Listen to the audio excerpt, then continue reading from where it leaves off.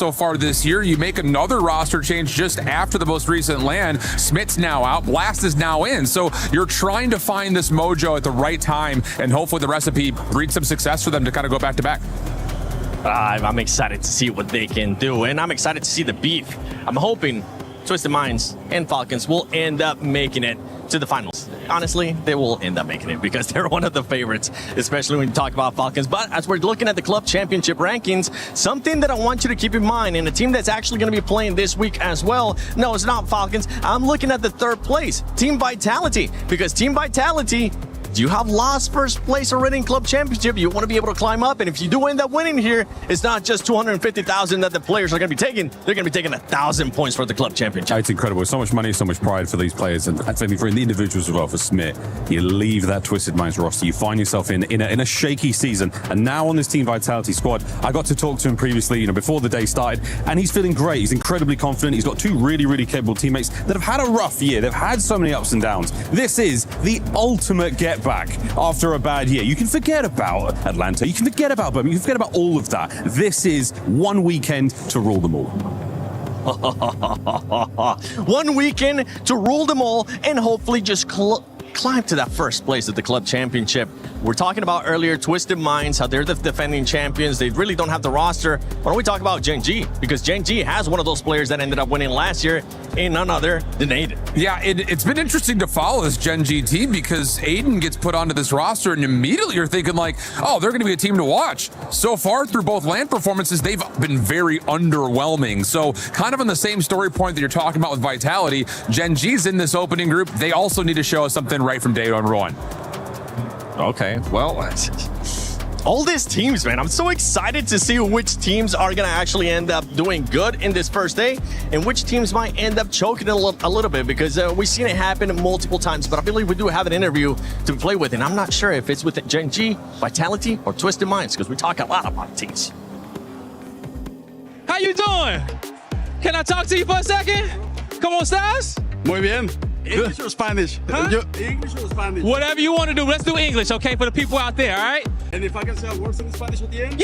Yeah, always. This is your show, baby, okay? You got the FaZe jersey on. How does it feel to be in the venue today? I mean, honestly, it's just like a dream come true, like being able to represent such a big org like FaZe. I mean, just like a dream. And also, I mean, I'm excited, I play in front of the crowd. I mean, we're on Paris. I mean, bro, I'm excited to play. Yeah. Man, I'm excited to watch y'all play. We know the support you guys got. We know Swag and the new squad and everybody's watching at home. They are looking for a good performance. They want to see FaZe on top.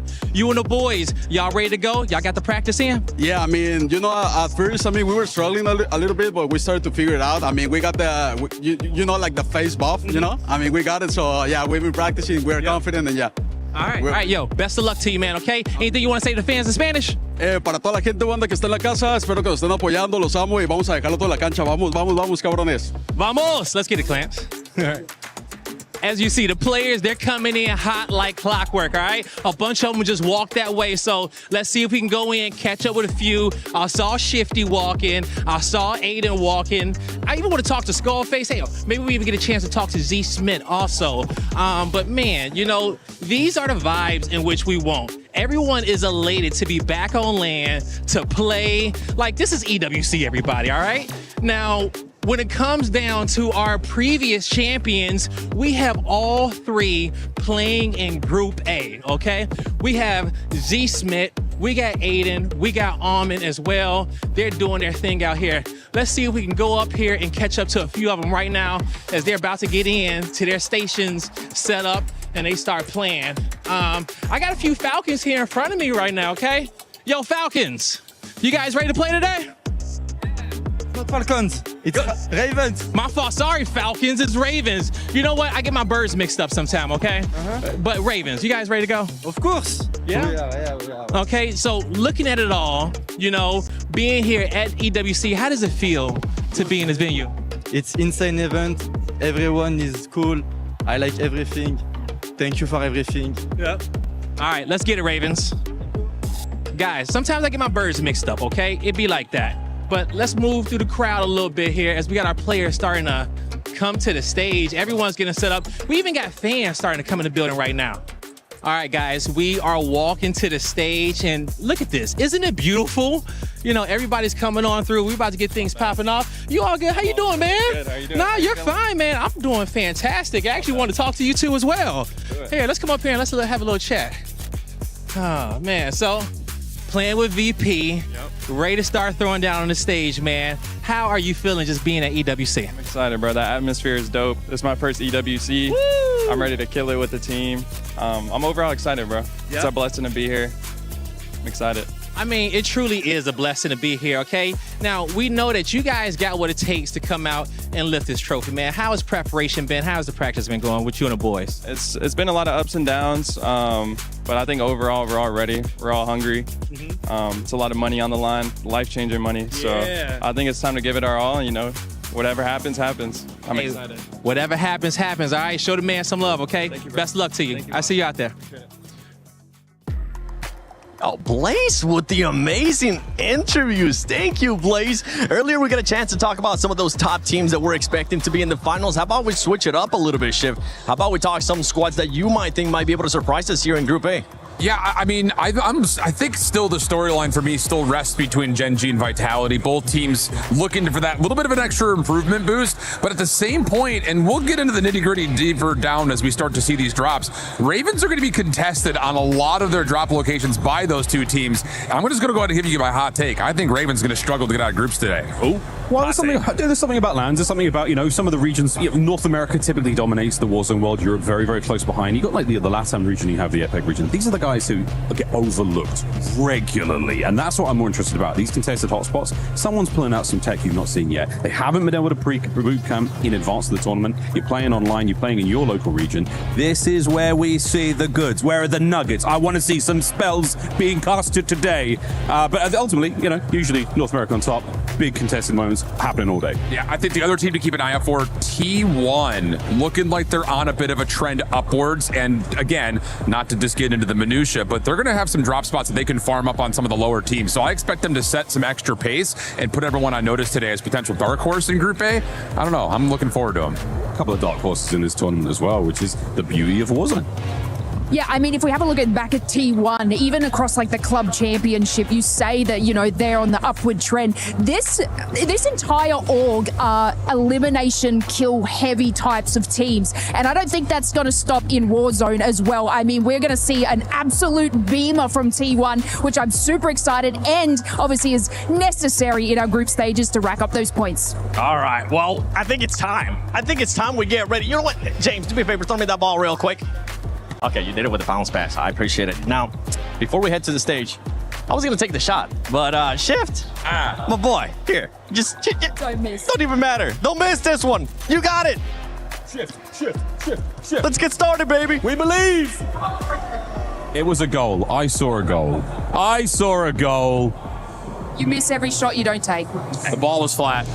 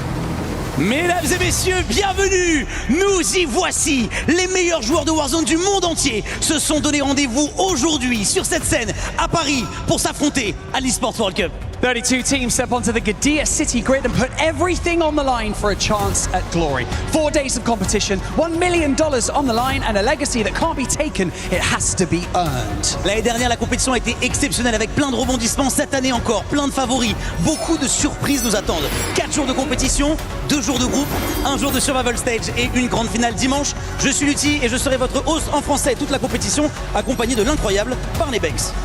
Yes, that is right. After a painstaking search, we finally have the best players in the world ready to go toe-to-toe. It's going to be a trial by fire, and we wouldn't have it any other way. My name's Barney Banks, and I'm your host alongside the incredible Lutti. And it is about that time that we introduce your teams from Group A to the main stage, starting with H1.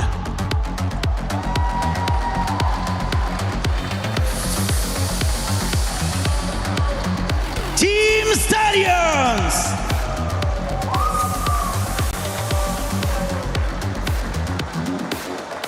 Novo Esports.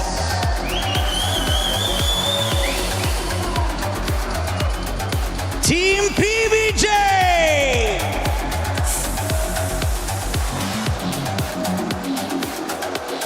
T1.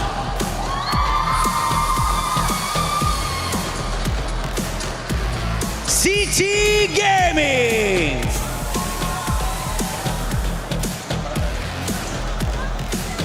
Eclectic.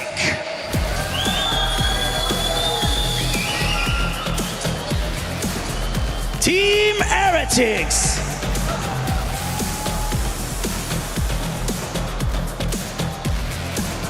First Squad.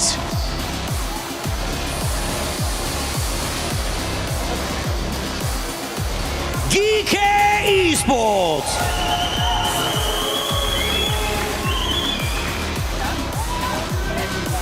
Virtus Pro.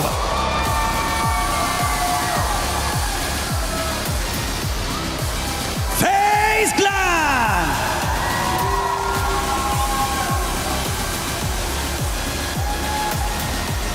Gen G Esports.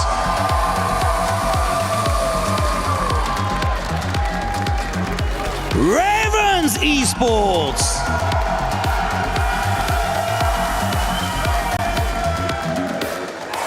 Team Vitality.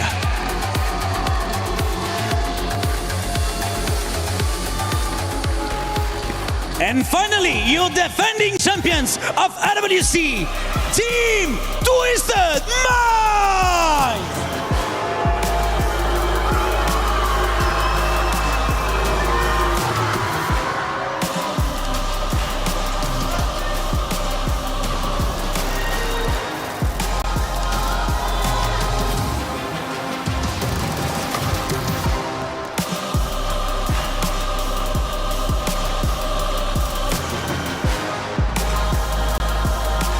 Le groupe A est maintenant en place. Il n'y a pas de meilleur moment que le premier jour pour marquer les esprits et gagner en confiance sur cette scène. Believe me, this week is going to be one of the most extraordinary weeks of Warzone you have ever witnessed. And it all starts right here in the Port de Versailles at the Esports World Cup.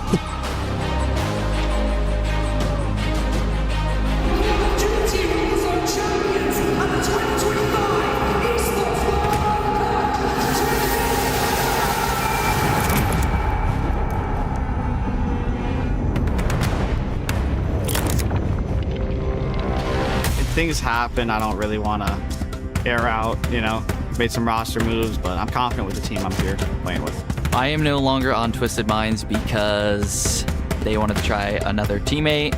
That ended up not working out in general, but I think just some, you know, reconstruction over there. Twisted Minds, they've put all their eggs in this basket. They've clearly felt that pressure, moved with it, and I'd love to be a fly in the room. I think they would regret it internally. When things are, you know, going behind your back and everything like that, it's just hard to call yourself a team, and like that's always going to be sitting there and with a sour taste in your mouth. Gone. Twisted Minds are out. I don't think there's any fixing this. Like, I think this is a tough decision. Like, I don't want to do this and leave the organization that I've, you know, called home for the past 2 EWCs, brought them their first trophy ever.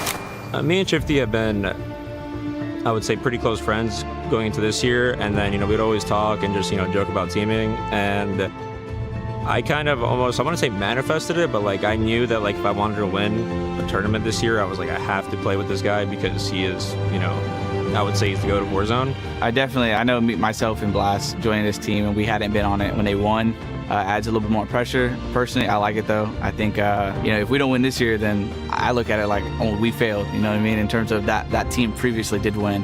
And if I joined the team, you know, it was to continue that championship run that they're on. So it is more pressure, but I like it. Incredibly confident. I'll never play a tournament without the expectation to win. I'm pretty confident. Maybe like a month or two ago when we were still figuring out our roles and there was road bumps, I was not in the mindset I am now, but the last couple of weeks, like we've really been figuring it out, and I genuinely, like truly believe that we have the capability to hit match point and close now. I'm here to defend the title and get that trophy again. I'm here again at EWC. It's time to go back to back. I feel really confident with the boys. It's been really good, and I'm super excited to play with them.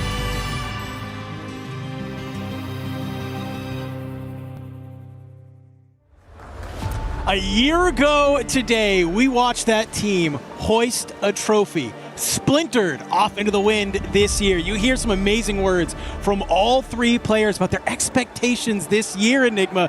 During those walkouts, I'm looking at Smith staring right across the aisle at Blast, the player that replaced him, and he looked a little angry. I'm seeing some fire in his eyes. I think that's going to be a great kickstart to day number 1 here at the Esports World Cup. Yeah, most certainly. It is, of course, a situation for that Twisted Mind team of trying to defend that title, but splintered, fractured now, and you have got those other pieces on these other organizations looking to take down a flag and a jersey and a badge that they once called their own here inside of Paris, France. All of our teams getting locked in, loaded for the first drop of the Esports World Cup, and to be inside the minds, to understand what they're thinking as the hush comes in over the crowd. It's been months, it's been weeks, 2-a-day scrims, online tournaments, flying across the world, playing from setups that you are uncomfortable with.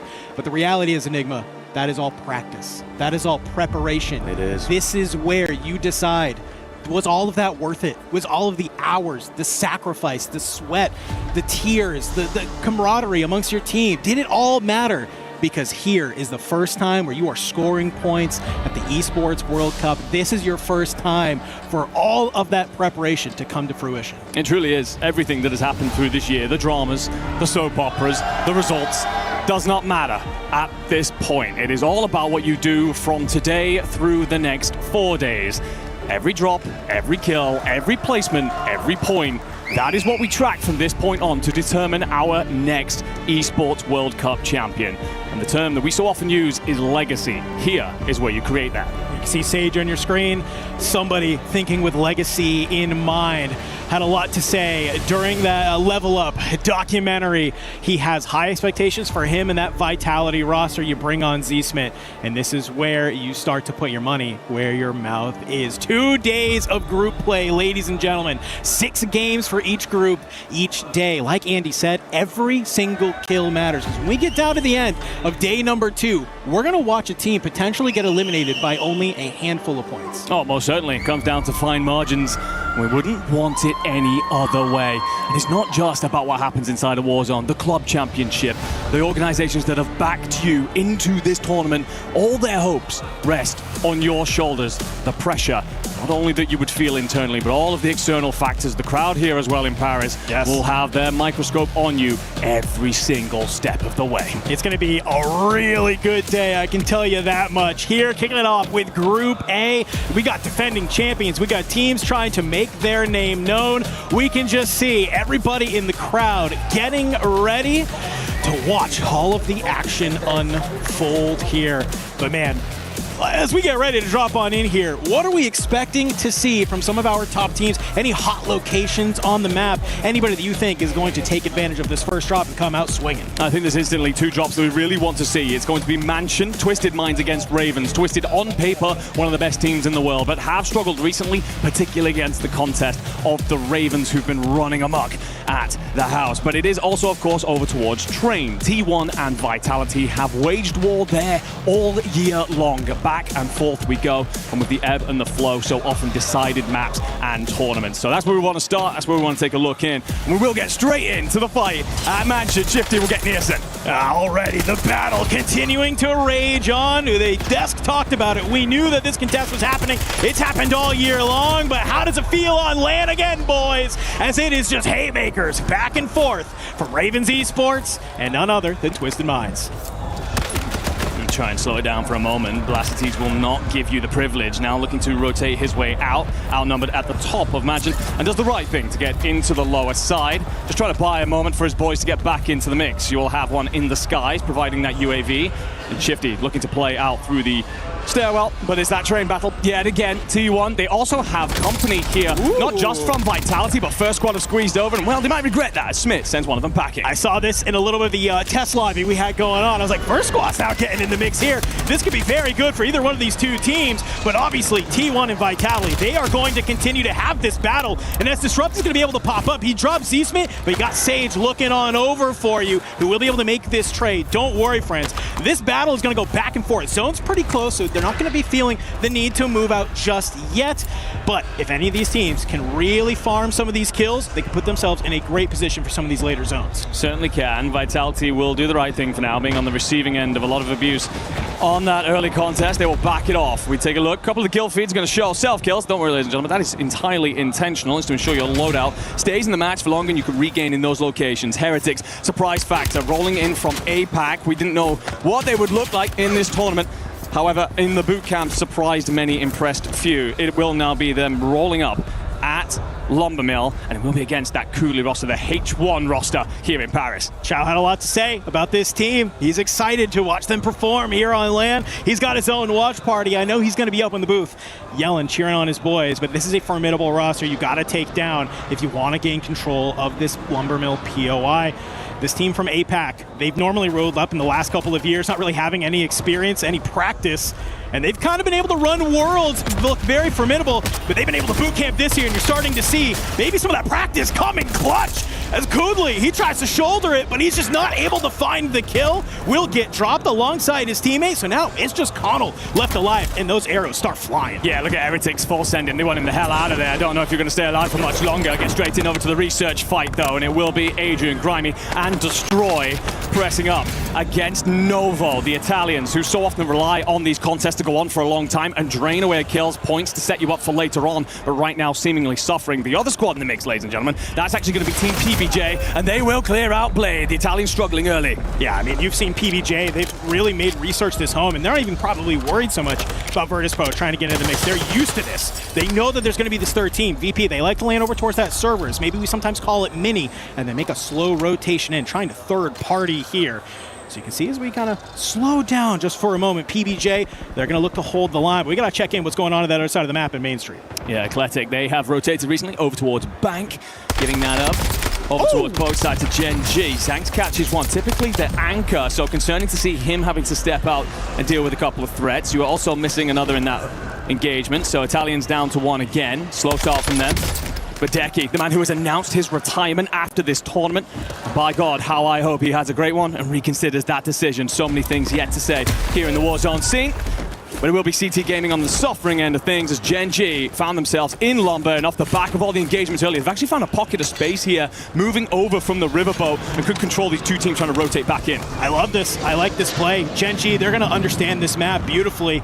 A lot of times kind of suffering playing out from that Main Street side, but I think they make a realization, hey, some of the top teams that we normally have to face, that are normally kind of being the friction, the resistance that are normally here, are gone. Let's go ahead. Let's take advantage of it. It's the Bradford Biffle from the rooftops. MXR in hand. Cleans up Teeny easily. He's going to keep it singing.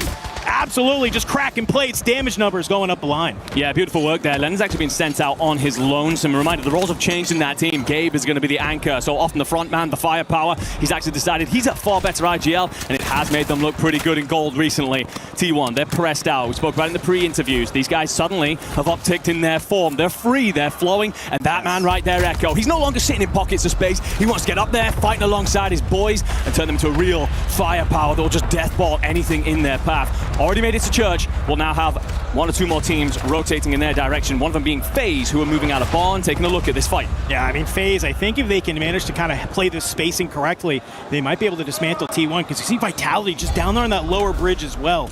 So you find the nice little bit of timing, you could get some kills on the board. But this is where we're starting to see already some of these teams having to move around the map. We're already missing 2 squads from the lobby here in map number 1. As just the trades continue to happen around the map. Everybody trying to value. How do I get into a power position here? How do I get into a different area of the map that will net me some success?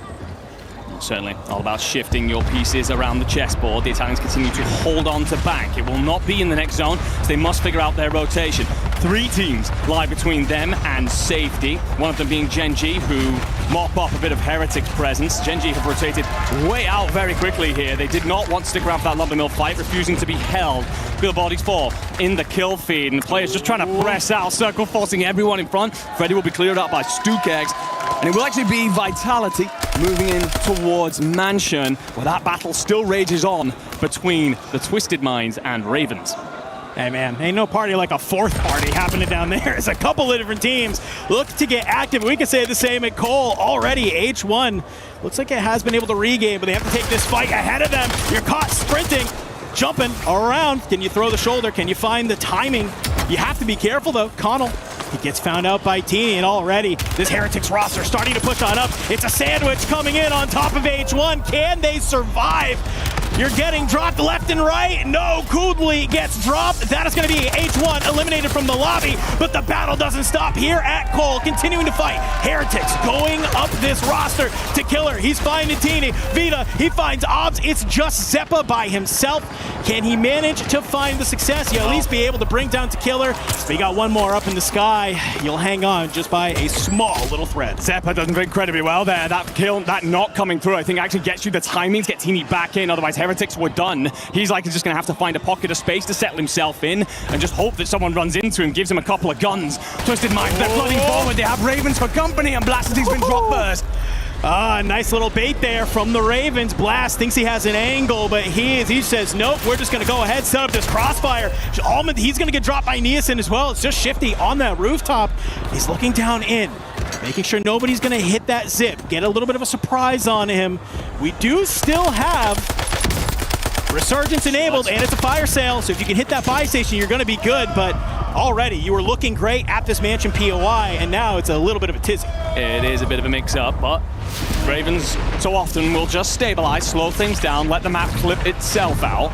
And we take a look at the points on the board. Gen G leading, but a whole cluster just in behind. You're going to see some of the squads have eliminated include Novo, H1, and First Squad here. South Americans unfortunately struggling early. Virtus Pro, they're trying to get pressed out of Research. Do, of course, have pressure from PBJ. Just trying to get shots banged over the top if you are destroyed. MXR tapping away, but Jvella keeps himself alive as his teammate applies firepower over towards Water Tower and is actually clearing out over there. Not believe, then drops, so Sage stays up. The problem is you deal with this fight if you're VP. The next wave involves basically running into Vitality. Oh, Adrian jumps on down, thinks he can get a little bit of a mixie in the elevator shaft.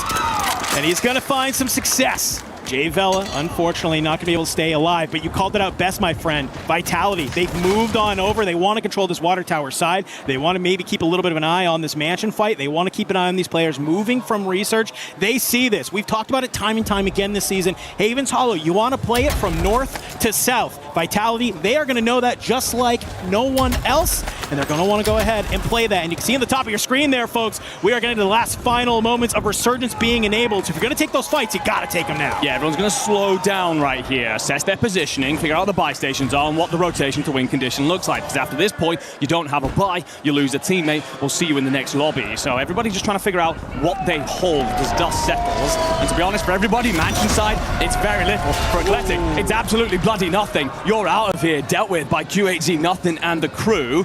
everybody over towards the east side actually has pockets of space, and you are also going to have a team smack bang in the middle in CT Gaming. After that, figure it out. But FaZe, they've actually found a route through the south. They're at train cars. Gen G looks like they are wiped. That's going to leave us 9 teams here in the lobby. That's a 1.2 multiplier for all of our remaining squads. But we talk about it, it is all about that 1.4. That is what our teams are going to be shooting for.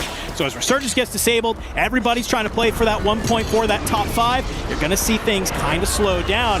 As I say that, though, you can see already at Mansion, it's a nice little layer cake of action we have as T1 is getting in a bit of a mix here against the Ravens, and PBJ, they want a piece of this pie as well. Praise in the middle, good shots, you're able to find one, but the trades are there immediately. Praise dropped, Jay Vela dropped, it's got to be believed, playing around the buy station, get the teammates back on it, but you don't have cash, all you have is crown loot. You will have to pull a miracle here to try and get yourself back in. Yeah, Ravens have done incredibly well because they've managed to avoid the pinch setup there. However, they've got to figure a timing of pushing out because they know the Twisted Minds might take the high ground above them or rotate ahead of them. They do not want to be caught trying to move inland. Everyone's going to pay attention now. Top left of your screen, that circle is about to move and tell everybody where they must go, and it will move central. So everyone's got to shift just a little bit over, including the Ravens on your screen. It's that path, that passage that they're now going to have to punch through a different team to find, all important. There's about maybe 10% of usable land here in this circle that you gotta make happen. On that outside, Virtus Pro, they're taking a battle. They're gonna go ahead and get wiped. Clamp here from Fnatic. It's just him and Dizzy playing together, scoop up some of that loot, playing on a little bit of a slow side of the zone here. But they have some other players ahead of them. CT Gaming gonna be in front, but look at this. Jawad, QAZ nothing, Kruger. They're actually gonna play this underneath of the bridge, and I don't mind this. You got a little cover, go ahead, you have some line of sight, and they know that there's gonna be some teams pushing over from Mansion.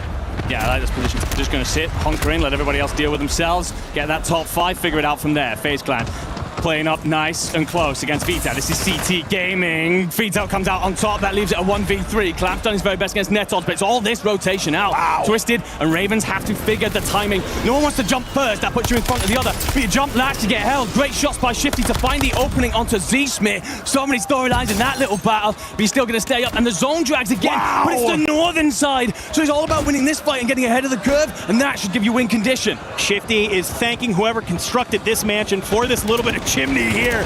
He loves having some cover, but down below, the battle will continue to rage. It's the Stallions, it's the Ravens. Bird on horse action, and they are taken on out. Puts us into 4 teams remaining. 1.4 secured. It's now who can wipe the remaining squads, get that 1.6. Got 2 members of Twisted Minds up top, 3 of Ravens, and oh my lord, you are suddenly pulling teams apart. If you are Sage, CT Gaming thought they had a great rotation out. Sage is absolutely dealt with them. Altman then finds the killer as well. CT are out of here. This fight on our screens right now. Twisted, Ravens, what have you got to settle that one? Sage will eventually go down in the gas. It's now just these final 2 teams. It's the 2 teams that landed here at the mansion. How are they going to end map 1? From the gas, it's Blast. He fights and won, but look at the kills go each other's way. You're not able to make it happen, and it's just going to be Ravens at the end. It basically kind of is a little bit of a coin flip, I feel like, at the end there. Who is finding the timing? Who's finding the damage? Who's finding the kills? At the end of the day, it will be Ravens Esports taking map number 1. Yeah, Wild Zone in the end. It's very rare we get to see one that still includes a slither of mansions so the teams can hang in there for so long, but then must play out afterwards. It's usually in or out kind of situation. But for both Ravens and Twisted, it was figuring out who would jump the rope first, and in the end, they end up just squabbling over that tiny corner that exists inside of the circle. But Ravens come out on top. We've talked about them, build them largely into this tournament. They've mostly won that mansion contest recently, and that so often has been the crux of the Twisted Minds game plan here on Haven's Hollow. And the thing is, for a lot of the teams looking around this stage right now, Havens isn't even the Ravens' best map. Wait till they get to Rebirth. That's where they really heat up. They're a CQC team. They will happily get up in the faces of their opponents, but it's that discipline, that decision-making that they've really grown into through this year. And players like Nielsen and King Jock in particular have come alive and deliver early here in Paris. Got to talk about the Stallions as well. You know, a team that we kind of said, hey, if they get hot, it's now LAN.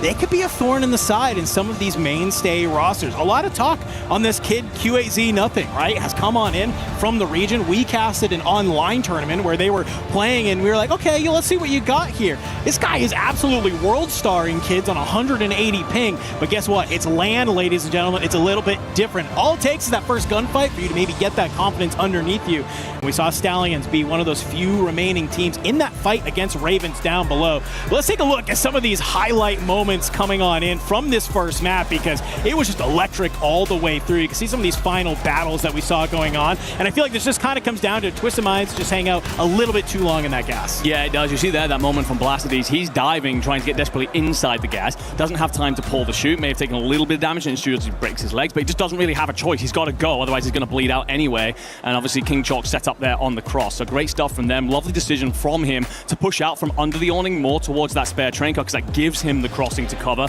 So great stuff from him. Great stuff, of course, from Ravens, but it's just map 1. Just map 1. Well, let's keep it moving, ladies and gentlemen, while we get map number 2 set up for you.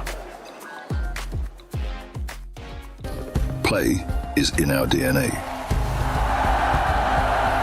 Whenever we let it out, it becomes our superpower. Now imagine an entire city being built to supercharge it. Kadir City, powered by Play.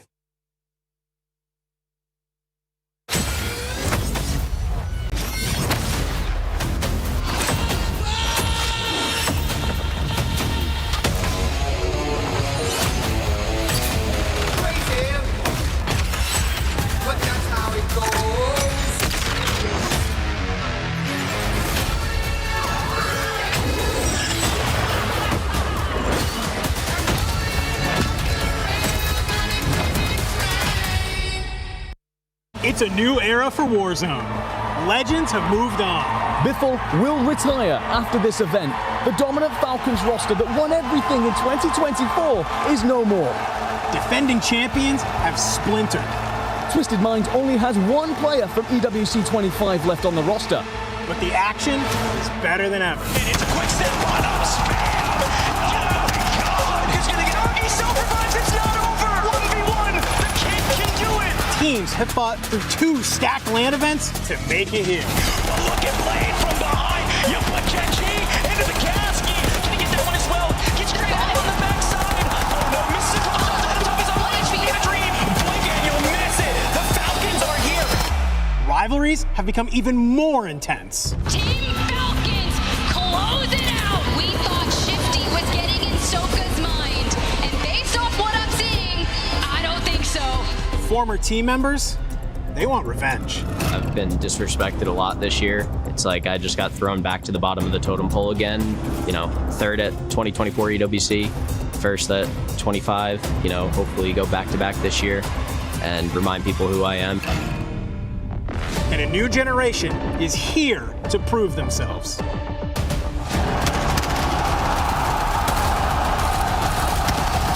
This is the Warzone Resurgence Series Championship. What a first map that was. Mogs and Goj here on the stage. Welcome, sir. And what a finish. It was a good one. Yeah, it's so wild to see that we started in Mansion with 2 teams that have been fighting for literally the entire year and then ended there in map 1 of Group A at the very beginning of EWC. So cool. You can hear the boys so excited with every single circle closer and closer and closer to Mansion. But we're talking about Mansion, the Lords of the Manor, for now at least, the Ravens. Yeah, you know what's really funny is that at the very beginning, Twisted Minds has been this team that's been unbeatable. They've been top fraggers, they've been everything, but for a while now, Ravens have been winning that, and they won again, but this is the first time in a while I've seen both of those teams at the end of the game where they started both getting a ton of points. Like, that's still a win for Twisted Minds fans, okay? I want to make that very clear, but Ravens are winning currently, so I know the fans here at home are having a blast. It's a marathon, not a race, and while we get ready for map number 2, mate, anything you saw in the first that was surprising or maybe disappointing in terms of maybe some top contenders? Yeah, it's been fun to watch like drop spots throughout the year, and H1 is a very fun kind of new team, if you will. Koodley's been getting a lot of hype from Cho himself. Big shout out to Cho. H1 for a reason. They decided to drop down at Lumber, feeling like they've got an advantage there. They get a couple scrappy kills, but nothing really to write home about yet. Still a team we have to watch out for, though. Excited to see how many of our rookies in this competition do. I mean, again, a first time for many here on the stage here, EWC 26. And I think about rookies, I think of the pressure. I think of the opportunity to change your life over a course of a weekend. I think of the massive amounts, of fans here in the venue. Thank you all for joining us. Hey, they're so locked in on the players, dude. They're having a good time. The crowd has been so loud. It's been so good to hear. But I mean, it's an incredible thing. When you think of that pressure, you think of people who are maybe crumbling a little bit, but it's early days. You've got matches to throw for now. It's always fun to talk about what we call in Warzone space the land buff, right? We do that in all of Call of Duty. The land buff is so real, and some of these teams really thrive under pressure. Some of the teams have still a lot to prove. I think T1's a great example of a team that's got some fresh blood, who can shoot like crazy online, and on land, still a little bit more to prove. So I'm really pumped to see more from them as well. Yeah, lots more to still play. Highlights there on your screen, and a fantastic way to start things off there. But I mean, I've no idea really what to expect as far as some of our lower teams. Some of them, all the regions that don't necessarily get as much love. We talk about those land jets. We talk about the buff you can get. Are there any squads in the lower end that you're more excited about? I don't know. It's a good question. I think some of our APAC teams is some of those teams I really want to see. We've had folks like Limax, like Teeny, like Obs that have been around Zeppa, that have been around the block for a long time. Even in Call of Duty too, like normal multi. And so to see them back on stage when they've missed a year is really cool to see. I want to see more from the Aussies. Nice bit of leadership there. Zeppa's been around for nearly as long as I have in this scene, which is crazy to say. But he, again, a little bit of leadership, a little bit of encouragement for those younger players. Many rookies. Again, I was looking at T1, talking to Spam and just seeing how confident and capable they are. What a first massive tournament for players like that. T1's such a fun team to talk about because at the beginning of the year, they were the team to beat. They were the online Reapers. They were crushing the competition. But when we started combining global, NA, Americas, all the way over to EU, things got a little bit more difficult when they're being contested off drop. Vitality, competing right now, T1, they're landing at the same spot. They've been battling over that spot for the entirety of this series as well. So it's still a lot to prove from both of those two teams. Hate to do it to you, man, but one of those first map, second map, do you think any contestant point changes? As we go back to Haven's Hollow, I think everybody's going to stick to their guns. It's group stages. You basically need to be top 5 in order to make it forward, and you just need to not be bottom 3 after 12 drops. Teams that are confident are going to stick their spots. Yeah, stick to what you know, play your safe game, and then when it gets more, serious times, maybe survival in a few days, that's where things change up. But hey, any sort of strategy adjustments that you would like fans at home to look out for, or little things that might be considered a big win condition? Big win condition, you got to get kills, man. Listen, every time we come to land, we talk about this. You have to go for the kills. You have to swing for the fences. Teams like to play very safe on land, and some of the teams that already play defensive are really going to have to get aggressive to find any kill because everybody's sticking in their spots until that resurgence timer closes. That means there's way less kills on the map, way less points, room for error, tiny. Exciting stuff. Well, no one's told me what I can and can't do, so sir, come with us. Let's go for a little walk on this beautiful stage. Let's have a little look-see, shall we, as to what our players are looking like, because I want to be a bit of an armchair psychologist right now. I want to start reading body language. Who's feeling the pressure? Who's looking confident? I say Twisted Minds is feeling some pressure. You see those guys over there? Yeah, let's go look at those guys over there. But yeah, they are, again, confident coming into this one. Well, Miles, you got to talk about Twisted Minds. We did it at the top of the show. I mean, these guys are world-class talents, right? They have years of experience under their belt. Ullman has been playing this game since the very beginning, day one, as one of the top players, if not the top player still in the competition. But this is a totally different Twisted Minds roster than last year. So if you watched EWC last year, watch out for Ullman. Yeah, he's the guy returning. The other two guys, they haven't proven themselves here at EWC, not in Resurgence, at least not for a little while. So still a lot to prove from a guy like Blast, who gets pulled on mid-season. Mid-season changes. Sometimes in Call of Duty, that honeymoon phase, we talk about it so much in multiplayer, you just get a little bit extra. You kind of have that clarity of mind. You get a little bit more extra spice to play with. We'll see, though, if it does work out for them for the rest of the tournament. But for now, it is time to go back to the casters for drop number 2.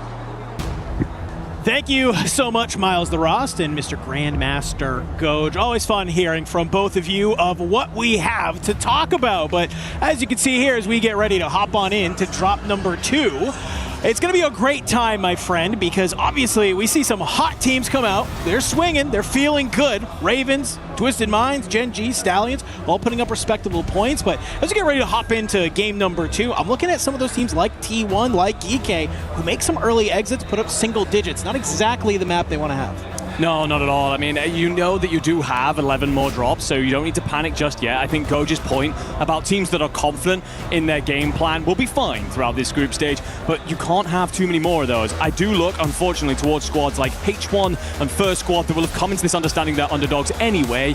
You have that first bad map. You now know you have a mountain to climb. It's whether you have the capabilities to do exactly that as we look towards our second drop for Haven's Hollow. Well, one last opportunity for today to get those points here on Haven's Hollow until we get ready to shift gears and move on over to our second map set that we have. You can see all these players. If you had a great map number 1, you're feeling confident. If you had a bad map number 1, you got to shake it off. You got to lock in with the boys and figure out what can we do to make sure that we are not going to be on the chopping block when it comes to the end of day number 2. Let's get ready to fly on into it because, man, I think if map number 1 brought us anything, map number 2 is about to continue to deliver the hype. Well, teams typically grow into these tournaments. Your first map, sure, a couple of squads might have found the ping, the footing, the environment to be a little bit overwhelming. Those things will start to dissipate. It's all about the squads that can deal with the pressure here at the Esports World Cup. And our second drop for Haven's Hollow, our players are in the skies on their way down to ground. It's back to Old Faithful for Nearson and King Chalk as that fight at Mansion rages on. And already, you can see it looks like Ravens are going to open this one up. They find Blast. Shifty gets dropped as well. It's just going to be Almond, but for the Ravens, they now have a little bit of an additional sort of thorn in their side as well. But Almond on that backside, he gets found out by Zeppa. This is Heretics trying to start to get a little bit active in this Mansion fight. And very early on here in map number 2, Twisted Minds find themselves in a bit of a blender. Well, also, Virtus Pro have landed center pond, as they so often do when the zone's dragging this direction. What Destroy's done there is just pushed up towards the backside of Mansion. Anyone trying to escape, I'm just going to mop them up. What that causes for Ravens in particular is they can't get out. There's nowhere for them to really try to gain space, get themselves some loot, or get themselves some money to build their way into this map. So a tough start for a lot of those sides. See here for First Squad. They tried their hand at maybe getting active at Train in game number 1. Wasn't successful here. So now they find themselves in a little bit of a sandwich here at Main Street. Of course, if Stallion's right above you, they're going to try and make their way on over, take top bank. Eclectic will be on the nearby, but down here at Train, I'm looking, and T1, Spam and Disrupt, they're still here. I am sensing a distinct lack of vitality. I think maybe you lost this contest here on map number 2, so a much better start to this game from the boys in the UK. Yeah, certainly feels that way. Vitality will be recovering towards the south side of the map. For First Squad, it's Bank, typically where Eclectic are located. And Axidas and Kyrios will lay waste to 2 key bays. Off in the front man, though, it's Zangs that you really want to unearth. That's the anchor that you're trying to shift out of the map, and that will force Eclectic into a bit of a panic station situation. But you're going to slow it down if you are First Squad. Just peer on over and figure out the lay of the land around you, because if you take a look at that mini-map, top left, Main Street's really bloody busy, guys. Yeah, this Northwest Zone poll has just had so many people. Nobody's in Lumber Mill right now, for the record. Nobody wants to be there. Barely anybody's in Coal Depot. Everybody is playing on this Main Street side. So with that, you have to be on your P's and Q's if you want to try and stay alive. Zanks down below thinks he can get maybe a little bit of an opening on this First Squad team, but trade is there. Self-revive will come through, and you're A-okay. Well, that'll be Eclectic out of it straight away. They're done. First team dealt with. First Squad will actually lay claim to them. And what a story that is. Eclectic have built their way to one of the best teams in recent scrims and struggling at the early stages here in Paris. Obviously, long ways to go. Nothing to be too concerned about, but First Squad, they get out the bad map 1, looking a little bit better here to start 2. Let's take a look at Cooley. They're at Barn. They'll square off against FaZe. It's back and forth. It's something we're kind of used to by now. Great work by the Irishman to drop Dizzy. And now his teammates will try and rotate and trade this out, but you're 3v2 up in the fight. Yeah, Season 5 came out, VST into the meta, and this thing burns, baby. And you see a nice little fadeaway there. Dizzy finding himself at the end of it, but the fun doesn't stop already. Mati gets a sense he's getting surrounded here. Nade will go down. You try and stop the push. Kudli, he's going to back on up. You swing with the teammate. You find one more. Mati gets dropped. It's one last player from FaZe that's kind of lurking around here, but all 3 members of H1 still up at this barn area. They're holding a lot of space, and I think if they can sort of clear out FaZe here, they might just kind of be able to put their head on a swivel, look Mansion, look down at Main Street, and just kind of pick up players as they start to cross. No, for sure. If you can get that advanced UAV into the air right now, you're going to be able to hold out a lot of teams, pick up a lot of points, and set yourself up for a great map too. First squad, we've just talked about the work they've done, finding Eclectic. You have got yourselves plenty of pressure. This is Gen G. Squad rotated in from Poe early. They know there's later lad. They've been playing around Main Street the entire year. Aiden, though, not expecting the dropout. Actually, that's great work from him initially, but Gabe's there on the instant trade. Lovely positioning from the fragger turn anchor. Reaper's trying to get involved, and that's over-aggressive. Lennon plays clean-up. So first squad set back in, off into the waters, and Gen G will mop up a lot here at Main Street. Great work, not risking a third party just yet. Buy stations nearby can set themselves up for the next phase of play. That plays from Gen G. You set up the crossfires. You're doing A-OK. But let's take a look. You can see Ravens currently lead the lobby as they are going to hold on to Mansion. Blast does get dropped. I know you see squad wipe on your screen there, but you got one last player up in the sky, so don't worry. Twisted Mind fans, they are not out yet, but this map does not look like it's going too great for them, if I'm going to be honest. As we kind of grow to a little bit of a crawl here. Zone 2 continues to end. And already just players trying to fight for space. Break time will die. They'll be the second team out of this lobby. Lose that initial contest upon to H1. And never recovered from there. CT Gaming in this fight on the rooftops against Heretics. Vita just trying to buy a little bit of space to keep himself alive and allow that resurgence timer to tick through. Get his boys back in the mix. Ravens struggling. Great work from King Chog. Finds Allman, the second turn, shots on, but there is going to be a heady available for Blast! King Chog! Will get his boys back in. It's not done just yet. Heretics are still squeezing up behind this, but you've at least got Nielsen and Heeds back into the fray. I mean, if Nielsen can find a gun, we've seen him do miracles with the last pistol in hand. He gets the armor crack. I almost thought he was able to bring down Zeppa. Great little moment there for the Heretics to just basically be able to hear that fight going on. It's a swing. You're watching this battle come on between Ravens and some of those members of T1, and you get that kill, you're going to be able to find one more. So good job from Heretics just to kind of hold the line. On the other side, though, Aiden, he will get found out by Axidos as this first squad Gen G battle kind of continues to rage here at Main Street. You do have Gabe Kuhn from above looking out over you. You need to have some semblance of setup here if you are Gen G, because they are just on the outside of zone. They still need to gain a little bit of position. Yeah, great work here at Gen G in the gunfight, but if you look at the light pink on your minimap, that's actually Stallions. They're trying to play holdout. So all these teams are fighting right now. They're likely going to have to get past them at some point, and in bits and pieces for most of these squads right now. So a tough situation, and the gas is just going to creep everybody forward. Into the back we go. Your backyard, basically, if you are Gen G for much of this year, but you're under pressure. Do well to keep all three on your feet. The fact that Aiden gets in the window there is huge, and Gabe, he flies on out from that little bit of a scaffolding. Will drop down Q8Z, nothing, and get the confirm. So Gen G, you get the players, you're grouped on up, you're able to find one from this Stallions roster, but you can see on your minimap there, Andy's, he's reacting for a reason, because we are just continuously ripping these teams to the left side of the map. Shifty, taps away behind the DC. And we'll get the drop, and that's Heretics wiped. They're done. So great amount of points, I think, initially, but fall far earlier than you would have liked. You're still on the 1x multiplier. A bit of a do-si-do between Fede and Tequila. Squad 12 over here as well, and down you go. Vita tries to get himself back to ground. So many squads now looking for a safety pocket of land, but with 12 teams in the mix, 32 players up, and such little land mass, everybody being forced into fights that they really would rather not take. Blastity's just about gets himself into some semblance of cover, and Shifty and Orman will try and get their boots to ground to support the rotation out, but it's all hard work from here. Mansion, a great POI until you got to move out of it. Everybody just putting their sights over towards this area. You see, just as you kind of hop up on a wall, you're getting laser beamed. So for the time being, Twisted Minds, they know they have to clear out this bottom side. Shifty, it's a great easy kill onto Vortex. Use some of those nades, follow it on up, and with those kills and a couple more coming in on the back, it looks like that might be Novo making another early exit. Still, two teams need to drop to get into that 1.2 multiplier. But Twisted Minds, they still have to continue to fight their way out of Mansion. On the other side of the map, you can see Gen G, they have to continue moving, but they got PBJ in their way. Believe it's a shoulder throw on the stairs. Your break, but from behind, look who's starting to get active. It's Geeke. They want a piece of this fight. Jay Bella slides on down. He's going to find the end of the gun from Aiden. Can you get this res in time? Can you protect it?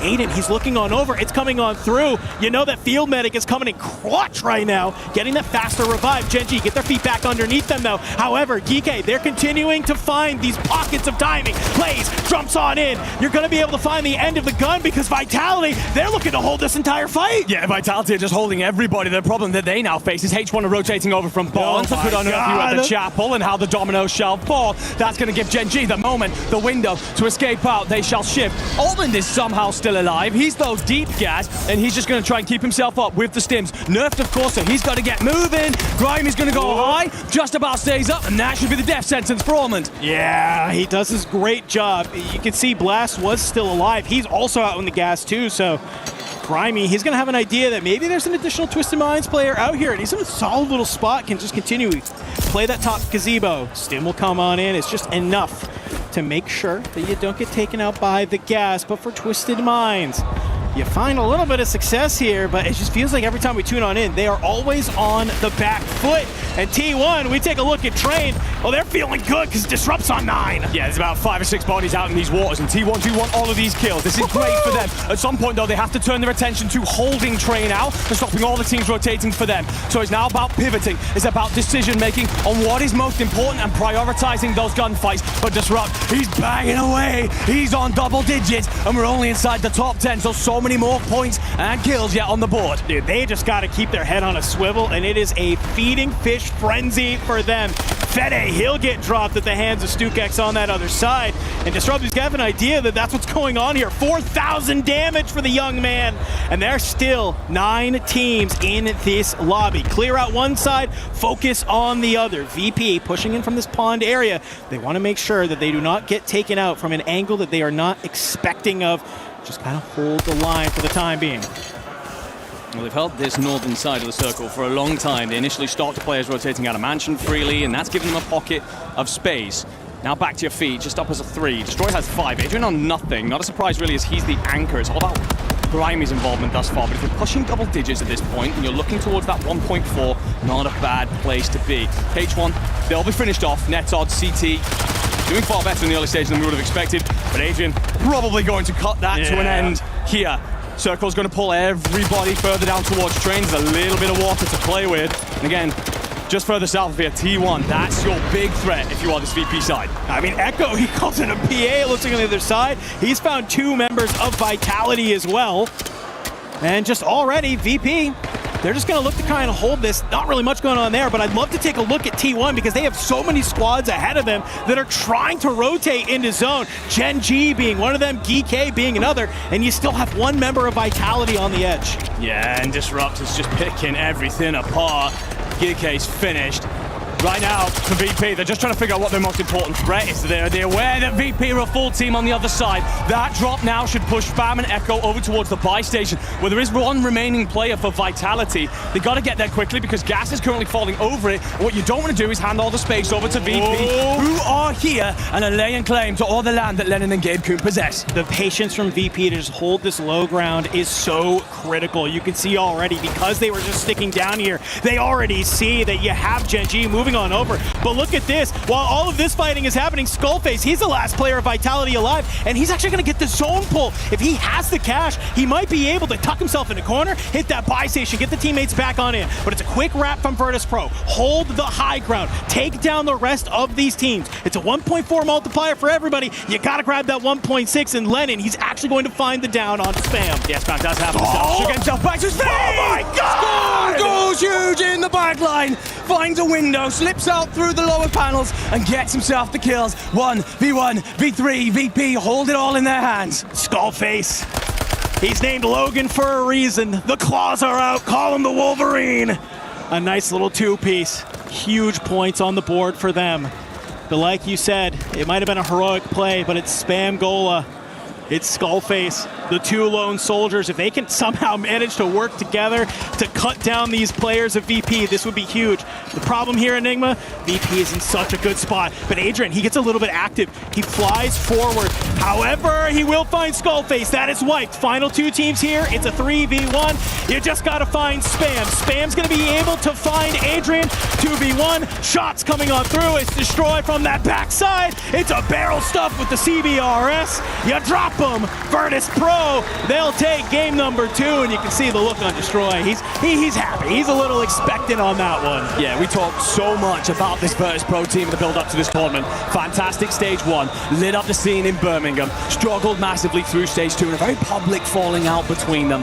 But they come here to Paris having made up. They're a unit again, understanding the roles that they're going to play in, and their game plan there was perfection. Typically a server landing side, they alternate over to a pawn drop when the circle goes that way, and they get aggressive towards Mansion. That man on your screen right there holds the players out, ensures that there's no pressure on them. They can just loot up pawns, set themselves up for the late stages, and it's slow and systematic moving with the gas from there. And once they took high ground, you never felt like they were going to let that one go. It's kind of that classic, that's what you love to see. You know, you're holding this low ground, but watch this. I mean, we got to talk about this again. Skull just lining up Lennon and Gabe, and he tries to put down this DC. We see him do this time and time again, but it's just, you know, Skullface is a great player. It's unfortunate you can't find the last 2 members of Virtus Pro there, but just some fantastic movement. They realize what they need to do. It's all about just not scamming in that moment. Basically. And you know, the D is he's in the comms. He's saying, probably yelling exactly that. Don't scam, play as a team. Let's push this player together. Well, this is somewhere where they've improved so much, because if anyone who's been watching throughout this season remembers back towards stage 1, even before stage 1, when we were in the essential preseason,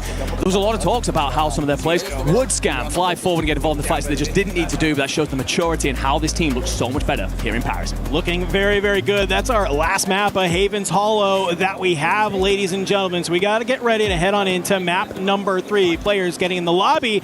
We're going to be right back here in a little bit.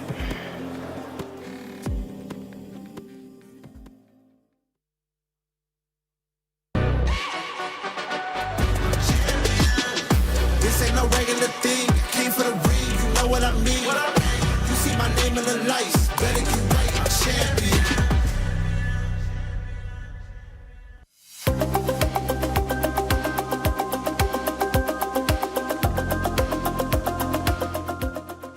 Everyone is playing, you're not yet. EWC Play is your all-in-one platform to compete in fantasy, pick'em, and quests for a grand total of $300,000 in prize pool. Build your dream fantasy team in 5 different games and track your score with live results tables. Predict the winner of every game, every group stage, and every tournament. Complete daily and weekly challenges to earn boosters that help you climb the global leaderboard. Got what it takes? Join EWC Play now. What's up, everybody? I got one of the sickest players and one of the most twisted minds in the game, Shifty, with me. I mean, my guy, you've been in Paris for a while. Do you feel like you're acclimated to the environment? You ready to get on this main stage? You feeling like a local yet? Oh, yeah. I mean, I don't even look at the Eiffel Tower when I walk by it anymore. But, yeah, we've been here for a while. We had a really good boot camp. I think those are very essential to big lands like this. So, yeah, we've been here for a while. We feel good. Time zone's no issue for us. We're just ready to play. I mean, you guys look ready to play, okay? I walked over there to you on the main stage. You and the whole squad up here singing 8 Mile, okay? Getting locked in. So that must mean the vibes are high. Yeah, nah, I mean, I think our team is just full of vibes. I think that's why we love LAN, like, compared to, like, the online. We're all really good friends. So, you know, we've had a great time this week and a half that we've been here just vibing. And, yeah, we're just running through the 8 Mile, you know, the little rap battle with each other, just messing around. But, yeah, we're all good friends. We're having a good time. Hey, y'all having a good time, but as we know, this is a serious weekend, okay? It's big money on the table. It's a lot of pride out there. It's a lot of just earning respect from the community. I mean, what do you plan on bringing to the table, to the squad, to the lobby, for the Twisted Mind fans out there in your gameplay? I'm just trying to bring experience. You know, I mean, I've played this game for about 6 years now, so I'm Betty. You know what I mean? That's what they call me. You know, I've been in these situations a lot. I right now hold the most world championship wins, so I've been here. I've done it. I know Alman has won one. Rasim's looking for his first. So just kind of bringing that, you know, that calmness to the team and just that readiness of like, yo, we've done the prep. We know we should be here. Who cares about last month? You know, we had a little iffy period of time, but like we're here, we're ready, and just be locked in the moment and just play our game. Hey, man, you are absolutely locked. I can see the aura around you right now. You are cool, calm, and collected. Hell, you got me even more cool, calm, and collected right now. Best of luck to you, brother. And of course, match 2 was nothing but absolute chaos where we had Virtus Pro holding that northern side of Mansion, and they were playing the long game. They managed to get a couple of kills in the chaos that was unfolding in Mansion, but look, they played it good. They played it till the end, and Virtus Pro did take it out. But look, let's have a look at like Vitality. Obviously, they came out kicking and swinging as well, Shift, and this is something that they needed to do, especially coming out of match one. Yeah, I think, you know, what we're going to see, and for those that have been following 3WC in the years prior, we often get wherever you spawn in at, the final circle ends on you, you're probably going to be fine to finish in the top 5. The biggest key has been who's able to rotate better, who's able to find those kills as the zone starts to force you away from your drop location. So you get a couple of teams that are blessed, but I think most importantly, our teams that just finished 1 and 2, both just missed out on the top 5. So again, just kind of reiterating that point that if you get a drop spot that it ends on you, you better be finishing high. And didn't I hear you in the pre-show say something about Ravens might not make that contest? And I look, against Twisted Minds, I don't know, in match number 2, Heretics actually joined the party there. And I mean, Ravens were able to hold off 2 of these big teams. Yeah, and that's just a big shout, I think, to Heretics as well, to not be afraid to jump into the mix against some of our top dogs that are out there. And look, Lacey, you may not know me all that well. I'm all about finding spicy takes. So if it is one of those situations I did look like an idiot, it's going to be like my airball from earlier today. But for Ravens, it is one of those things that, yes, their kill participation is high. You get a first round win. That's huge towards being able to kind of quell some of the questions surrounding can they close a map. Now it's going to be down to how do they handle things like rotation, because that's going to be the big key, especially as we change what map we have. And I'm going to be here to always call you out on your hot takes. Thank you. Well, I'm going to need that. I will always hold you accountable. Now, who are we going to hold accountable? Of course, we're going to get into match number 3. Enigma, Dandro, let's take it away. Hey, thank you so much, Lace and Shift. They were right. We are getting ready to head to a new map, my friend. We are. Bidding adieu to Haven's Hollow, just here in Group A, as we get ready to move on to everybody's favorite Resurgence map. I say that tongue-in-cheekly. Rebirth Island. We've been here before. We've been here for years. We know what to expect on this map. But for maybe the uninitiated at home, how do you expect maybe this first map here on Rebirth Island to play out? Well, I think there's 2 stories in terms of the leaderboard. Ravens are one of our best Rebirth teams, and they have been for some time. They are sitting right towards the top, so expect that gap to potentially grow as we go on through these next 2 maps. For a team towards the bottom end of proceedings right now, Eclectic, disappointing in our first 2 maps. They're really good here, the 3rd best team that we have in the entire 32 at the tournament when it comes to Rebirth Island, so this is where they have to get their afternoon going. But in terms of drops, the contest, look to the control center. FaZe Clan, Goat Clamp has been holding that thing down for years. That guy don't leave those bricks and mortar. But VP and Novo, they'll contest over the boat nearby and then try and lay siege to control center. So 3 teams jostling over there. Off towards the northeastern side, T1 expected to be contested by Stallions in Bio, and it's between them, Gen G and Heretics to try and claim that corner, then move on down the map. Hey, a lot of battling is going to happen here on Rebirth Island, but a team that obviously they feel pretty good here on Rebirth, Twisted Minds. Okay, they looked pretty solid there through those first 2 games. Currently sitting in 7th overall from Haven's Hollow. Kind of maybe getting the shakes out a little bit. Game number 2 didn't go maybe exactly how they wanted to, but a chance here on Rebirth Island to reset the mental, reset the opportunity, get those points on the board. So let's get ready. Let's hop on in here to, ladies and gentlemen, to map number 3 on Rebirth Island. And we get a nice little bit of a look at what's happening here as VP gonna play down towards that boat side, is Grimy starting to lurk his way up in this contest here. But guess what? You're not the only player here. You've been able, you fire, you find Dizzy, but look at that Novo. They also are going to actually control that main center building.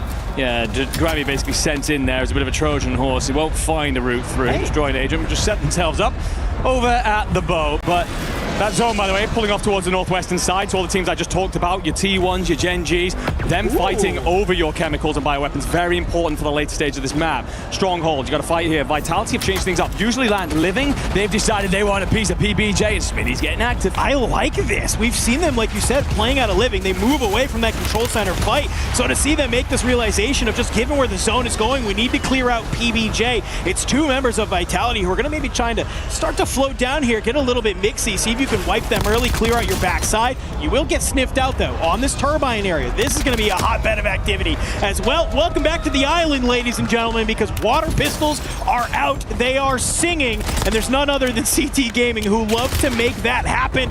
Obs trying to throw some shoulders, and, well, the timing does not go your way. Certainly doesn't. By the way, an important fight that went on off screen. Novo have completely taken control center very early here. Shifted FaZe Clan the hell out, and that now gives them control over the buy station. So everything that Virtus.pro were fighting for at the boat doesn't really matter anymore. They have to push forward. Look on over towards the Ravens. They'll land HQ. King Chalk's on the roof of Prison, and he's looking to just keep an eye on Twisted Minds, who like to land Factory and start to squeeze up on them. Yeah, Blast, he's already started made his way over to Grandma's. So your two members, Shifty, Almond, down there at that factory side. And King Chalk, he sees these smokes go out. He's somebody's got to be around here somewhere. Maybe just waiting for somebody to scam a little bit, but Vitality's starting to move on up here as well.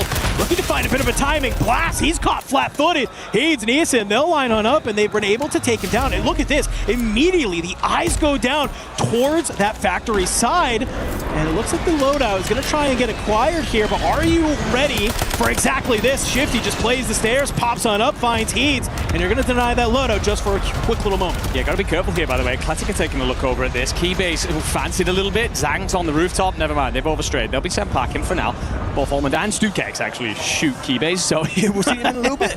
But let's take a look at this H1 team then. They've moved from their harbor landing into Chem. Not only that, they completely lay waste to Gen G, who had given Chem for free, a really important part of the map for what will come for later circles. So all of a sudden, H1 go from a really dubious landing spot we've talked about somewhere no one should be all year to into one of the best spots potentially for map 2. And a great initial from Kudley on Lennon to continue to lock down that space. Yeah, you can see you got a member of Gen G just flying in from the sky. I think maybe the idea there was Lennon can at least find one and to get the other player to fly on in and maybe help out, but just not going to be the case. Still down here towards the stronghold side. Already Adrian, VP, they're getting into the mix now. Continuing just to weave yourself in around this boat, because you can see already it's been some of this first squad team that's looking to get active. Adrian does not let you swim away that easily. They'll drop you in the water, clean up the kill. Virtus.pro, you're still in zone. They got control of this boat. They don't need to really move right now.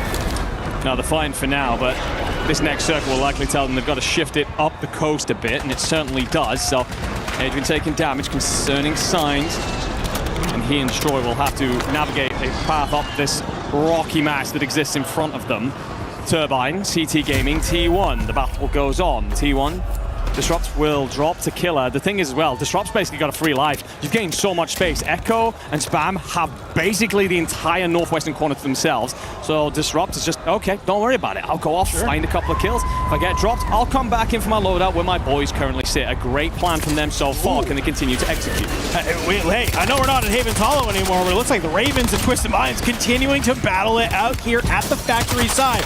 Blast, he's going to be able to find one. Slides on out on a Neason, but Neason will put you on down. And it looks like just no opportunity for any of the other Twisted Minds players to play a bit of a trade. You see one flying in from above. Shifty's playing down below. So for Ravens, they're going to control this rooftop as much as they can. And actually back on over towards headquarters where Almond has landed to fight Heats. It's a little bit of an anchor on anchor action here. A huge fight for either of these rosters. Yeah, Almond does incredibly well to stay alive in the moment, because if you are the Ravens, you really want to press Shifty in numbers. However, because Almond's gone and harassed Heeds, you have to drop back and clear out, protect your anchor, and this is why King Chalk now is moving over as well. And Almond's just staying alive, just being a thorn in the side. Let the timer tick through, let my boys back in. One of those things doesn't exist on a scoreboard, but it's great leadership in a very important moment. Semtex goes up. Unfortunately, Almond, he's not there. He has an inkling. Somebody's got to go up for that ladder. He does great to find one. Just the timing not going your way just enough. Heeds will slide on out, clears out Almond. So you'll settle the time here, but those shots are already starting to attract some of the members of PBJ. You can see they're starting to look on over. And they might try and hold the line here. FaZe Clan just trying to find which way they should take the fight. Novo got Blade up, he's hidden inside. Marty just trying to get aggressive, runs into far too much traffic. Blade recognizes the moment of third party. Dizzy now understands that the Italian's beneath him. He's by his lonesome. And it will, of course, be VP. Just taking a sniff at this. Can we third party? Do we need to spend a lot of time here? But you could get some clean exit kills. Shut these boys off astray. And Dizzy, he decides to not waste any time with the timer. and immediately buys his boy back in. Yeah, I like that play. You know, you could wait, you could try and just get the timers on down, and even wait for this fire sale that's about to come in here in just a quick moment, but nope, says I want to go ahead. I want to try and spend the cash, but I don't know, that might have been all for naught because both of your teammates are dead. Clamp is last alive. He's just trying to stay alive on white health only in the water. In a very peculiar situation. We lose 2 different teams. FaZe that we just watched being one of them here. And already still 14 squads in the lobby. Yeah, the other one of those teams is Vitality. They actually go out first, so not too much to worry about. They're sitting second overall on the leaderboard. Top 5 at the end of 12 will mean you move straight through to finals. As long as you avoid the bottom 3, you do see the survival stage. So not too much to be concerned about, but yeah, it could be better here on Rebirth Island. Nova looking hot. They've moved their way out of the control center, won it early, and now squeezing with the gas. Fede's on 7. Take a look at Gen G. As Lennon has managed to clean up what was left of the Koodley roster, the H1 roster. And now just trying to buy time. Find a little pocket. Boys, can you get in? Can you get some loot? And can we build our way into this map? This is a great way to do it. Already was looking a little worse for wear earlier. But like you mentioned, I'm glad they were able to get their feet underneath them. Continuing to hold this area of the map after maybe losing it earlier. But Nova, after clearing out Control Center, they know there's going to be some players down here in this water underneath Turbine. Can they work together? Unfortunately for you, you got Athletic pushing from behind. You'll lose Vortex, so you have to clean up these kills fast, put yourself in great position to hold the line. 2 members of Athletic starting to make their way forward. Freddy, Keybase, it's a full fly on in. You take a lot of damage though. And how do you decide to open up this fight as there are now about 4 different teams just in this one little small patch of land? Yeah, the PA forces them all indoors as well, which allows then Keybase to get to the rooftops and claim so you can move on down through the layers. Blade's going to lose the fight underneath to Orbs. Zeppa also finds Axedax amongst the madness. So Fede, he senses it. There's red dots. I'm going to go chasing them. There's nothing better for this boy to be doing right now with the form he's in. Swings. Keybase just about stays up. Italian on Italian action. They'll call it a draw for now, but Vortex is cracked. Needs to find his way out. The Molotovs are doing the damage, but no! Vortex, Freddy Blade, the organ active, and they cut down the players in front of them to lay claim to Turbine. Novo finds such a good timing there. It's just a slingshot movement between the 2 players to take down those members of Athletic, but the action doesn't stop yet.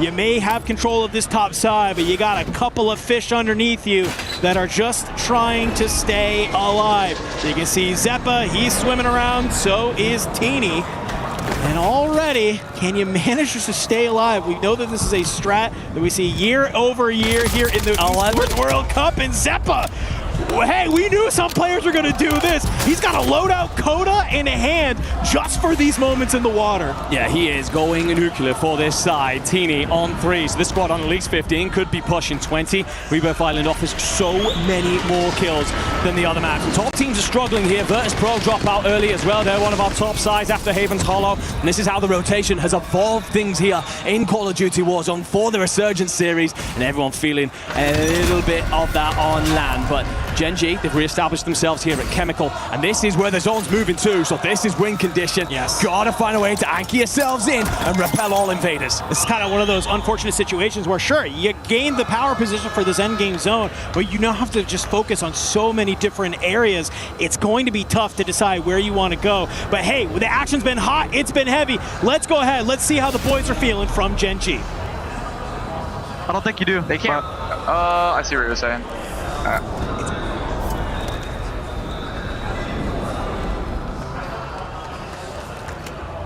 We're gonna get kills as the game goes along. There's still 11 teams up, bro. Everyone's just backing it. I'm gonna re-hit the roof for more stims on the ground. Okay.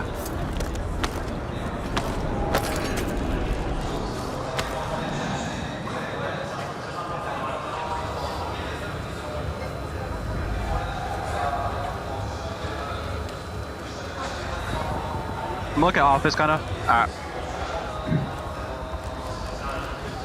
We're only on 5, but it's fine. Yep. Yeah, we're still safe. You gotta pull on the game. Wait. Top 10. Yo.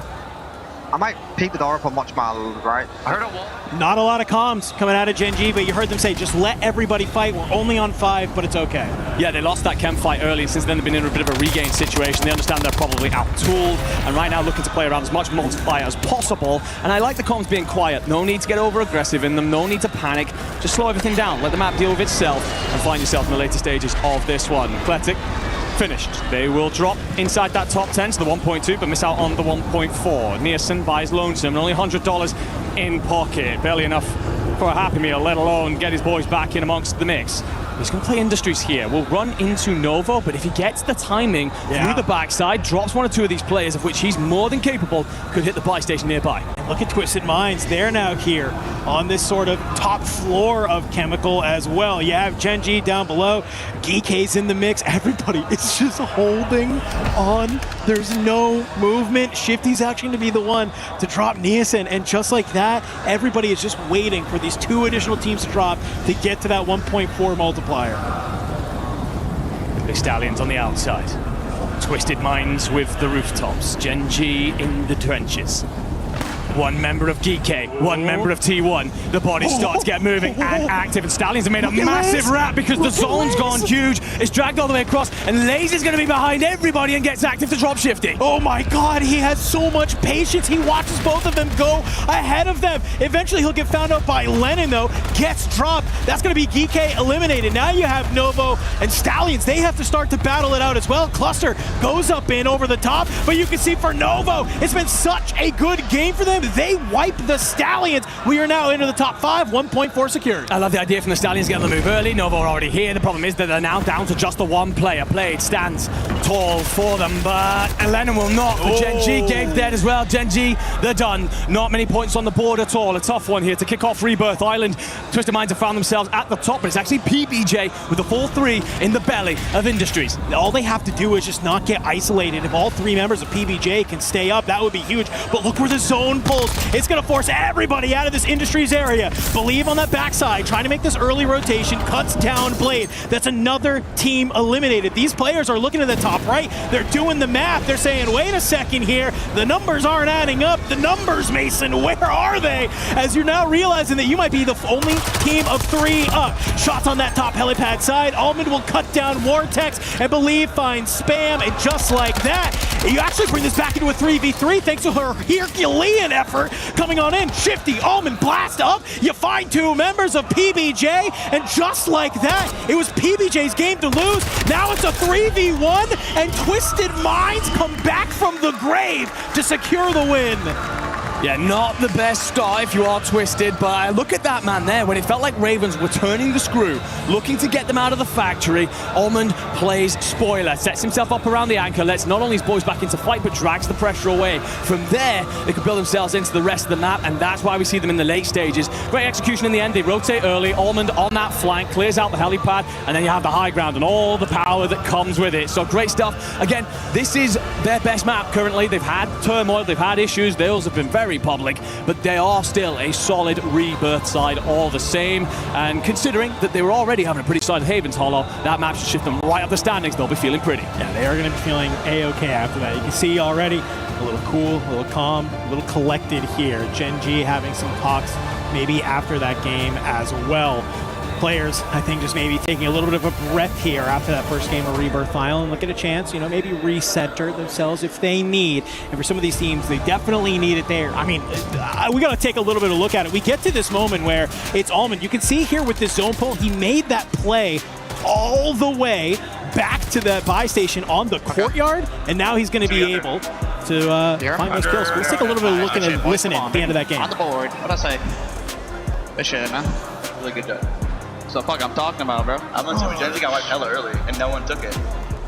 We hear it come through there on the board, getting, you know, feeling good about themselves right now. We've talked a lot about the comms issues that these guys have had at points. There's still a little bit of the chemistry in terms of pacing issue that we saw. We see it again in Havens Hollow, but they are very comfortable here in Paris. There are no dangers, for them thus far, and there are no strangers to the main stage. So they're fine. They're doing their thing right now, and that'll put them in a position to move on through to Sunday should they continue on this path. Yeah, I mean, really fantastic play there from Almond to be able to do that. But PBJ, they had all of that bottom industry side, man. It was like you saw them, they were clearing it out. You saw Believe had the right idea, just kind of maybe take that wide wrap, but just at the end of the day, it kind of gets away from them, I feel like. Well, this is where Allman does a great job because he recognizes something. He understands that zone could pull either towards the north, south, east, west, and he's trying to put himself in a spot to rotate very early. When it pulls back inland, he wraps the helicopter side, drops that vortex up high, and then he's got the look over and set up for his team. So great stuff from him. Well, hey, we're going to go ahead and hear from one of those players already in an interview. Let's go ahead and see what they have to say. I can speak good. All right, everybody, show some love to Ravens Esports out there. I got Nason with me on the main stage. Nason, I mean, you guys come out and pick up where you left off at from the last major. You come in, you win in map number 1. How did it feel to start the day off right? It feels good to win the first game of this tournament. Amazing tournament too. So yeah. I know it felt good, and you guys look good up there, feeling comfortable right now. 3 games down so far. Are you guys just going to keep doing what you've been doing over the next 3 maps, or what you guys want to change going into the second half? Yeah, we're going to play the same, maybe another top 1, I hope. And yeah, that's it.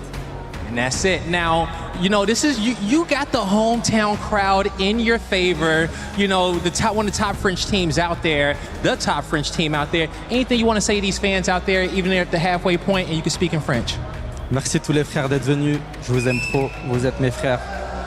Tout le monde, tous les Français, les gars. Vous êtes les meilleurs. Merci pour tout. All right, guys, you heard it here from Nason. Yo, give him a round of applause, everybody. This is just the halfway point of the tournament. Still a lot more Warzone to play.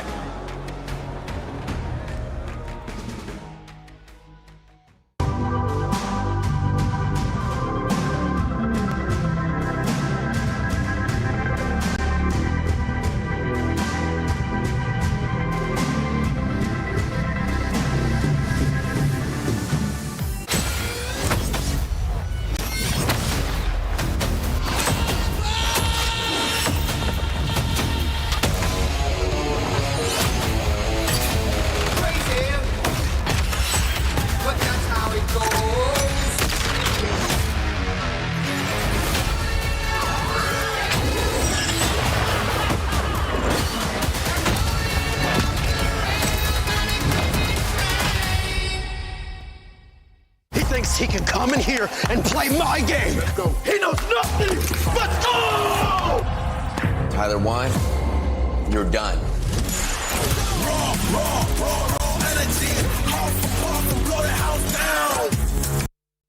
All right, I'm Goj, this is Seymour, and we are here to talk about EWC Play app, folks. It is brand new. It is so dang cool. Going on for a couple weeks.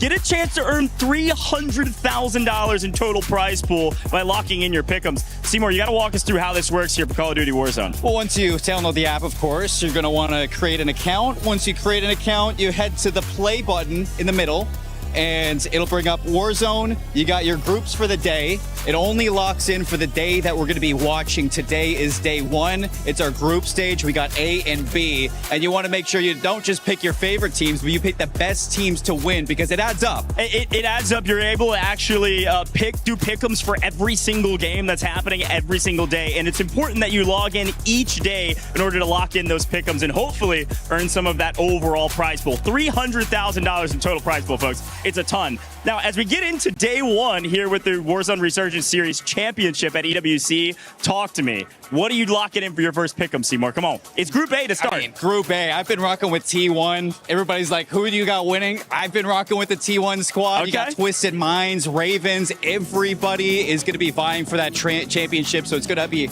hard to really say who wins on the day, but I got my favorites. I'm sure chat has their favorites. Listen, folks, anybody can win Warzone Resurgence Series Championship, okay? And anybody can win the first match of Group A on day 1. We got a long competition, so go lock in your pick'ems now. Again, EWC Play app, this is download for free everywhere. iOS, Android, Google Play Store, everywhere you can get your hands on that app. Go download it right now, log in, lock in your pick'ems. Seymour, it's going to be a great day today, and hopefully chat's able to win some of that prize pool if you lock in the correct pick'ems. We will see you out there for the Warzone Resurgence Series Championship. Good luck in your pick'ems.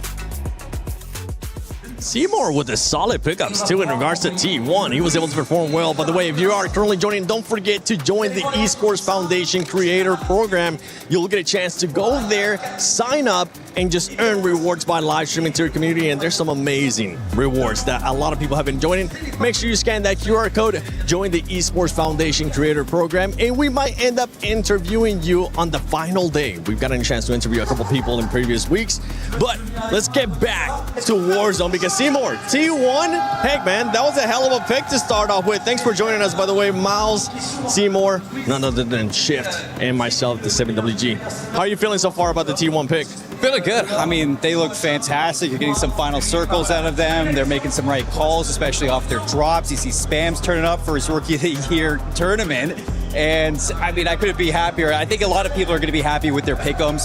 Twisted Mind's having a great day. Ravens are having a great day. T1, I think all the teams that are expected to perform in Group A are performing. Yeah, no Twisted stinkers. Minds. No stinkers. It's what we love to see at a top-level tournament. Twisted Minds, talking about that squad. I mean, especially this last game, being able to actually come out with the win. But the first two games, they were still able to put up good points, too. First game, second place. Yeah, I mean, we're going to see the top teams when the ending circle is on their drop spot. They're going to finish in the top 5 without question. For me, it's just their ability to regain in that last drop. Because in map 2, they were not able to successfully do that. So to be able to find a position to get kills, get into a position to get to a final circle, and then find a way to finesse it to win it against teams that are already set up is really, really impressive. And that checks all the boxes in terms of things you want to see for a team to win a championship. Hey, you got to do this again and again and again and again and again. Consistency, the name of the game right now. And hey, we like what we've seen. Top placements, a couple of good, big scoring games. And again, to go back to the rookie conversation, we're seeing solid performances about these kids on their very first tournaments. And this is exactly what you want at the biggest competition of the year. And I think even, like, you talk about EWC just in the pressure. You got the crowd. You got rookies literally turning up to probably one of the hardest Warzone tournaments you could play. So to see them perform is a big deal. Yeah, and I think just kind of on top of that, some of the teams that we expect to do well have done well, but we had a couple of teams that I know that, like, in the green room were chatting about saying, like, let's see what happens. Eclectic is one of those teams that everyone's sitting there saying, hey, they're trending, they're doing really well online, didn't have a great time in their most recent LAN. So far, they've been dropping some deuces. I'm not talking like deuces. They're dropping the number 2 right now all over these lobbies. They're not looking very good. Not looking very good. Yeah, the team. One team that you actually thought was going to not be doing well, wasn't it, Raven? By the way, I can vouch for, before we even talk about that, I can vouch. That ball was flat as heck, brother. Thank you. That's why I gave it to you. I appreciate that. That was a little self-sabotage on your part, but I'm here for it. No, I those that saw me last year, I get on this desk and I make a hot take. So far, Ravens have made me look stupid. They're killing like no one else right now. They're still at the top of the leaderboard simply based on the amount of kills that they can find. The big question mark is going to be, can they get to those final circles and put themselves in a position to win? Yes, they did it in map number 1, but that was because the final circle was their opening circle. So that's going to be my big question mark for them. Right now, they're looking good for a top 5 in the group, though, at least. Top 5 in the group's good enough. Great spot to be in. But you said early starts are really good, nice early kills, but it's the late game where we're seeing the top teams. They're the ones with positional advantage. Depends on where the circles are going. And so far, it feels like every circle's been a fun one. Again, I'm going off the excitement levels of the casters right now, and then every single time we see a pool, like, it's ball north, we're going south. I'm like, yeah, boys, hell yeah. Can't wait to see where this one goes next. But this is the thing, man. I mean, Warzone is one game, and that late game is a whole different beast. So excited to see what happens. And I mean, who would have ever thought that Haven's Hollow second map is going to pull all the way out into the water? Actually. You're getting some good reads from the IGLs, though. I think that especially Rebirth Island map 1, for Twisted Minds to read the pull towards the top of the hill, you take out Novo, you kind of uproot them from that power position. It's an easy win from a lot of these teams who are veterans, champions. They're going to know exactly how to read these circles. And when you have day 1 teams already playing on point like that, like, this is what you expect from Twisted Minds. It's what I want to see from teams like Eclectic or teams like Novo as well. And what's one team, like, we're expecting this out of Twisted Minds? What's one team that has maybe surprised you? I know you mentioned one already, but what's another one, especially going into the last 3 games of day 1 for groups for Group A? Look, I'll throw a random name out there. Team Stallions have been finishing in the top 10 in all 3 of their maps. That's a good call. They need to kill better. That's just what it comes down to. They're placing well. They need to kill better, though, as we look at our standings here. Raven Esports there at the top with those 62 points. T1, don't forget that top 5 at the end of tomorrow for the Group A and Group B that will be moving on to match point finals. The bottom 3 will end up getting eliminated and their keys crushed. But I mean, Twisted Minds, we've got a chance to talk about it. GK Esports as well with 51 points. I mean, my great surprise, though, Team Heretics, the thunder from down under. I don't know what the Spanish is for Vamos. I thought it was for Vamos. The Australian is for Vamos. But these boys have really impressed. Zeppa, true vet, man. A true vet of the scene and finding success here early on. GK, 35 of their kills came in the last 2 maps. Nice. That's just going to show that, and I know that the casters have been talking about it a lot. Placement doesn't matter as much anymore when you don't deal with multipliers of 1.6 for top 5 and 2 times for the first spot. It's all about putting yourself in a position to get kills early. Yes, of course, at the end of this whole thing, you need to win a lobby, but right now, it's all about kill participation, and GK and Ravens have shown that you put the good numbers up there, you're going to be on top of the standings. I think you're looking at an average of about 11 to 14 kills in a game, depending on your placement style. So it's to see a team get to the final circle, it's definitely not going to be enough. And you kind of see it with like VP, Vitality, they're towards the bottom. I think those are 2 teams. Gen G as well, you can say in 9th place. You expect them to be at the top of these standings, and that just hasn't been what their year has looked like. They've had some poor land placements. They've had some performances that are questionable. So to see them turn up to EWC again, it's just raising those red flags for these squads where they got to turn up in the back half. Are you raising or are you like waving it really hard though? Well, that's a very personal question. It's a very personal question. What are we talking about? A bit of a surprise in the bottom 3 there, Eclectic. There's talk backstage. The cast is saying that these guys should be way up there based on recent performance. Scrim's been very, very good. So a little bit of time still to turn that around, but you're getting into the danger zone. You know, we're coming up on game 4. This is only going to get harder, and that is not what she said here. Okay, well, we're looking at the today's schedule right now. Rebirth Island's going to be coming out. Fortune Skip there for Game 5 and Game 6. But with Twisted Minds, I mean, I'm hoping that this kind of form is going to continue with this squad. And if I'm not mistaken, Game 1, I think it might be incorrect. It might have been Raven Esports that actually ended up getting the win on that first game. Twisted Minds did end up getting 2nd place, but I do want to hear what Twisted Minds got to say in this interview. All right, this is Goj. I've got Blast. They just came off of Game 3 win, Rebirth Island. Blast, that's got to feel insane, right? Always winning on LAN and a BR is, always nice because, it's like pretty much how to convert to search and destroy. You could have to value your life, and then when you come out on top, it's always a good feeling. In general, there's been a lot of chatter around Twisted Minds. You're representing an org that is trying to back-to-back win right now, but it's a different team, almost entirely, right? And you're joining Almond. This has been a really big switch for the people at home that maybe haven't been paying attention to all the drama. In a couple words, why did you want to join Twisted Minds? I would say more of just pacing factors. Like, I came from multiplayer, so I would say multiplayer fundamentals apply to Warzone, especially for fighting. And Shifty has the same ideology of how to take fights, play a certain way. And me and him pretty much have the same agreement towards pretty much everything. So it was like a no-brainer. And Shifty, the Warzone Go, and then Ben, the best IGL. You won EWC last year, so who can say no to that? He's one of the most winningest players of all time. So many of these players are, but big congratulations to you guys. First 3 games, quick final hit. Things are going well. How does that feel amidst all the chaos of the last couple scrims and leading up to today? Yeah, we had a little bad, stints and scrims, I would say, leading up to EWC, but there was a lot of factors. I mean, people that don't know, I scrimmed for probably about almost 2 weeks and 95 degrees in my room because my AC went out in southern Texas. So, I was going clinically insane, but we're also, I would say, a better LAN team than online team. So, I mean, end of the day, scrims are you're not supposed to win every scrim. Yep. You play scrims to get better, so you want to find your flaws and correct them. Cool. That's Blast. Twisted Minds just won Game 3, a quarter of the way done through group stages, half of the way done today, man. Good luck. Thank you. Cheers. Halfway through our first day here for Group A. 3 maps done and dusted, 3 more to go. Great words from Blast there after coming off that win. Yep. And obviously Twisted Minds currently sitting in 3rd overall in the lobby here after these first 3 games. Would love to be able to continue that trend and possibly end day number 1 top of the board. No, yeah, most certainly. It's been impressive from them. Obviously, they get a relatively mixed bag on Haven's Hollow, but honestly, their average placing is fantastic right now. You're talking just over 3rd, and that is tying up with lobby leaders T1 in placing. So, yeah, great stuff out of them in terms of getting to those late circles. Continue that trend, and you'll be seeing yourselves through to Sunday with very little issue. Another team in the top 5 that are quite stunning in terms of the metrics side of the game. They are sitting in 5th. It is your team, Heretics. Thunder from Down Under, says Miles. Currently rocking 44 kills. Their average placing is 10th. I don't think I've ever seen a team with an average placing of 10th in the top 5 of anything. So ridiculous for these guys. If they can figure out a rotation or two, they're a real dark horse in this one.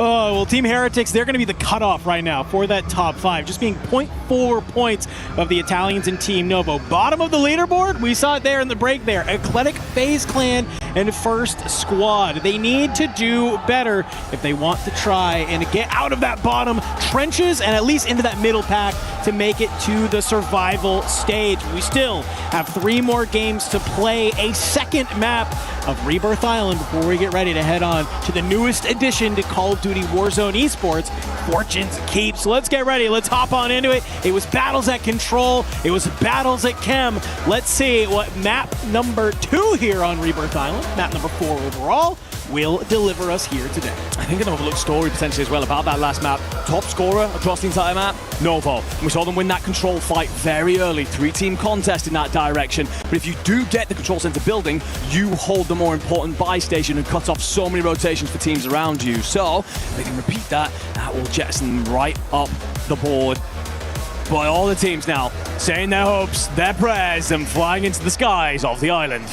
All right, let's get ready. You can see players locking on in and just trying to shrug it off. You had a nice little bit of a break here, but here we go.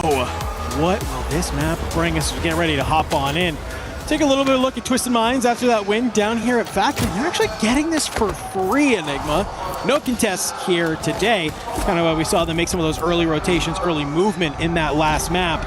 Started kind of flirting on up here a little bit with the Ravens, but it's actually going to be maybe a float on over towards Living where they think they can get a little bit active against Vitality. Novo at the control center. Of course, Novo are back. FaZe instantly applying pressure. We thought Novo might decide to contest the boat against Virtus Pro. Instead, they fancy the FaZe fight more, and you can see why. FaZe towards the bottom of our board. This control fight for them, crucial to really get their afternoon going. Entire tournament here at the Esports World Cup. Dizzy does well to stay alive. Might actually get some blessed timing. Well, while he does get dropped, you've actually got Clamp in for the trade as well. So it does great work considering the circumstances that he was in. And now that gives you the parity in the fight, but look at VP. They're sending the boys over. They're sniffing the opportunity to third party this. Love this. This is exactly out of the VP playbook. You got Destroy and Grimy working together. It's the boys. You can see they open it up. They find Clamp, but it's a full kill there as they're starting to work some of these teams around the map. DK, they're going to leave one player up on top of the water power and Eclectic down below in the showers. Going to maybe go ahead, turn it on, scrub the soap out of their eyes because they need to clean up their act if they want to try and jump up the leaderboard. Stukex, MK in hand off the deck. Just trying to see if anybody's going to make a play towards this buy station. Yep, patience is a virtue. We'll be able to catch Zanks. Incredibly important for the Eclectic boys to get going. This is by far their best map. They've been really solid in recent scrims, but this is the one that they have been a real force on. And it's because they hold this water tower side. The fact that Geeky are ripping it away is just causing them so many issues. So great stuff out of the German-Austrian lineup. Stallions. Yes, we're seeing them in the late circles. Yes, they could definitely do with more kills. PBJ won't be an easy side to take down. They're more than happy to play death ball, to rotate only after the fights are finished. And Praise right now just trying to squeeze forward and set up some more engagements. And there comes the first trade, though, is in, kind of, comes from elsewhere in the end, but that won't matter, won't care at all. You get the kill. Ooh, and look at that. You see the tap almost come on through, but you see Jawad on the other side, and, well, you actually don't even need to go for it. So a little bit of line here, but look who's kind of started to maybe flirt with some of this action. It's one of these members of Vitality who's looking to make their way on through. Down here at the turbine, the water battles continue to rage. Teeny into the water, will continue firing, and almost gets the kill, but Reaper, he's gonna turn around, bring the damage right back onto him. This is something that we see time and time again, right? You get thrown into a blender early, you splash on into this outside area, and you maybe just go hunting like a shark to find those kills. A couple different areas, though, continuing to kick up the action as Ravens have made their way into prison. Yeah, Nielsen will have Geeky and Eclectic for company. Zank down low, that's the anchor. Nielsen's trying to sniff them out.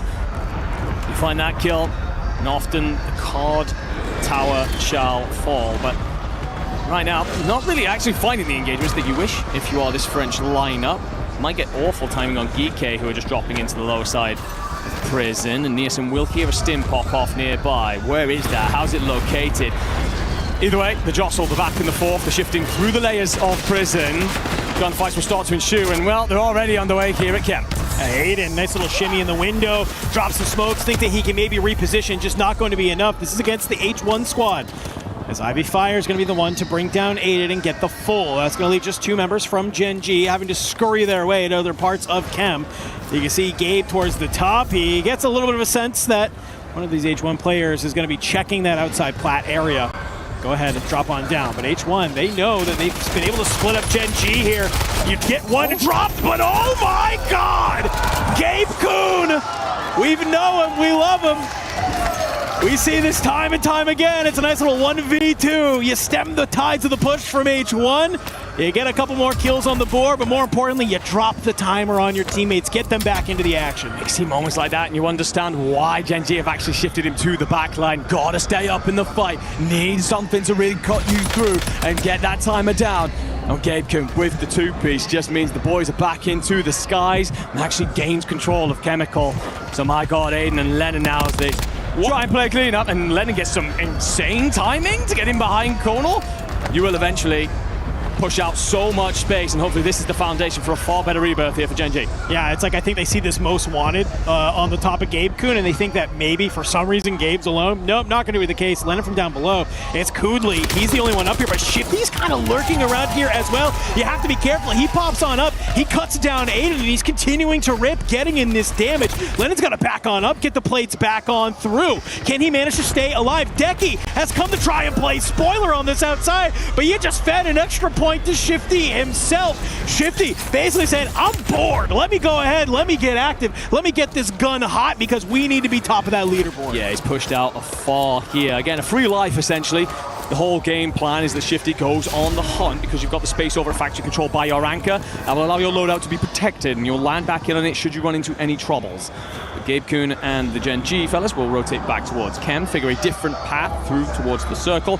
Second Living, Stallions, PBJ, and FaZe are all here. FaZe in trouble. This has been a torrid time for them so far in this tournament. Must come alive, but it's not likely that the Stallions will give them any room to breathe in here. And PBJ, you can see they're on the hunt as well here in green. Vitality's also looking to maybe get a little bit part of this action as the battle at green will continue to rage on. J-Vela down below, you catch one running, and there you go. Stallions taken out of this lobby. But that doesn't mean that you have time to breathe if you are PBJ.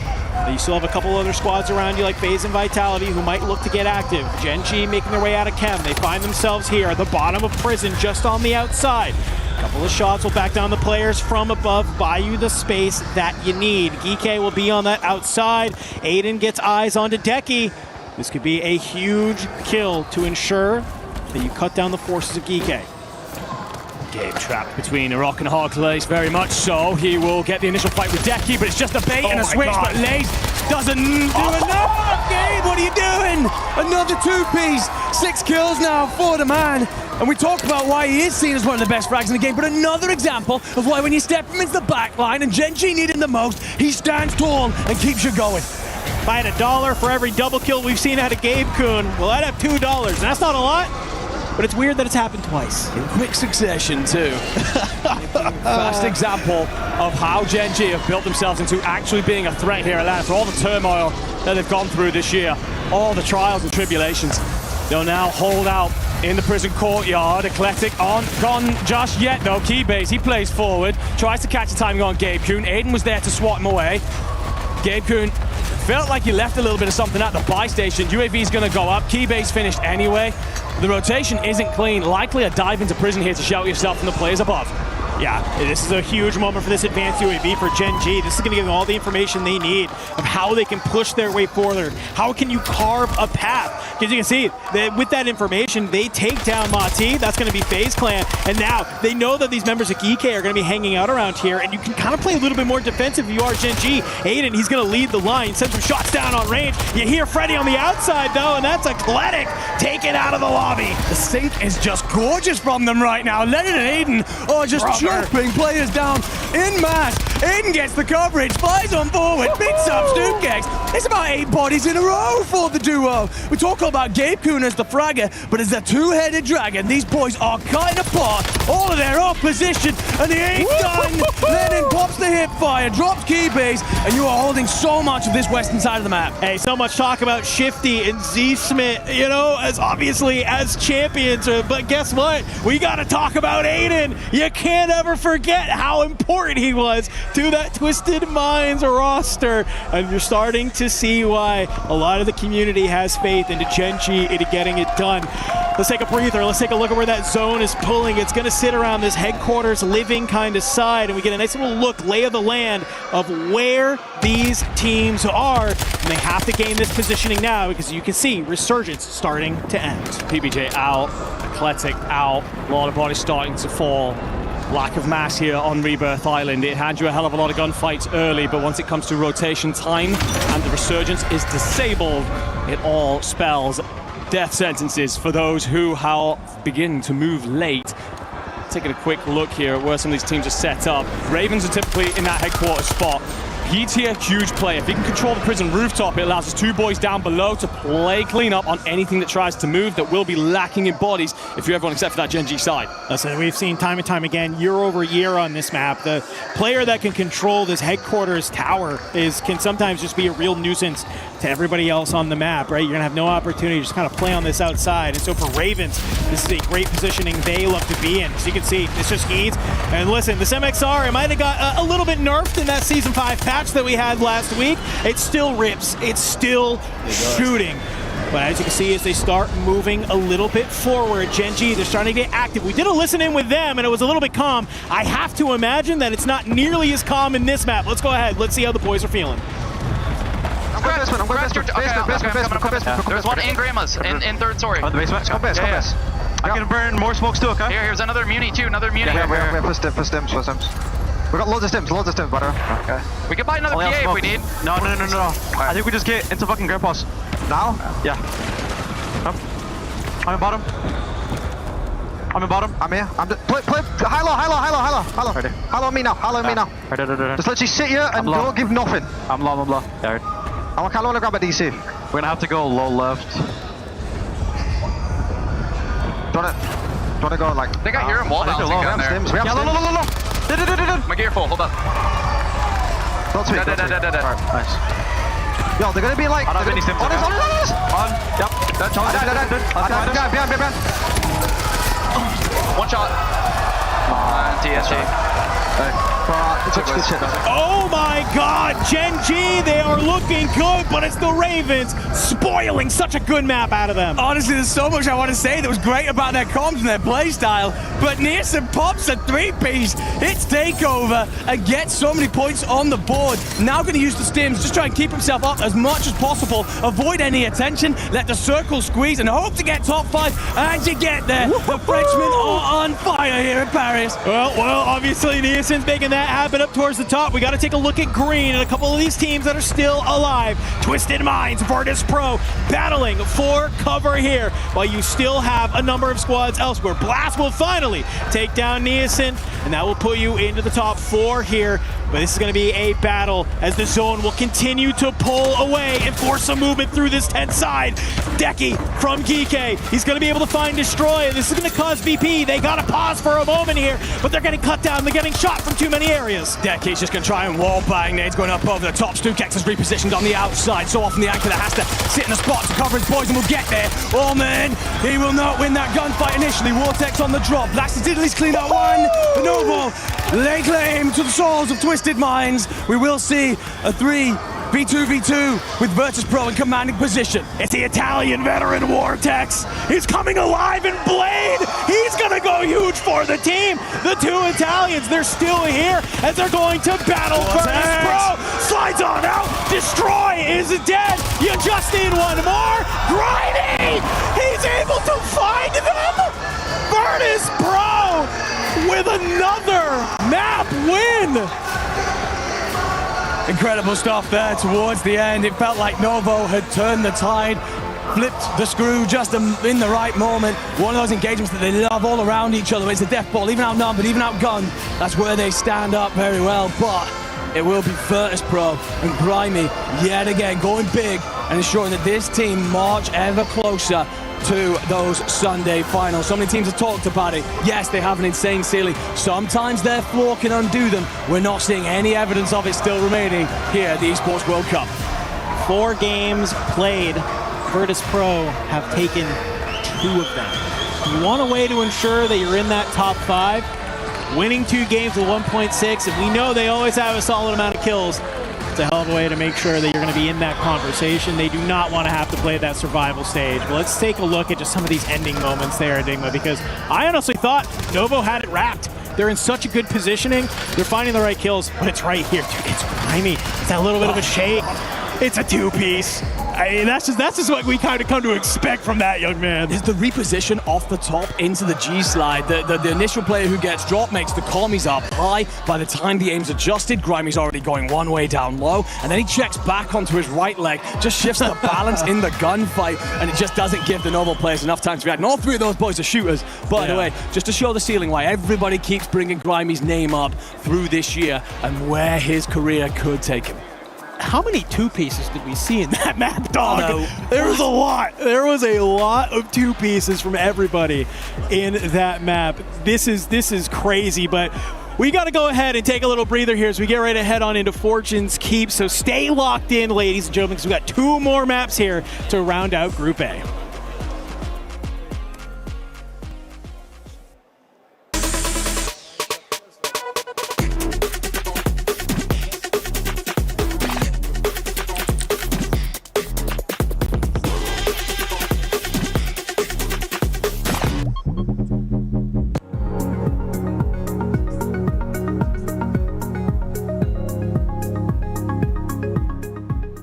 Everyone is playing, you're not yet.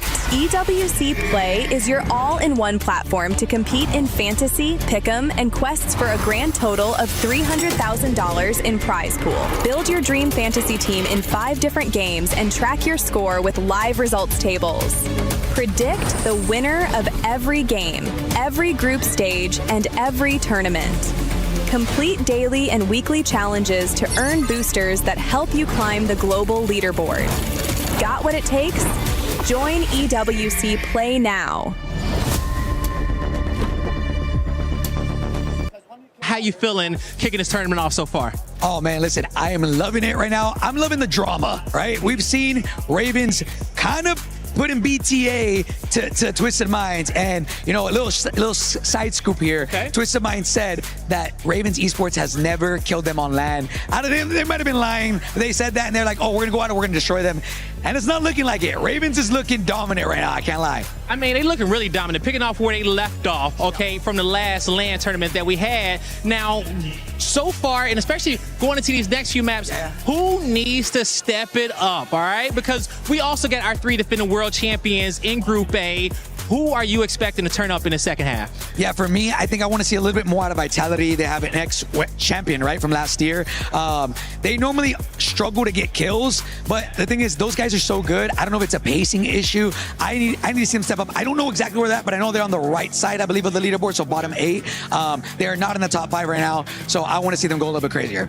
Yeah, they definitely do got to go a little bit crazy. They start to pick it up towards the back end, but they need more than that. It's all about getting into that top 5, getting qualified for Sunday. You don't want to go through that survival stage. And as a former player, you know about the pressures that is on the stage to be at the bottom, to be on the come up. So for the Warzone players out there who want to make it to the stage, who want to make it to EWC, what tips can you get it on to be on top of their game? Hey, man, listen, if you got it, you got it. I'm a firm believer that if you are good at the game, you will make it to the top. The only advice I would say is get into as many tournaments as possible and play as many as you can. I mean, right next to me, we have a 15-year-old Ketchup. He's quite literally the best player in the world. I'm not gonna lie, better than all these guys. And he got known by just playing in tournaments and going crazy. So I've got Sariel. He came in, qualified for both Atlanta and Birmingham through console. And people say, oh, you can't do it in console. That man did it. So my advice, man, is don't make excuse for yourself. Grind as much as you can. Even if you're on console, you can do it too. And if you got it, you got it. If you got it, you got it. I don't know, guys. I got a little bit of chills after that one. Make sure you guys check out Raposa's watch party. Go talk to Ketchup. Go talk to Biffle and hang out with the boys. We'll see you guys in a bit. If you got it, you got it. Damn right. And right now, VP definitely got it. They have won twice out of 4 matches. This squad is just looking unstoppable right now. And they're winning their ones at the end. That's the biggest thing in COD. You got to win your ones. So seeing them find not just the finesse to get to the top, but dominate in the kill tally, really strong rise to the top here for VP. Yeah, that's what you love to see, especially day one. You don't want to have any jitters. Let's talk about some players, though, because I saw Gen.G. Remember, before this match, they were on that second page of the leaderboard. This time around, Gabe Kuhn, come on, stepping it up. Then the whole squad, to be fair, the whole squad was putting up a bunch of eliminations, and it's good to see them starting to put up this kind of numbers. Yeah, 20 kills, I think, in that last Robbie, the most recent one, which tied Novo, I think, actually, for the overall drop, which is big. But anytime you start to get to that 20 number, yeah, people are going to feel your presence on the map. Biggest thing about it is now we got to start getting those multipliers into play for Gen.G. They're finding great success with the kill feed, but it's all about finding ways to get their placement to help them boost those multipliers. Baby steps, right? Yeah, it's little by little. You gotta start somewhere there if you are currently Gen.G right now, getting those kills, making sure they start moving up on that leaderboard, making sure that they stay within striking range for the top 5. We're heading now into the final 2 matches here of Group A. Where is somewhere that you personally will want to see Gen.G at? Yeah, it's tough to say because right now they feel like they're constantly getting contested off their drop spots. And that's, I think, just a big advocate for not only them staying alive and finding good kills, but trying to stay survivable as the game gets a little bit deeper is where they're struggling. So no matter where they end up finding themselves in, condition is going to be the biggest key to success as they want to try to get to that top 5 spot. You got to be able to put yourself in fighting condition in the final circle. Let's see if they're going to have what it takes to get to that top 5 in this next 2 matches. Don't worry, though. They still have a whole day tomorrow as well. But, I mean, we would love to see them in the top 5. Let's see what's going to be happening in this final 2 matches. Whew, great breakdown there from 7 and Shift. Speaking of Gen.G, a hot topic right now as you get ready to move on to Fortune's Keep, my man, because they have now snuck in to our top 5 to potentially be a team that will qualify to our Match Point Sunday, not have to play through that survival stage. So as we get ready to head on in, talk to me a little bit about how does Gen.G look on this Fortune's Keep map, because this is a new addition that we've had to our space. I think what I've got to do is tip my hat to the changes recently that they made. Yes. We talked a lot about the ceiling that they potentially had and how Gabe is one of the straightest shooters that we have in the scene, but there was so often the floor when they would collapse, when they would have these patches of, okay, we've dropped out because we've lost a contest or because we've lost an early rotation. You're seeing how moving Gabe into the back line to keep them alive in those important moments is allowing them not only great placing and consistently here, they're averaging 6.8, but it's then also the amount of kills that they're mopping up once Aiden and Lennon feel comfortable and you have the pocket of space and they get moving. So, they've been through, they have probably had 30 different drop spots through the year, 5 different role changes, multiple teammates. It's been a battle, but you get to land and you look at this and all of a sudden it feels like it's starting to pay off. We've got a ways to go, but this is increasing signs of a side that is all coming together at the right time. 2 more games needed. You would love to be able to sit comfortably in that top 5, but for Gen.G, you still have teams like T1, Vitality, Heretics, and Geekay hot on your heels. So as we get ready to drop on in, it's going to be about who can execute the most here on these last final 2 maps for Group A here on the day before we get ready to shift gears and bring in Group B. But here we go, back on the keep, ladies and gentlemen, as we get ready to drop on in. Fortune's Keep, primarily a more defensive sided map that we have seen. Usually actually less kills overall, so you have to super take advantage of the kills that you can get and really marry them up with that placement multiplier. Yeah, a lot of sides are going to change things up depending on the zone. However, we get a relatively neutral one here. Sensors you like slightly pulls off towards the west, but not enough for anyone to make emergency changes. So it's the battle at the Keep versus Pro. Often a graveyard team, actually. Decided they want this, and it's up against the Ravens. King Chalk just catches Grimy by surprise. Doesn't happen often. We'll get that one for now, young man. Destroy, backs off. Doesn't get very far before King Chalk cleans him out too. So great work. Talked so often about Nielsen this year. This man, grown in levels beyond belief. Yeah, I mean, Nielsen has been a top-tier competitor, sometimes subbed in on Twisted Minds on some of those online events, some scrims, and still continue to look unreal. You've said it time and time again, potentially maybe a little bit of an audition this year for a certain French team next year, but we'll wait. We'll talk about that one later in the week. For Gen G, though, it's a fantastic map to jettison them up at the leaderboard. But now here at Winery, you can see already they've had to maybe stem the tides as they're trying to go against Vitality, a team that's kind of been known to run Winery lately. Yeah, it's interesting as well because usually this is a 3-team contest with Novo being amongst the mix. They've actually decided to go and play Lighthouse instead. Almost kind of third party this, the same way you would the control ball with control. So interesting strat. We'll see if it pays out for them. Either way, Skullfist going to be on the initial with Smith. You isolate Gabe Kuhn, obviously the anchor, so now the Gen G players having to scramble, one down in the tunnels. And they should now hand all this space to Vitality, but they're not done yet. They're on the hunt. I like the patience from Skull. The nade is actually come on through, and he's going to find a good timing there. Slides on out. Unfortunately, will get traded on out. Thankfully, you got Smitty there. Just on a nice little off angle to cut you on down. Rez will come through, so nice little bit of a timing there from Vitality to make sure that that fight goes nice and clean your way. You don't want to lose a player in that mix and all of a sudden take a timer hit just for no reason. Yeah, a lot of teams here in town. H1, of course, on our screens. You also have DK, CT Gaming, as well as the recovering PBJ and First Squad. So all about those battles. DK, this is an area where they have improved massively recently, putting themselves in drop spots, but it's just about players like Lays getting active. He never looks better than when it essentially feels like multiplayer, when he's in and out of engagements over and over again. It's helped lift them from a team that no one considered coming into this tournament to a real dark horse, but you do have CT above you, and all three players are here. Oh, and CT, I gotta give them some credit. They have looked really good from this sort of overlooked side of the map. Vita, he's gonna have to maybe play a little bit of defense here as he drops on down. You have Lays on the hunt here. You're throwing some shimmies behind the truck, and your teammate's gonna back you on up. A little bit of hesitance, great play-by-play there from Geeke, just to back down some of those members of CT Game. Back to the keep we go. Ravens, VP. King Chalk's on 3. Does have the cluster available to him if he wants to take any space. Doesn't know necessarily that Destroy's off to his left, so Destroy could catch a timing here, set up a pitch potentially with Grimy, aim to play trades. He lays in wait. Oh, Grimy thinks he has the first shot, and it was looking good, but King Chuck has the shots just a little bit too straight. Gonna put number 4 on the board for him, and he's on the hunt right now. Destroy is going to use that underneath. Oh, just go ahead. Back on up here.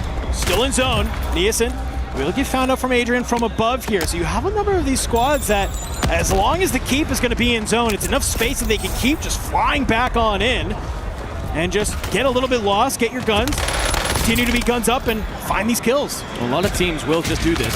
Mop up as many points as they can, and at some point, call it a draw, disappear off into their own rotations. Set themselves up for later circles. Cheers for the points, fellas. I'll go and get my multiplier out of it. Phaser here. Keep has been a slaying ground for them in recent times. He's will want that one back. Felt like a gimme. We'll get one of the VP players just slipping out the window. He's trying to find a pocket, a bit of space here that will make Niasen feel more comfortable about getting aggressive, but he's one of the best in the world at this. Tuck himself off into a corner, spring into a life for a 2-piece, turn the tide, and get Ravens on the front foot again. Just looking at our kill feed here, you can see Teeny, he is finding some kills across the board. Eclectic is finding some kills on the other side of the map. A lot of action happening elsewhere. You can see also, just on the outside of this mini-map as they start to spin around, a couple members of Vitality are starting to flex on up and maybe take a fight against Dizzy from FaZe there. Looks like they will be able to make that trade, so Vitality pushing forward to gain some space, and I like this play a lot. This rotation on Winery is tough. So they're just trying to find any amount of space that they can just take for free, and it looks like both members have been able to do that. But we got to focus on this fight still here in the keep, because Ravens still finding themselves on the edge of the gun. FaZe Clan, you might have lost one, but you're still going to match up together to try and push back this Ravens Esports team. King Chog does so well there. Should have been dropped in 2 different moments. The pre-fire initially to buy him space to retreat, and then the stim timing. It's preemptive. It's early. He knows he's going to take damage, so he gets it in as those first bullets hit, and that gives him the escape position. Woo! Oh, Shifty rounds the corner, just about gets helped out enough. There's out J Vela, a little bit of extra love there. Set yourselves up now inside the bell tower. Blasty sticks his head out just a little too long. Shifty's there for the trade, so back to your feet. And Shifty might do better than that just yet. And Spawn protects, I tell you what. BBJ will be counting their lucky stars. But either way, Twisted have control over the entire northwest of this current circle from here through to Graveyard and the Spiral. They have got a lot of land, which now will allow them to loot up, play their contracts, and set themselves up for the later stages. Yeah, you see some smokes coming in, a cluster strike as well, just to kind of provide a bit of cover for the time being. So Zone will continue to push. Now all these teams that we've been watching for so long play around the keep. They got to move. And T1, they kind of putting themselves in a great position here. I'm also looking over towards the Spiral, because they have their anchor sitting in that Spiral who can just kind of play their life, allow these two members from T1 to really get aggressive and try and farm as many of these kills as fast as possible, really. The fire sale now being active means that all the teams want to play in for a buy station. With the situation here with Ravens, it's a case of, all right, well, not only do you have that actual pocket space, do you have the money? You're able to get an advance into the sky. If you can't do it in this moment, that'll allow you to just clear out this keep and get on the rotation south. You desperately need it. Desperation also the case for Eclectic. They need points. Seems like they're in a recovery situation over towards Cove. Zanx finds a little bit of foliage, lies down, says, boys, we gotta get ourselves going. It won't happen just yet. The Twisted Minds, they're on that rotation. Again, so much space right now. Alman's trying to time his PA. Just drop it on top of that wall. Get his boys covered over and moving forward. So much action happening on the northern side and the southern side. But from east and west, there's almost nothing. It's like there's a giant band in the middle of the map that is just desolate. Nobody wants to play from there. Everybody getting pushed into these extra areas. We're coming to the end of zone number 3, and we're still only missing 2 teams. We are indeed. This war is just going to keep going on here for the Ravens as they charge down now, almost left of FaZe Clan. Marty, desperate to stay up. He will take damage. Clamp and Dizzy are alive, though I don't think he's going to get the support in from them. They're elsewhere on the map. Marty's going to find a little bit of an angle here, just shifting himself around, making himself hard to track. Won't die just yet. Ravens are going to have to move with the gas. Don't have time to use their money at the buy station, realistically. Not to set themselves up in the way they would like.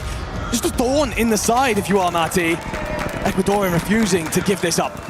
Yeah, and Ravens, they have to clear this out in their back because they want to make sure that they can just be forward, guns up. Looking at the kill feed, though, I'm seeing potentially a Vitality White. Yes, confirmed. Vitality is gone from this lobby here on Fortune's Keep. Not able to make use of that winery side. The Twisted Minds, can you find the angle here? Shifty, he wants to get on top of this church side.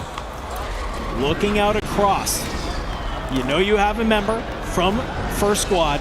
It's got to be around here. It's going to be Reaper just holding an angle down below. You've gone wide if you are Twisted Minds.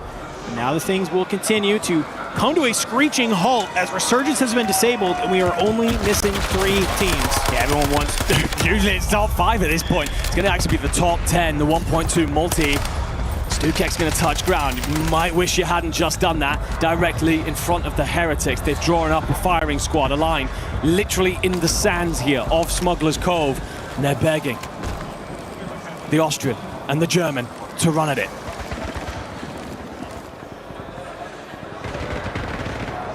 Well, Ravens continuing to be hot here in this game.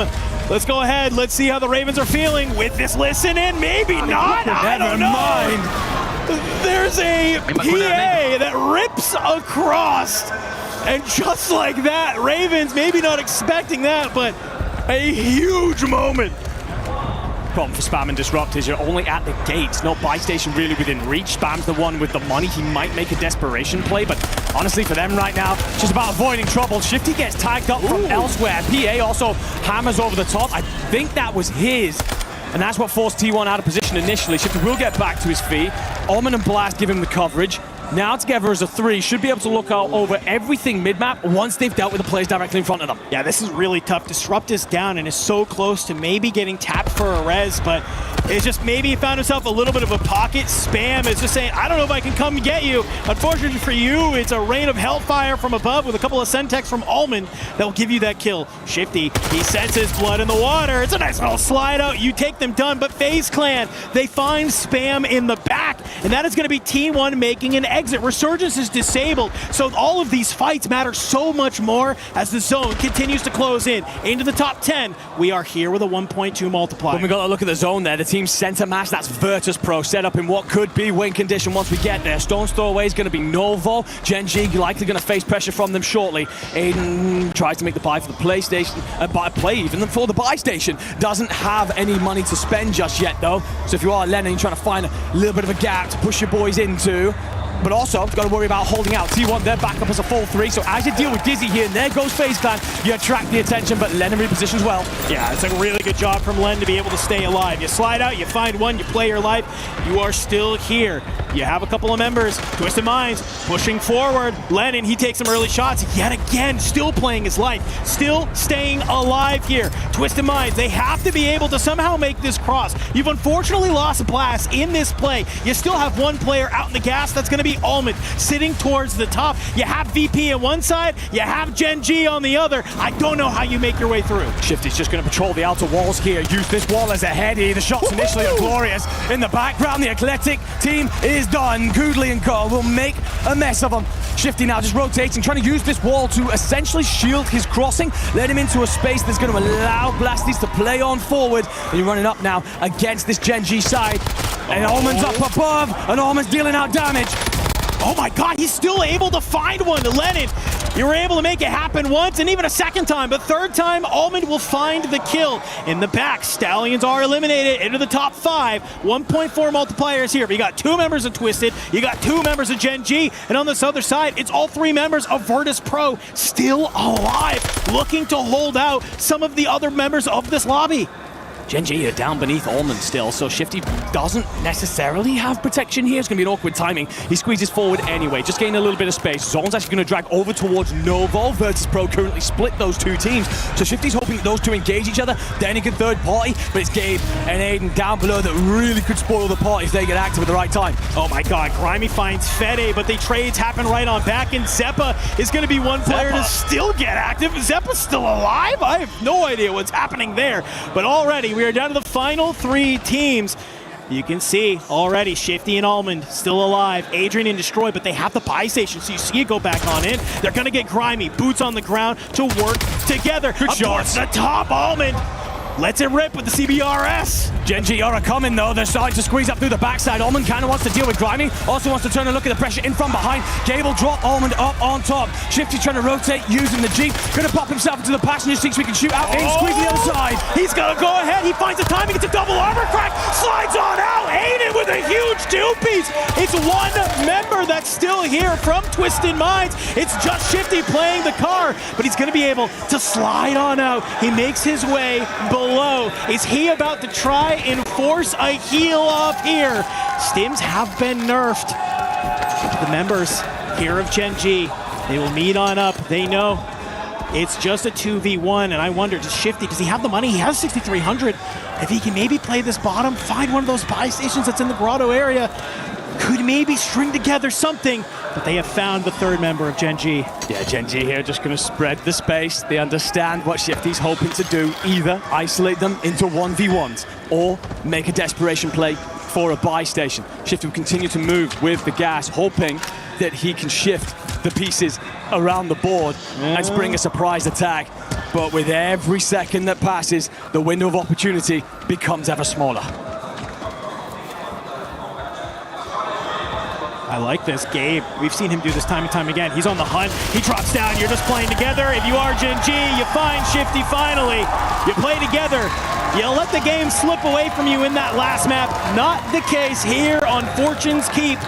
Gen G will secure a map win. Yeah, great stuff. I mean, we go back to the plays that they were making on Rebirth Island. Yes, they get 3-piece by Niacin, but he's such a superstar. He has those moments in them. A lot of the conversations on the plays that they were making were brilliant. We've seen them really step up through these last few maps. But here as well, on Fortune's Keep, it's important. They're actually a really bang average team when it comes to this map. So to see them get this win here in our first drop, again, leaps and bounds above where they were just a week ago. Gen G superfans going crazy here in the building. Excited to see their team that they are here to cheer on, to grab a map win. But let's talk about this endgame, man, because this was huge. Aiden MXR up. He's able to rip the armor, slides across Adrian and Destroy. I thought that VP was in a great position there. Yeah, VP were in a wonderful position to get a little bit unlucky with the RNG of the zone pull. But I think we go back to a little bit before, as I want to take a listen in here with how they close this out.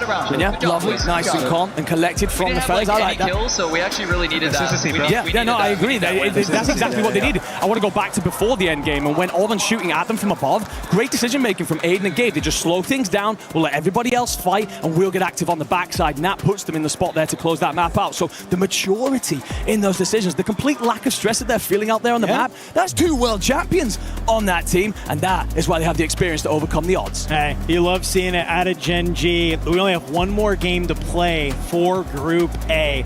And when we're coming and talking about Fortune's Keep, I think there's some teams that we think are heating up and a couple other teams that are maybe getting iced out a little bit on that map. But we got one more game to go, so let's go ahead, let's reset, let's get everybody in the lobby. We'll be right back here in a little bit.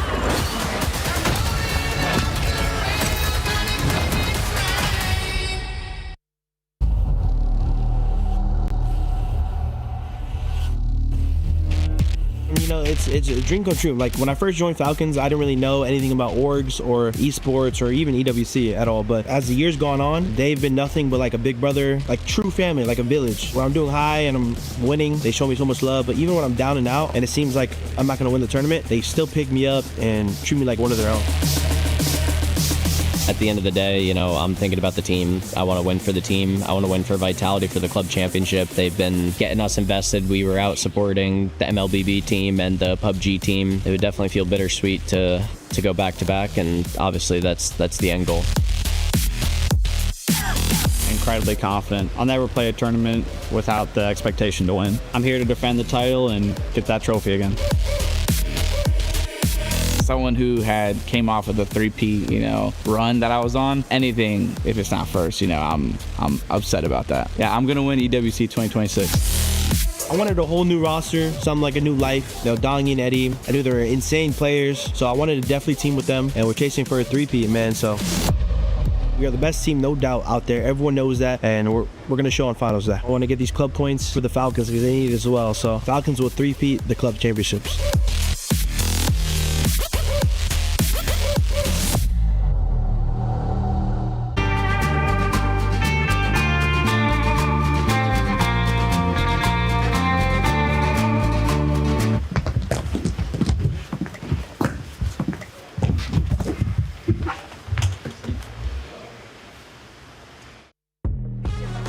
Welcome back, friends. Miles and Seymour here on stage. Mate, what a great final map that was. That was fantastic. I mean, we heard it from the team as well. We heard it from the casters. It was 2 world champions versus 1 at the end there. You thought Shifty could get it done, maybe get a buyback and regain for the squad, but I think that's a big one for Gen G. You heard it from Aiden. They needed the win. They haven't been getting many kills. Their placement, not that great in the standings right now for Group A, but that should boost them. Dubs of dubs certainly helps. 2 versus 1 world champion. Simple maths, right, friends? Simple maths. But mate, that final circle as well. Nice position to be in. I mean, Aiden's 2-piece was literally perfect. I think that VP could have had the opportunity if the zone pull was a little bit better. Aiden puts himself in the best spots. It's why he's an EWC champion. It's why we saw him turn up last year and really switch the difference alongside, Z-Spit, alongside Almond.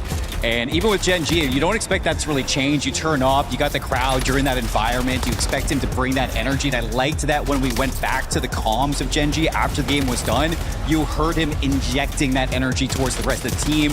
They got the fans behind them. We're here at backstage. Every everybody's going crazy for Gen G, and you love it. Yeah, we're going to go over and see those guys in a moment. But yeah, we're getting to the sort of dangerous part of the tournament now where we will be saying goodbye to some teams. Bottom 3 will be leaving us. We'll see who our top 5 are as our brackets are pretty much we're getting sort of set. I mean, it's a couple of them are a little too obvious. But let's go for a walk. Let's have a look at this stage. It's a wonderful time here if you are joining us here in Paris. If you are watching from home, it's also a lovely time. But yeah, it's been a great tournament so far. The Gen G fans, who I'm sure have had themselves a time so far. A big win. Well deserved. I feel like we got to hear some Gen G chants.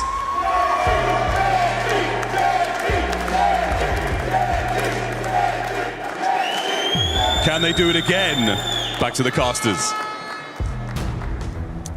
Woo! I love the energy. I love the hype that we have here in Paris. Group A, one last game to play, one last opportunity for Gen G to put on for their fans here in the audience. First game of Fortune's Keep was, I feel like, a little bit interesting, Enigma. It felt like everybody finally on land was maybe having a lot of respect for their opposition, because we get to the point where Resurgence is disabled and we still have 13 teams up. No, yeah, all happening very late here on Fortune's Keep. And we knew it was going to be a slower map, right? The rotating is hard, so a lot of teams have adapted this play style of land relatively center circle and just set up for defensive positions. And you see that kind of operating even to the later stages of the map. Eventually, of course, what that means, circle pushes you all together and says, gentlemen, you're going to square down either way, get on with it. So a lovely little end games come through, and I think that will be a familiar theme for Fortunes, unless we get those really hard zones off towards your east, west, etc. But it will be some great positioning in the end, and some great execution in the end from Gen G that sees them through on a map that they've struggled in as of recently. Again, that change that they've made to bring Gabe in as the IGL, paying out in spades. But one last drop for the day here. If you are in Group A, and then it's off to either celebrate in style or lick your wounds and prep in for tomorrow. Into the skies go all the players as we look towards the circle, and it is pulling northeast. You're likely talking somewhere around Winery, so that's why you're going to see not only 2 teams inside of there, but a lot of squads setting up Keepside. Yeah, I mean, all of these teams down here in town are going to have a hell of a rotation to get on out of there. So I'm not surprised to see that Gen G, they say, hey, let's go ahead and maybe make this easy on ourselves. Let's take this fight against Vitality. Good shots from Gabe. He gets one knock, and you're not even going to try and get the reach out. He's going to go ahead, throw a shimmy, shoulders come through, and he's going to be able to reset. And now you have Lennon on that backside to catch Skullface. Gen G clinical in this early fight. Yeah, great stuff out of them. Vitality slow thus far through this afternoon, just not been at the levels we'd come to expect, but that has only favored this lineup on your screen right now as they set up to collapse, and that doesn't even need the support in the end. Beautiful work onto Sage, even going to get an extra half second, but it is then a lot of landmass gains. You still do have one Vitality body in amongst the mix, but if you get Winery at this point as Gen G, you have so much space in the map, especially control anything later circle. All right. Well, one POI being Winery. We see the battles rage on, but we got to check in on this Keep fight because it's Virtus Pro and Ravens continuing to battle, and for the time being, it looks like Virtus Pro will come out the victors. You sent the Ravens packing out of here. Unfortunately, you do not have the POI for free. You still have FaZe Clan lurking around here as well. As a number of other squads, you can see maybe some members of Twisted Minds starting to work their way over. So already, we're starting to see some early action here. Let's check in with Heretics. Great early start from them, but they've kind of slid down the leaderboard, currently sitting in 7th overall, so just halfway through. Need to continue having some of those world star performances like we saw earlier on in the day. We talked about it. Their kills are fine. It's the placement. It's setting themselves up for rotations. And again, Fortune's such a difficult map to rotate through. You don't want to be forced to do one, especially if Shadow doesn't typically lean on them. Teeny's about to run into Freddy. Is he about to get blocked a little bit of timing? Here's him. He loses the gunfight regardless. Freddy has been a ridiculous shooter as of recently. Koletic desperately needing points, currently sit in 11th, but that drop off in the bottom 3 is only 4 points behind them, so they are doing the right things to get moving here on Fortunes. Nielsen cuts down Adrian, but look who's kind of maybe entered the party here a little bit. You got some members of T1 who are looking to get into the mix. You only have one player over here, but that's all you need. You just, hey, find a kill, go ahead, back on up. But Twisted Minds, they have the exact same idea as well. They're looking to maybe get a little bit more aggro from that Terrace's side. You understand you have a lot going on, and, well, if you've played ranked at all, you understand what's going on here, but unfortunately this isn't ranked. This is the Esports World Cup where kills matter, but when your anchor is just up in the sky, not a bad way to stay alive. It isn't until someone decides, why the hell are you up there? I'm going to burn through that and get you the hell out to keep. And a look at Twisted, as well as Virtus Pro, and of course the Ravens. Adrian already on 3, has the loadout in hand. Him and Grimy just going to oscillate around one another. The problem is that FaZe have actually isolated your anchor, so you got to slow things down, pause for a moment. If anything presses you, spring on it, but otherwise let Destroy back in, get him to safety, then you can get active. For Niacin, you're just laying in wait. You're trying to maybe get some type of audio cue, maybe figure out some type of push.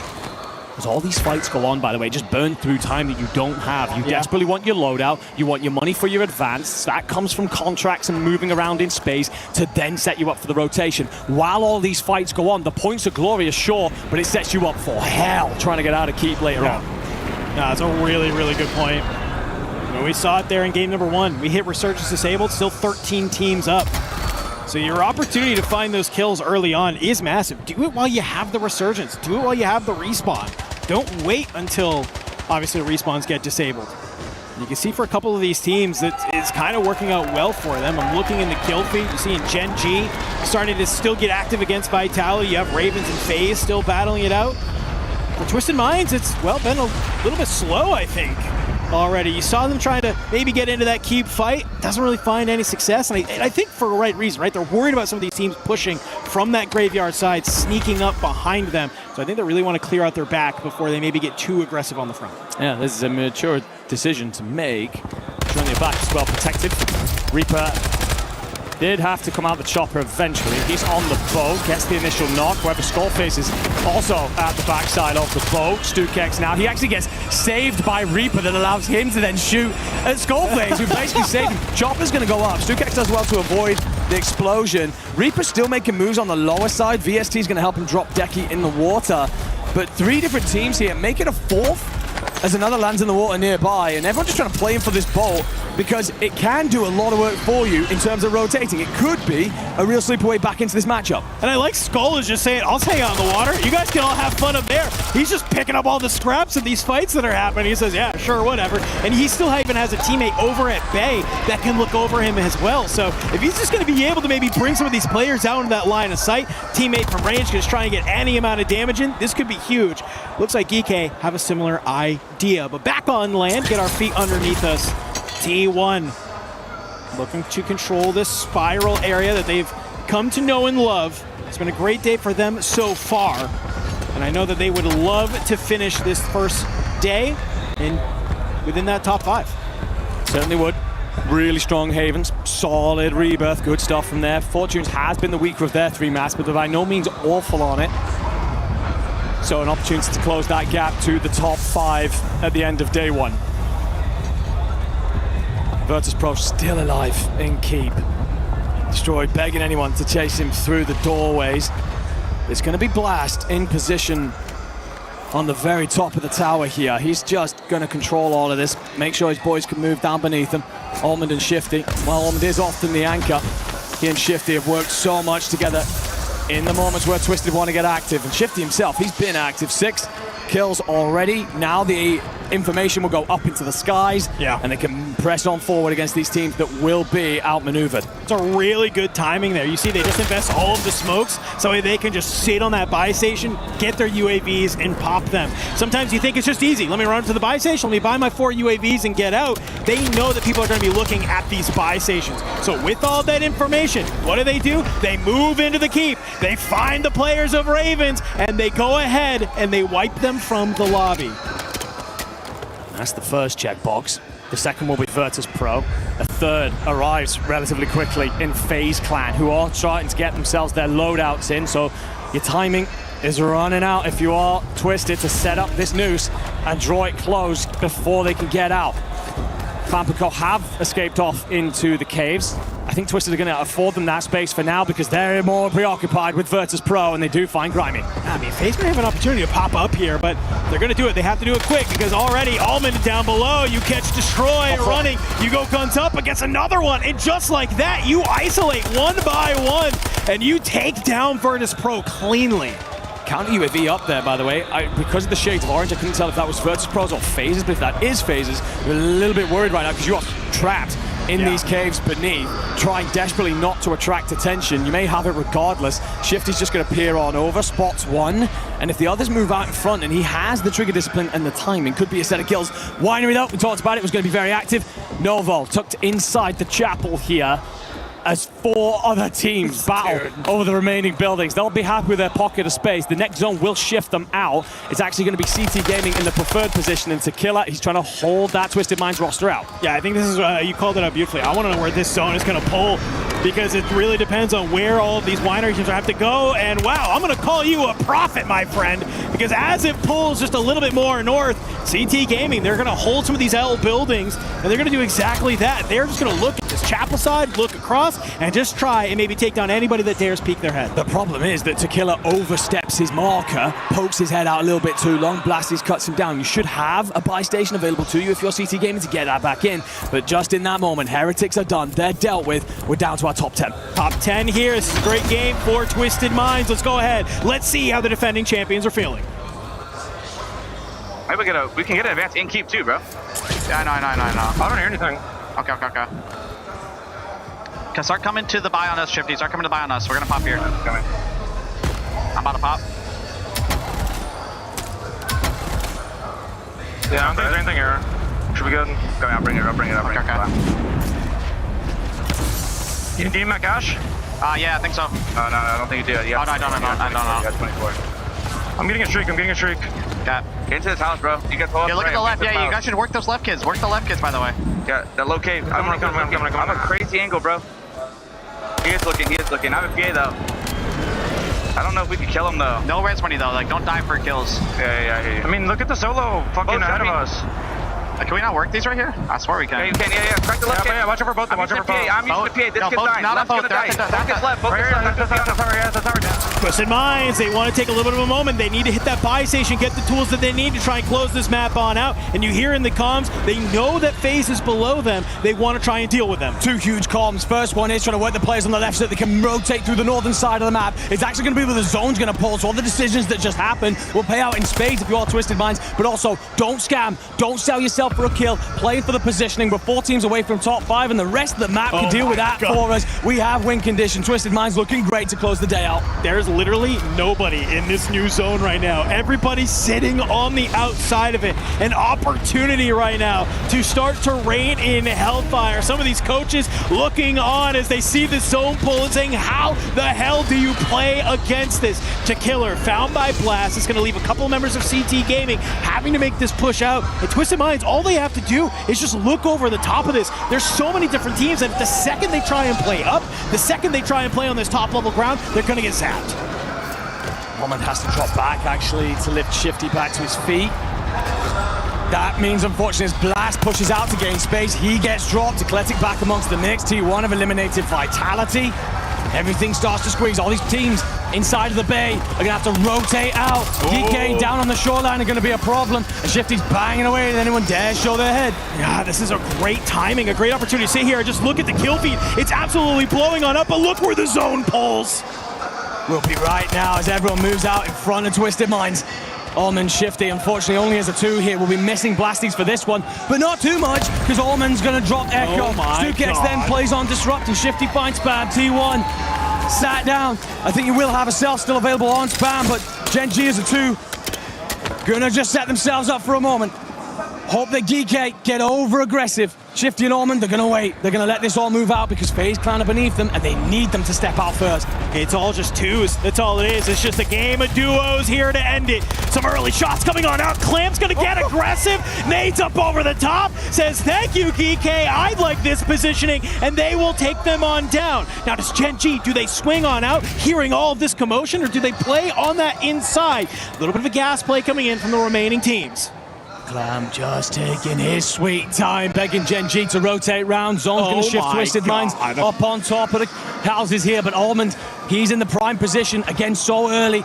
The leader, the champion, the IGL, everything that he brings to the table.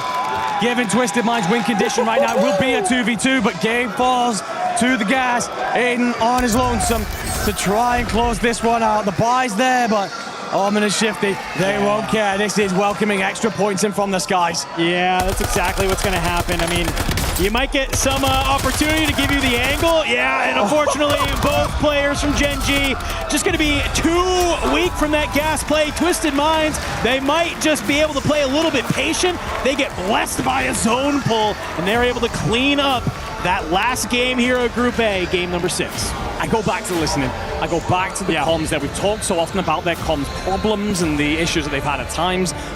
Shifty gets dropped in that moment, and there's a kind of like in the comms you could hear it. Don't scam, we don't need to sell for kills, but also let's play these guys on the left.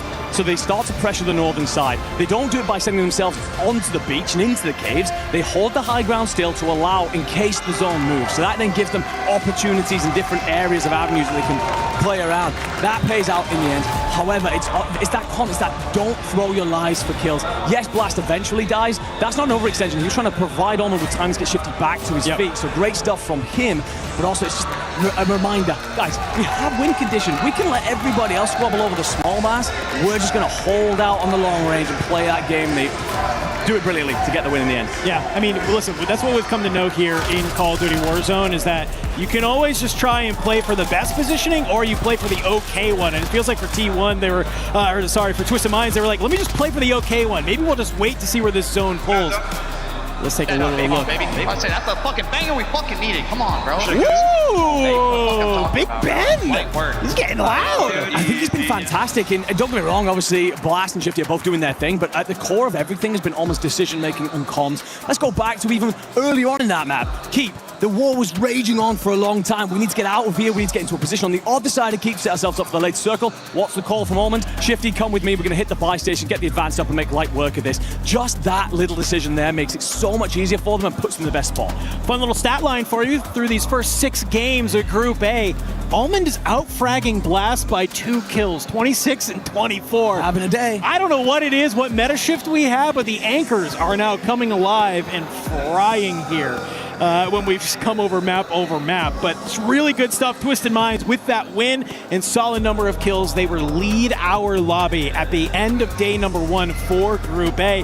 I gotta think that they might want a little bit of momentum going into day 2, because reminder, folks, leader of the group gets to be the one that actually crushes the keys of the 3 teams eliminated. So for Twisted Minds right now, they are sitting very comfortably towards the top after these first 6 games. Really love what we saw out of the boys here today, especially with all of the noise that I don't think they're as good as they were. I think maybe they shut up the haters.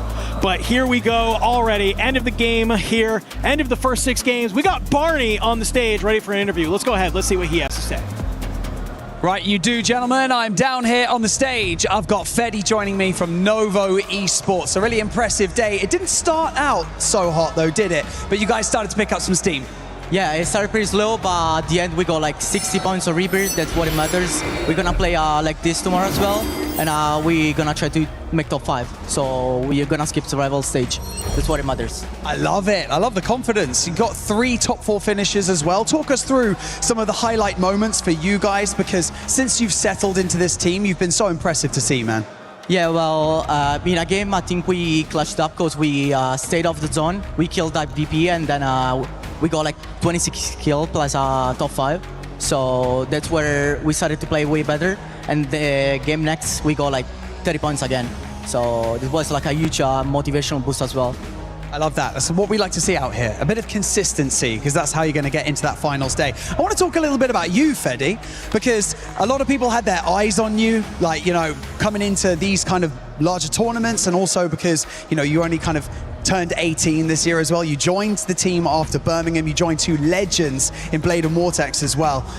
Tell us how it's been fitting into the dynamic of this team, and also feeling like you might be the missing link that's making this team now absolutely pop off on the main stage. Yeah, well, it was not good because I didn't play for 2 years. I started to play Warzone like at 15, but I didn't play for 2 years because I wasn't 18. And now I'm happy because I can finally show up. And that's my second LAN. International, we played Atlanta really good, and now we're gonna play WC really good. And how does it feel to play alongside Blade and Vortex, two legends of the game? Well, really good. I'm playing really good with Vortex. We have a nice trade as well, so I'm just liking it. We're just playing really good. Having a good time out here on the EWC stage. Freddy, thank you so much for joining me in this interview. Really appreciate it. He's gone. Don't worry about it. We're going to head back to the studio to talk about what we just saw in those first 6 games.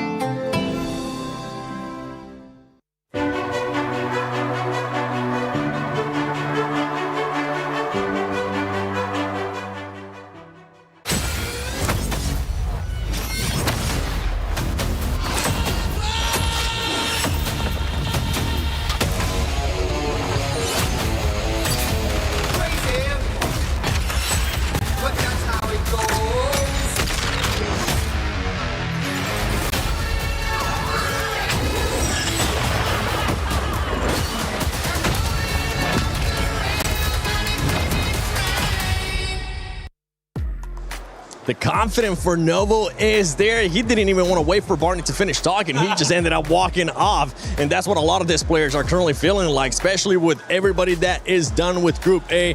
I'm here with Miles, Gush, Shift, and myself, the 7WG. Honestly, let's start off with the top. Twisted Minds. What an impressive day today, Shift. Yeah, and consistent across every single map. That's the thing that certain teams don't have in their back pocket that Twisted Minds is now showing us.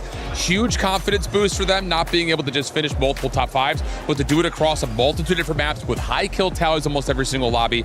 They're looking strong. They haven't done this in a while, guys. I know the land buff is real for this team. I think a lot of folks expected them to show up in this way, but this is a really big deal for a team like this who still kind of had a lot to prove, even though they were defending champions. Making roster changes this late in the game, it's working. Hey man, they're like that potpourri at grandma's house. That smell is just everywhere. Ooh. Everywhere. Gosh, you were actually telling me before we came on live that one team that has impressed you so far today when we're talking about consistency is none other than VP. Yeah. Yeah, Virtus Pro is a really interesting team because traditionally speaking, throughout the course of this entire series, they've been a very high caliber slaying team. Placement-wise has been frankly brutal to watch sometimes. They'll pick up like 15, 16 kills, but not even get a multiplier at all. They'll die in the first like 6 teams, right? And so to see them win 2 games in group stages, it is group stages. I want to kind of bring everybody back down to ground level. They got a lot more work to do, but Virtus Pro is looking good. They're slaying out and they're getting placements. Yeah, top 5 right now, I think, in total team kills, which is right to your point. But that's kind of the thing, though, you know, as much as placements don't necessarily make the biggest of difference right now because you're just fighting to get out of pools, it is good to know that you can win and you can do it on multiple maps. I'm going to go back to my hot take, 7. Wait, which one? I feel like you have had multiple today. I'm still standing on the Ravens right now. 2 miserable maps to finish off their last 2, slips them down the standings. They are still top 4. They're going to make it into a worst of survival stage, but I'm still standing that Ravens are going to be on the bubble to make it to the instant playoffs after tomorrow. Okay, I kind of want you to double down on this. By the way, for everybody watching, this is the standings after the 6 matches that we have had today. I'm going to put you on this spot. Do it. I have to Shift. Ravens, do they end up making it top 5 tomorrow? Yes or no? No. Okay. Can I just say, I love Shift. I love the hot takes, and I think it's a fair take to see them not dominating like they have. You got to remember, they land with Twisted Minds in 2 out of 3 of the maps. The fact that they're top 4 right now is pretty dang impressive, given how much Twisted Minds is also doing well. Still, a little bit different than online. Well, a couple of wins for them. I mean, Ravens, I'm with you, man. And also, Chef, for your sake, I'm glad that the French crowd can't hear us right now. This is beautiful for me. We're going straight out to the internet. Yeah, I'm kind of glad that there's nobody behind us right now. It's probably going to get worse. But as we're looking here at the second page, we see those bottom 3 teams. Yeah, this is a big deal. Oof, indeed. I mean, the biggest deal about this is that at least H1 FaZe Clan and First Squad can go back to the lab before tomorrow. First Squad is kind of in the trenches right now. You need some meteoric games tomorrow to have even a chance. But H1 is still well within striking distance. They may need to change up some drop spots or maybe just be a bit more consistent. I don't know. Yeah, for First Squad, 19 points. It's tough. Yeah, First Squad out. I think they can add that to the back. That tells you that we're getting a kill, and if we're really lucky, we're getting within the top 10. That's the very best you're seeing there. So for those guys, a mid to late game adjustment could change it for them. But, I mean, the other big note on this page, too, Eclectic has actually been crushing it in the onlines, especially in scrims recently. And you see them on the second page here is a bit surprising, at least for me. Really tough first 2 drops, though, Goach, on top of that. I mean, they had a 16th with 1 kill. Yeah. But everything else beyond that has been 10-plus eliminations, and the last 2 maps in particular have been top 8. So they're trending, the right direction. It's going to be a stretch for them to get to top 5, but they should be out of the survival. Well, Novo, I agree. And Novo on screen now, Fede, we had a great interview with him. The kid's cracked, okay? There's no debating it. It has taken this team a little while to get warmed up, but today, they look mighty warm here, Seven. I mean, at the end of the day, when you're averaging top 5 every game in the first 6 rounds, you've got to be feeling amazing for tomorrow. Yeah, and Miles, kind of we're talking about setting the tone for today, right? I feel like for some of their squads, maybe the pressure was getting to them or the pressure wasn't getting to them, and you can kind of see that with Novo. With Novo, they were sounding so confident at the end. That's a young man speaking with the wisdom of a much older player there. I mean, surrounded by legends certainly helps, but when we envy the youth, but we don't envy being old. But now there's the wisdom there, man. Truly a very, very special thing. And again, looking confident in game, marking their territory. They were looking really strong in and out. And that's the sort of thing you want to be seeing throughout the tournament for them. So excited to see how the rest of the tournament goes for those boys and the longevity of a career. Absolutely. Yeah. For Novo, really, it's just get to the lab on Haven's Hollow. They were fine everywhere else. They talked about the rebirth boost that they were able to find in maps 2 and 3, or 3 and 4 rather. They just need to go back to the lab, figure out what they're doing on Havens. They're going to be fine. And for tomorrow, after what we have seen so far in this first 6 games, especially for Group A, we do have Group B coming up. So for everybody watching, don't worry, we have some fun segments that we're going to be doing here. And if at any moment you want to share some stuff with us, make sure you use that hashtag EWC and hashtag EWC26. But let's keep talking about Group A here for a little bit, because we saw the tone being set by Twisted Minds. And boy, did they end up setting that tone. If you're one of those teams towards the bottom, right, and we're looking at a team being able to end up with just 19 points, you're going to be looking to throw everything in the kitchen sink tomorrow. It's a tough group to play in. I'm going to be honest. Just making it to this stage is impressive. So even for a team at the very bottom of our leaderboards, they did have to battle through their regional qualifiers. Unfortunately, the regional qualifiers are nothing compared to what we're seeing here,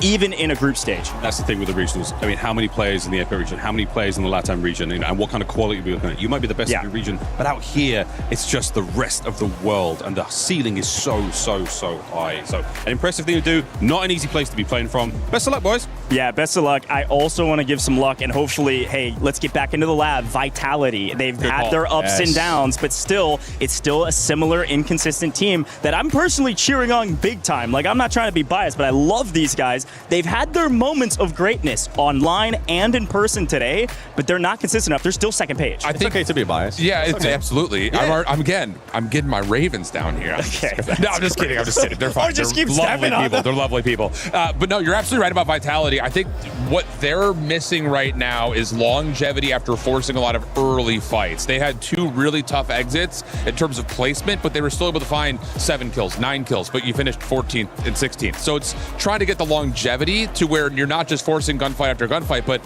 let's be a little bit more measured and make sure we can at least survive, and we'll find fights later. I mean, from the bigger picture as well, I want to see Smit in the running. Oh, man, this story. To try to find another win with a totally different roster as well. For me, that is what I want. I mean, biases aside, I'm here for a good, clean fight. I want a little bit of rivalry. I want to see those guys go at it in the finals. It's worth bringing up the exact same storyline for another player, Aiden. I know the roster change it was made much earlier in the process leading into this series, but at the same time, it's still Aiden technically getting dropped. They wanted to go a different direction, and Gingy's kind of popping off. Popping. Especially the last 2 matches. Oh, yeah. I mean, we were keeping an eye on them. We're like, okay, they're starting a little bit slow, but then it was everybody from that squad that actually started popping off. Yeah, first and second back-to-back, and kill tallies have been consistent even no matter what their placements have been. So, like, again, it's just like day number 1 is all about, like, let's set our checklist and see who's marking the boxes in the right ways. And so far, our top 5 teams have largely been able to do that. Yes, there are a couple of things that might not be perfect, but they're still feeling each other out on land. And yeah, absolutely right. Genji, hide kills, crushing in terms of being able to find good point tallies. Oh gosh, I know you're gonna be casting the next Group B. Yeah. And we're gonna give you a bit of a sneak peek of what's gonna be coming in Group B, because when you were trying to say, I'm not trying to be biased, but I'm gonna be biased as heck when we go to Group B, because I want Falcons to be able to. I want to see Soka to just show that personality and for them to start off hot. What are you gonna be looking for in Group B? I think they put out the caster prediction somewhere, and I put Falcons as well. My boy. At the end of the day, this is the. Oh yeah, I got you. At the end of the day, here's the hard part about Warzone. We always say anybody can win. It's always possible. Any team can come out on top. But for the Falcons, they got a little bit better chance than everybody else. Their win percentage is nearly infallible, especially on LAN. This year, it is infallible. They have not lost a LAN yet at this entire World Series, or this entire Resurgence Series competition. Birmingham, Atlanta, they were near perfect. They're trying to stay perfect in today's competition as well. I often get asked the question, hey, how do you describe Warzone? How do you describe competitive BRs to people? I'm like, okay, here's what you do. You take a laundry machine, you take a bag, you fill that bag full of cats, and you put those cats inside there, and you turn it on, and you create this insane cycle. Then you take a brick, and you add a brick to the mix. And at the end of it, we find out, are you a cat or are you a brick? The Falcons have been a brick for the longest of time. Now, I know, folks, that was a really horrible analogy. I know it was a very graphic analogy, but I'm not wrong. You just reminded me that I need to do my laundry, so thank you, Miles. I appreciate Are you a brick or are you a cat? A team that was definitely not a brick today is none other than VP. Thank you so much, boys. I think we have an interview with none other than VP. Well, Miles, I can definitely tell you I'm a brick right now, all right? Now, I got the boys with me here. It's VP. We got the whole couch. Lace joined with me as well. Taking me away from that desk. They're scary. I mean, exactly, right? You hear how they talking over there. They are unhinged. Now, we're hanging out with the boys, man. VP, how are you feeling with your performance today? Going down the line, we got Destroy, we got Grimy, we got Adrian. But Adrian, I want to talk to you real quick before you pass the mic on over. I got a chance to chat with you before. How proud are you of you guys' consistency and performance going into the first set? I'm super proud. We went in there, going fully with comms, trying the best that we could possibly play. I'm super excited. I'm super proud how we played, if I'm being completely honest.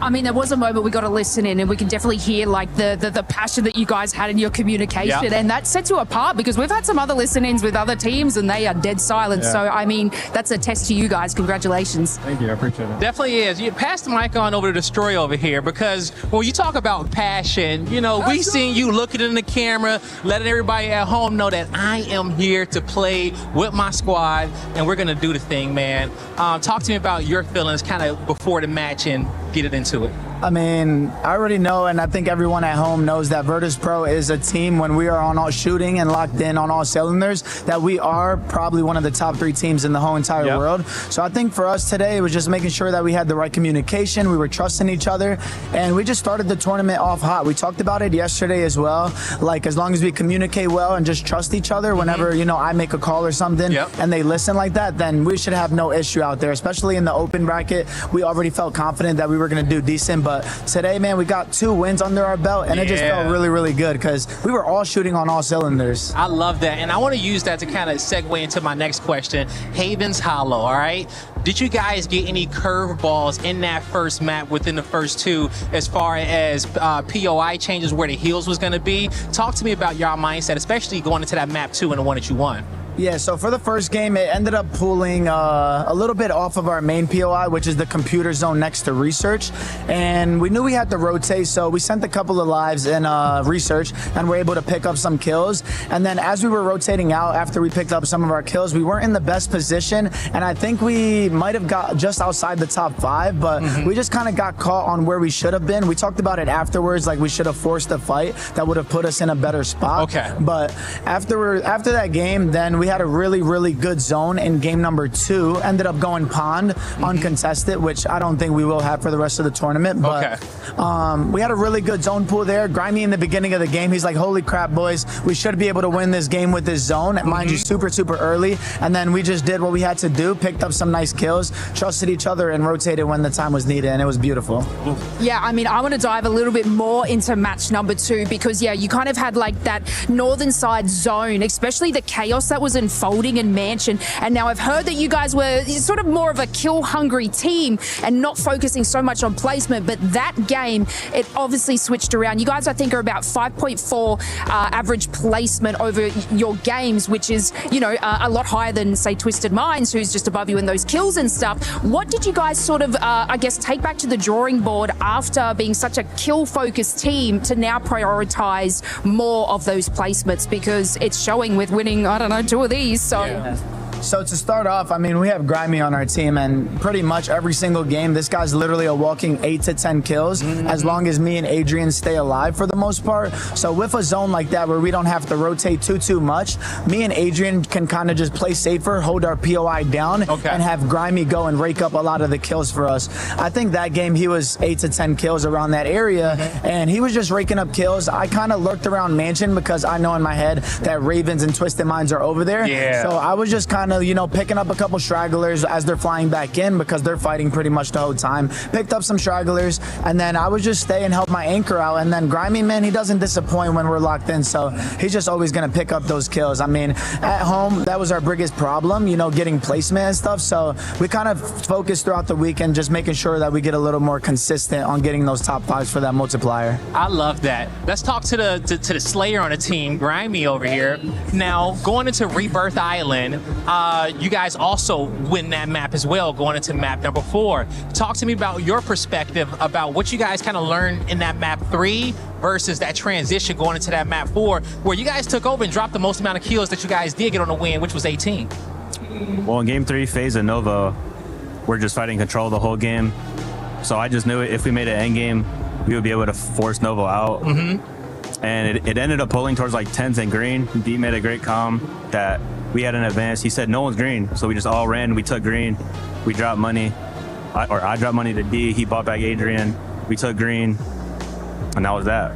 That was that, man, right? It's just that easy. That easy, home free to the victory, you know? But one thing I love about you guys is I can tell that you believe in each other. When those call-outs are coming in and throughout the mic, you guys are just, it's calming your nervous system down. You're like, hey, D made the call. We're going to go with that. We're going to hold off right here. Grimy's feeling confident. Let's ride this out. Like, Adrian, does that, you know, alleviate some pressure off your gameplay when you're hearing your teammates like that? Absolutely. I mean, Destroy's kind of, you know, saying what's going on. We have an advanced UAV, like Grimy said. He's looking for those free rotations. And Grimy, you know, he's playing the kills. I think they both took like a super crazy 1v1, and they both won the 1v1. So that kind of set us up right there. And I mean, if Grimy's slaying, you know, I'm going to try my best to hype him up. And same for D. Like, they're both super individually talented. And you guys hang out like outside of games or something, because like, you know, to form the communication, you know, like I just imagine some teams doing like trust exercises and stuff like that. Are you guys like pals like outside of competition?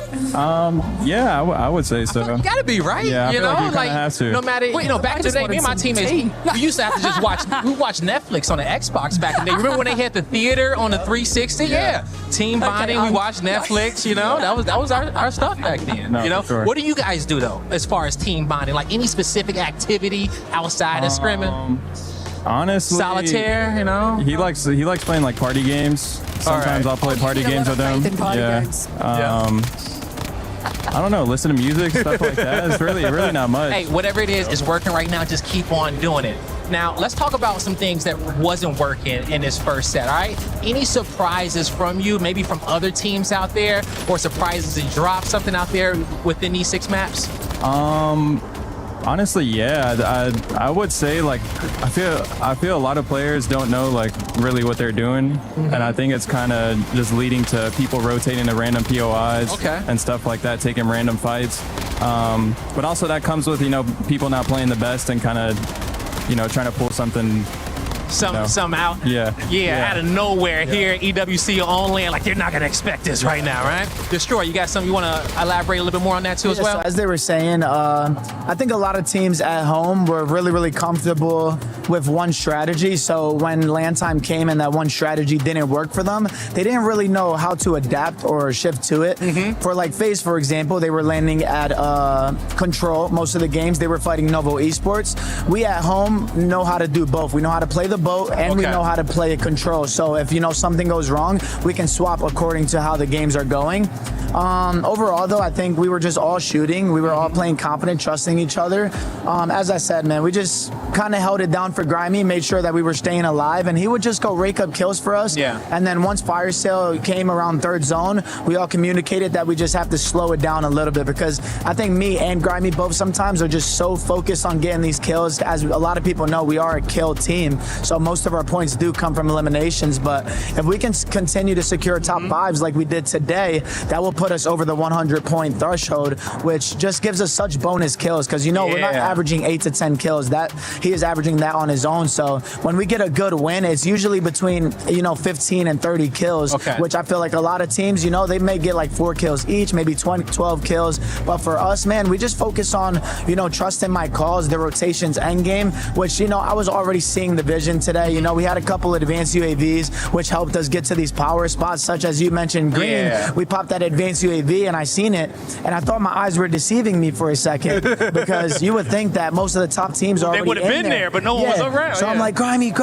let's go. And he, no hesitation, won a critical one. I won one. Then we go over there, as he said, we rezzed Adrian, and then we at that point you just end up letting the game play how it plays out, because the zone ends up popping back towards Control. I have the smoke grenades. I call, yo, let's go. We all triple. We're just moving as one. So we were just moving beautiful as a team. We're all communicating. I don't have to repeat myself numerous times. They're just all next to me, and the trust was just there today, which I think is the most important thing as an IGL, having your teammates trust you. VP had a plan and it was executed perfectly. Oh my God, to the T. All right. Now, last question here, quickly, Grimy. I gotta ask you, because I know you're a straight shooter, and you're gonna tell it how it is. Going into the next group, who's the team to watch out for in that group going into it? I know probably some people say Falcons. Any surprises in that group? Definitely G2. G2. Definitely okay. G2. All right, you heard it here from Grimy. Watch out for G2. And folks, that's going to do it for me and the boys of VP. Yo, guys, congratulations on y'all consistency. The tournament's still going, but great start to day 1. All right, that's going to do it for us on the couch at the pit stop. Back to y'all.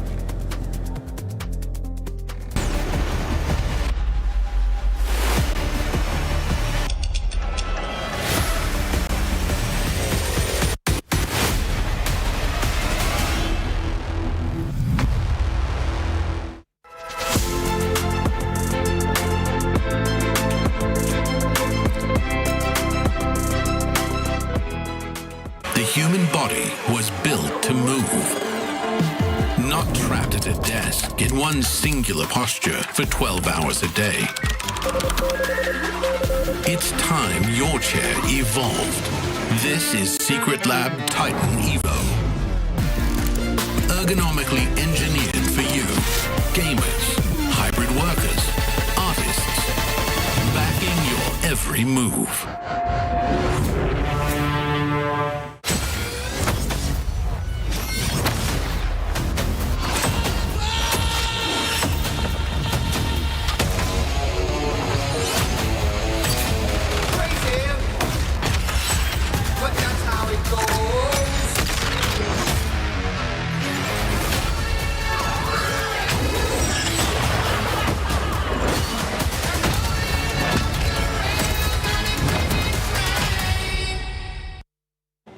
For the first time ever, nations will compete across 16 titles over 4 incredible weeks, all in the pursuit of one championship. This is your chance to stand behind your country, celebrate your players, and witness history from day 1.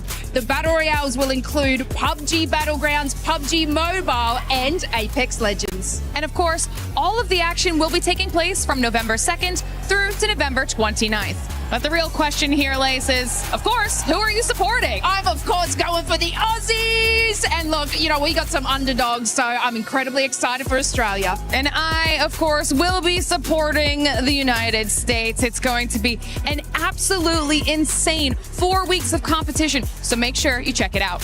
Head over to esportsnationscup.com and buy your tickets now. Katie, I feel like we kind of got off to the wrong start when we first met in Paris. She called me her little dog. On a compris que t'es américaine. On a compris. So that's why I'm super excited that we get to have a traditional French meal. Oh, bonjour. Bonjour. Bonjour, mesdames. Merci beaucoup. You're welcome. Merci. Avec plaisir. Oh, I know some of these words. Okay, like 6 huîtres. It's like one of the best things that you can have as a starter. Yeah, that sounds good. Yeah, and you can have 6 of them. Oh. Exciting. 6, 7. Oh, God. Oh, wow. Enjoy. Nice. Merci beaucoup. Avec plaisir. Merci. You take it with your hands like that. Okay. Okay. Yeah. Then you can have that lemon. You Okay. can squish. I will do it for you. I'm okay. Are we okay here? I'm okay. And then you... And here we go. Viva la France.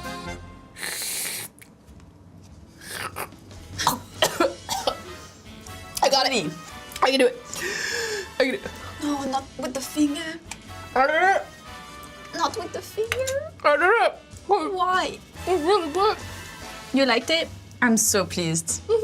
Maybe one more. Okay. Oh.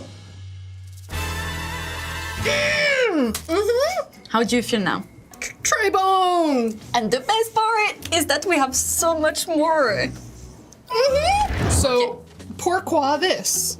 This is like a type of bluish cheese, and you also have jam with it. This cheese looks like it has a little something growing on it. That's the ones that are the most powerful.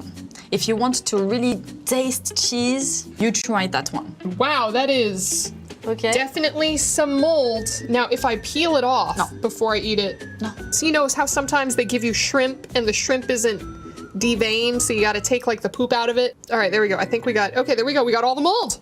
Bon appétit! Oui, à la tienne.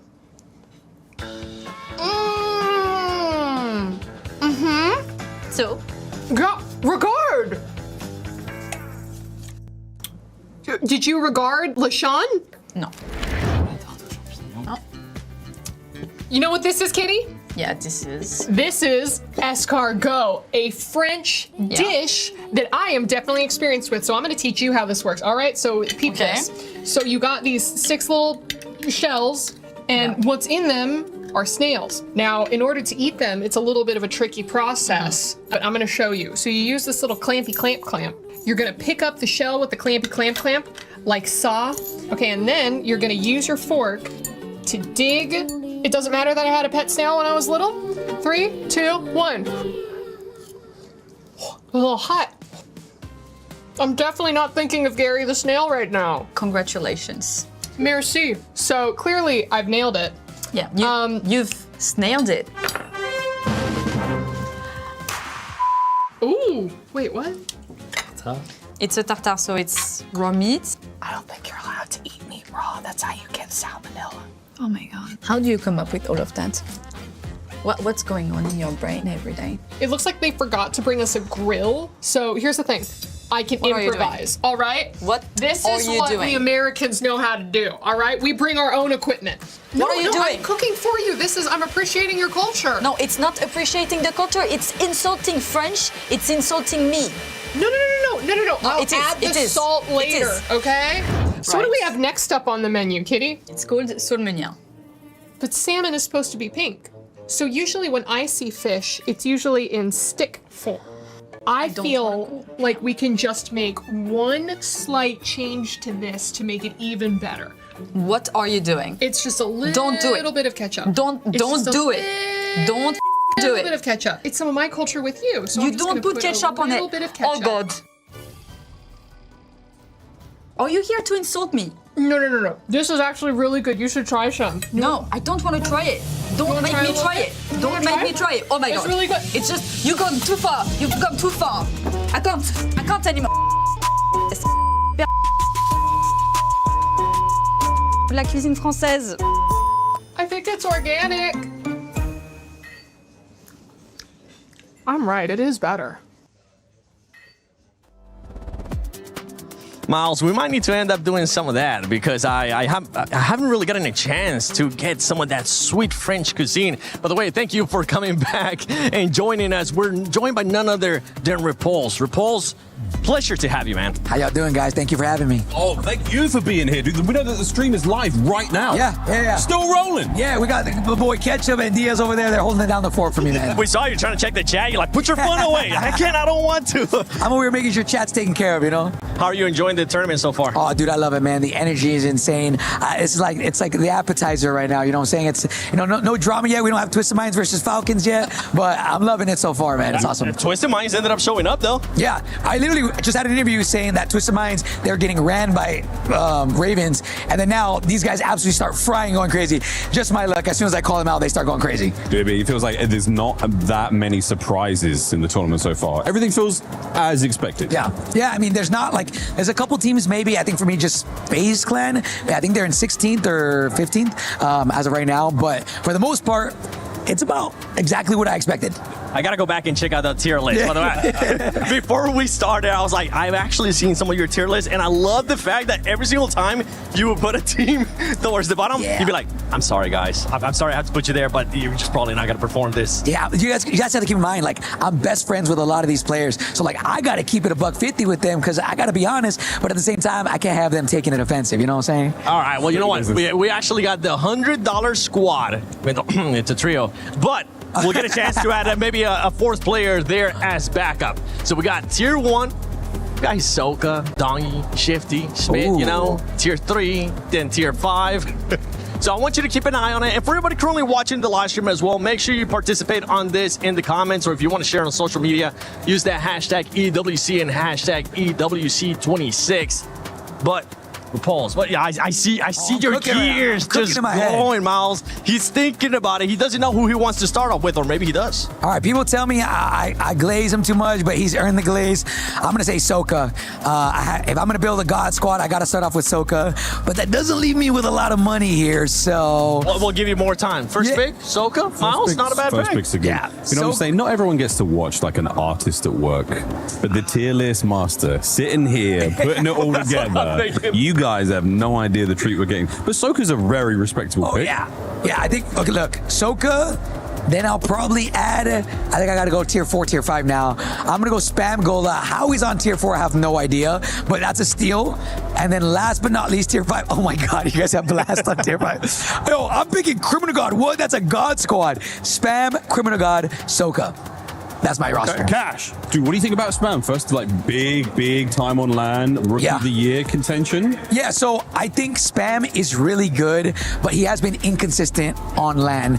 I talked to all the Rookie of the Years. I said, look, your guys' I think accolades is how you say it, they're so close together that honestly, Rookie of the Year is going to come down to this event. Whoever performs here, we have Sariel, who did really good in both LANs. Honestly, I think he's my contender for Rookie of the Year.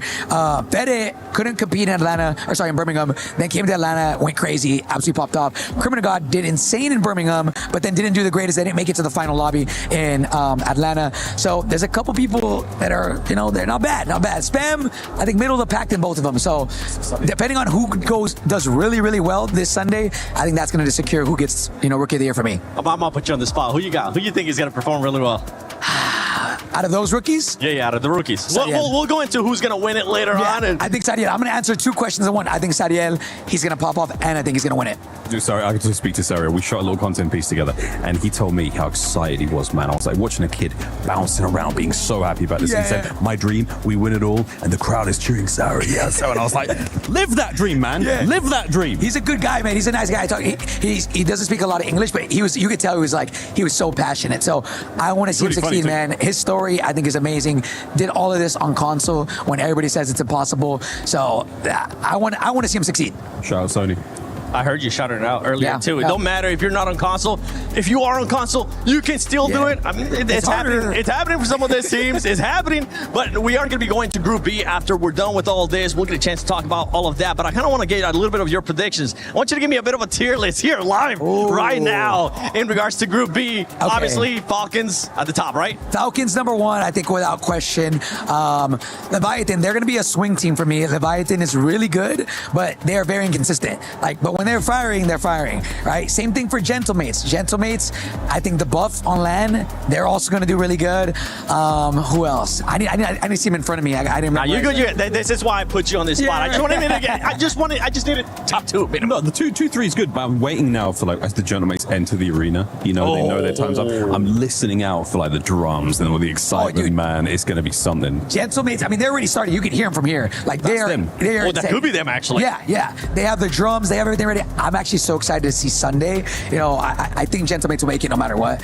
But them on Championship Sunday, oh my God, that's going to be crazy. It's so nice to have a French tournament. We've got big teams like Vitality. We've got Gentlemates bringing it. The fans are going to be so excited. And for the French players as well, there is nothing like playing in front of a home crowd, like a true home crowd, friends and family in the arena, how special this is for so many players, man. It's incredible. Yeah, I mean, dude, I was talking to Diaz about it, and this is off camera. We're just hey, who do you think could be the underhorse here? Who's who could, pop up? Yeah. And he's my prediction is he thinks the French team is going to win this. Not just because of land buff, but because all 3 of the French teams have actually done really, really good recently. So I'm going to give a shout out to EU. Y'all been cooking. I just want to say that all year, EU has been slept on. Even last year, World Series of Warzone, they put a name for themselves out there. They did it better than literally the majority of all the NA teams. And they've continued that, man. They're doing really good. I'm not going to say they're the best right now, but EU is actually frying. But Enigma's back there somewhere. We have seen teams take advantage of there being their hometown just bump, right? And I'm pretty sure that's going to end up happening here too. But Frank, okay, all right. You have Falcons. Wait, do you want to answer? Have you answered yet who you actually think is going to end up winning everything, or do you want to just save it? I can say it. Oh, I say it. Brother, look straight at the camera and tell us. The team that's winning, I hope you guys know they say have the worst jinx in all of the world, All right, the team that's going to win is going to be the Falcons. I think you're crazy if you don't believe that. They've won both of the events. I will say the Shumat Fortunes keep getting added to the mix. It's been a little, it's added inconsistencies to not just Falcons, but all the teams. So I still think out of any team, it's going to be them. You need a map pool. You need a deep map pool. I think I put 11. 11 games. 11? 11 games. Yeah. Prediction. I ended up picking Falcons. I wasn't ballsy enough to actually pick the map, but if it does end up happening, we'll go find you. All right, let me know. My boy. By the way, for everybody that might not be familiar with you, right, because we're here at EWC, let them know where they can find you. Yeah, you can find me over on twitch.tv/repulse or Twitch or YouTube.tv or .com/ or at repulse. I don't even know. Repulse, REPULLZE on all socials, man. There you go. Well, I'll look it up later on, too, whenever we're talking about the Group B, and I'll give you a shout out as well. Thank you so much for joining us, brother. Of course. As we're getting ready for Group B 2 stars, so stay tuned for that.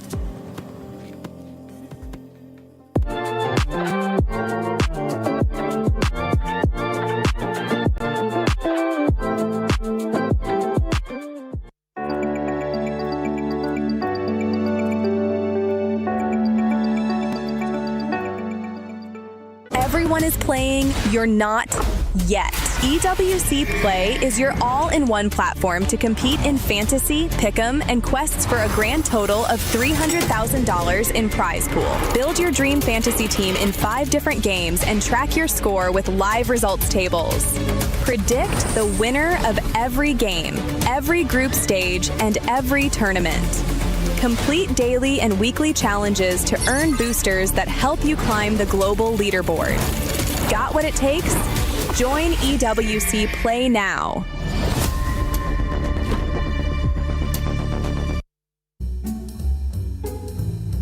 All right, what is up? I'm Thiefkill. This is Scum in the Night. We're with AGAL. We're out here in Paris for EWC. And I want to show the boys a little bit of something, some local food. We're going to try a little something here.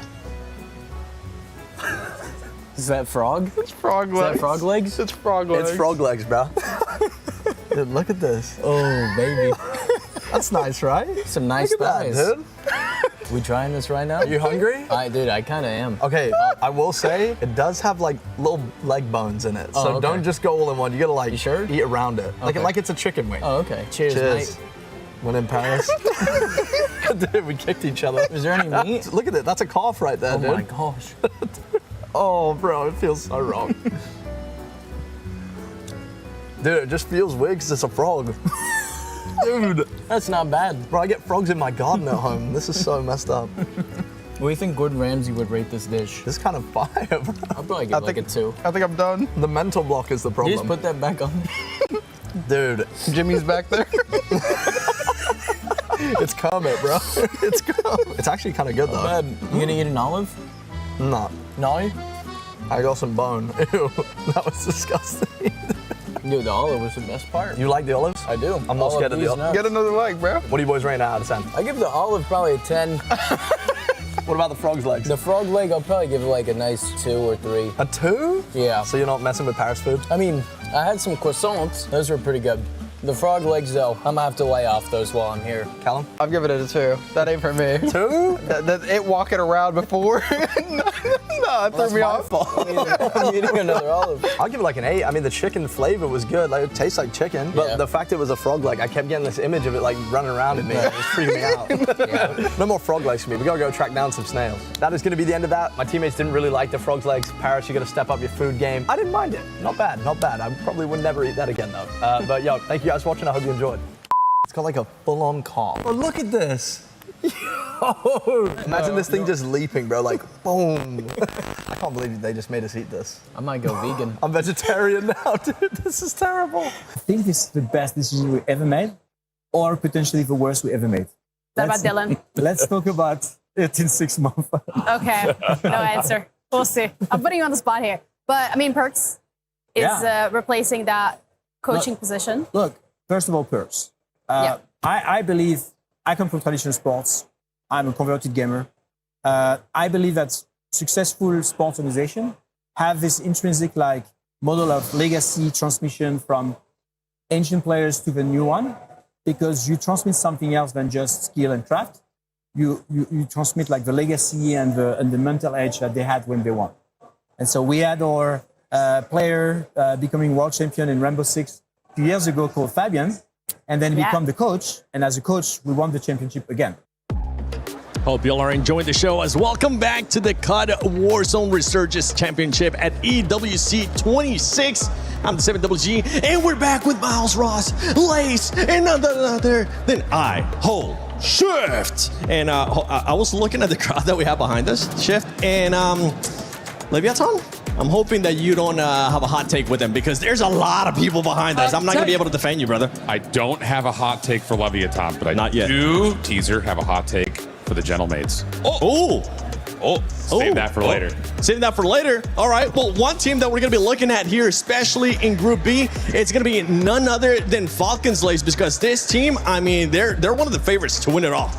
I mean, that's crazy. Who are the fat? No, I mean, this team.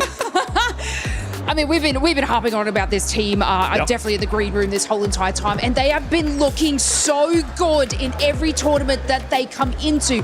Not only that, obviously they got to get some of those club championship points as well. So they're going to be coming in with obviously a mission and a half. I obviously said at the start, you know, I'm kind of putting Twisted Minds against Falcons in that sort of storyline, and I mean Falcons do have like 141 points to catch, but I do believe that this is the team that's going to be able to do it. It's exciting to see as well as the group starts. Obviously, Twisted Minds have delivered the goods. We've seen a little bit out of Vitality, so now we have our trifecta, our winners from last year. Everyone's finding that success. All we have to see now is the Falcons come out on top, and once we do, we're in for a good run in that finals of the tournament. And the thing is that you just mentioned it too. They're going to have a little bit of extra pressure when it comes to the club championship, because right now, Falcon fans, I'm sorry, but I don't know if you're going to be able to trip it here as we're looking at Group B. Do you want to go with the gentleman's take already, or do you want to wait a little bit? Let's savor it. All right, well, I'm going to be looking at G2, okay? I just had a conversation with VP. Now, G2, I wouldn't slate them as underdogs, but I would put them as underdogs under Falcons. And this team is going to be exceptional. And I mean, top fragger anxiety. Let's hope they don't get a bit of anxiety at so I'm going to leave the stage. I'm so sorry, everybody. But this is going to be another team that you need to keep your eyes on besides Falcons. I've got G2 finishing top 3 in this group. I love that call out of you. Thank you. I'm down for fun. And I'm down for fun, but I'm down for fun. Because Juju is a beast, and I had a wonderful time with him in the content shoot, and the confidence is there, the capability is there, so I'm running with those boys. And for everybody watching, don't forget to do your EWC play at Pick'ems right now. If you want to, just scan that QR code that just went away. If you want to bring it back, feel free to bring it back. But you'll be able to win some prizes if you do end up getting it correct. Maybe some money too. A lot of cool stuff. Just check out the EWC app. And while you're at it, don't forget, share stuff on social media. Use that hashtag EWC and hashtag EWC26 because I want to see if we can maybe find something that we can showcase. I got lots of cat pictures after my analogy from the previous segment. Lots of cat pictures. You gotta send me some so we can maybe I try will to put share it on them. the I show. will share them. Friend on social media delivered about 4. Why did no one show you any brick pictures? Because not a lot of bricks out there in the world. The bricks are down there, and we're gonna find out who they are. We got the bricks at the start with the air ball. Sorry, I had to. No, that would have been better if I had a brick. Would have been way better. This guy balls. This guy would have been bricks. so much better if it was a brick. I'm gonna let you savor that hot take that you had even longer. Okay. Because we are getting ready to start Group B. So why not? We waited long enough. Let's get started. I had such a good.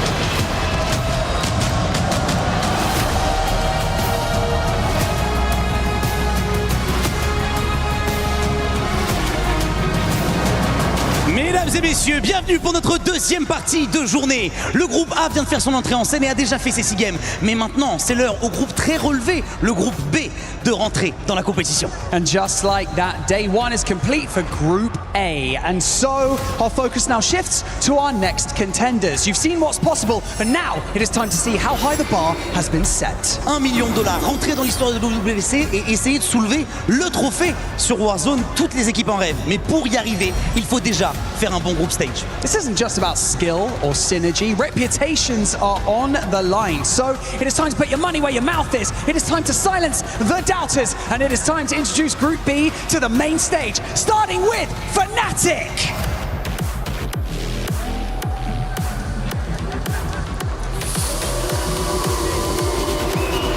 AGL!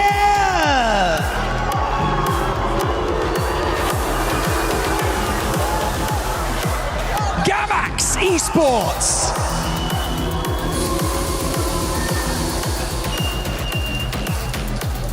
Forfun Esports.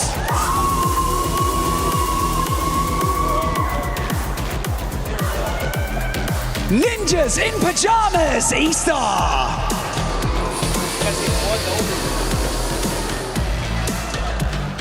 Godlike Esports.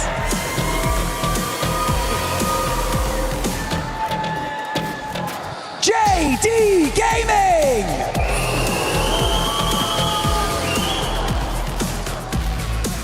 The Vicious Esports.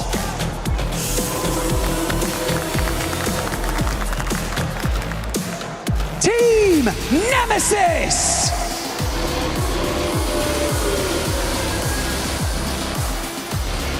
New Icon.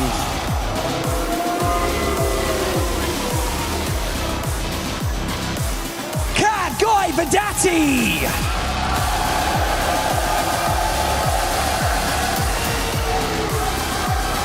Leviathan.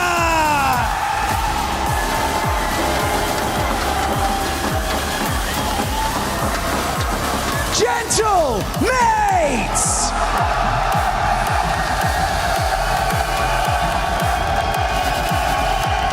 Team Arcade.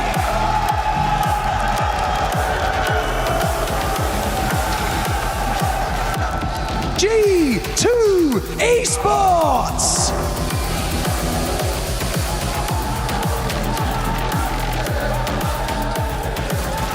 And finally, your reigning club champions, Team Falcons.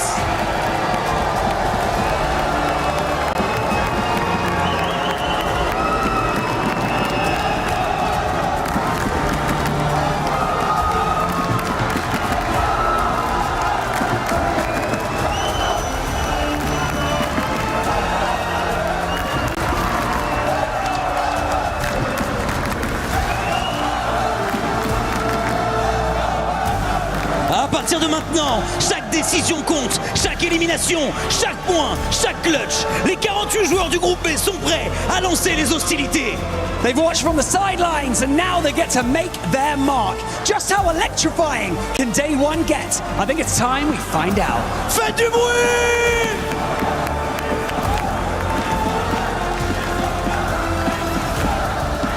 All right, it's Group B time on day one, Warzone Resurgence Series Championship. I'm Goj, I've got Seymour next to me, and we got a chance to see all of our players walk in. Feels like a brand new start to a brand new day, but we've been out here a couple hours, Seymour. How the heck you feeling, man? I mean, Group A was on fire. I mean, you couldn't ask for a better start to the Warzone Resurgence Series Championships here at EWC, and for Group B, this one's going to be a ride. I think a roller coaster, because everything shaped up the way that we thought for the most part in Group A. Group B, a little bit more tight-knit, a little bit more opportunity for upsets and some dark horses to take the light. Yeah, this is a really big moment for a couple teams to really step up and show who they are on main stage. This is almost feels like a given at some level for the Falcons. They still have something to prove, I guess, if you've never heard of them. Besides them, though, somebody like the Gentlemates, they've got the loudest crowd here by a mile now. You heard the boos for every other team besides the Gentlemates, but they have a lot to prove at home on main stage with a lot of people watching. A lot of expectations for a team that's frankly been struggling. It's one of the biggest stories of this group. Can the Gentlemates step up and step out right now? We got some crowds here for Leviathan. I loved it. We had a lot of cheering in the crowd for G2. I think that the one thing is for certain, Falcons aren't the ones that people are going to be cheering for today, and that is the big question in my mind, because we talked about how dominant this team has been.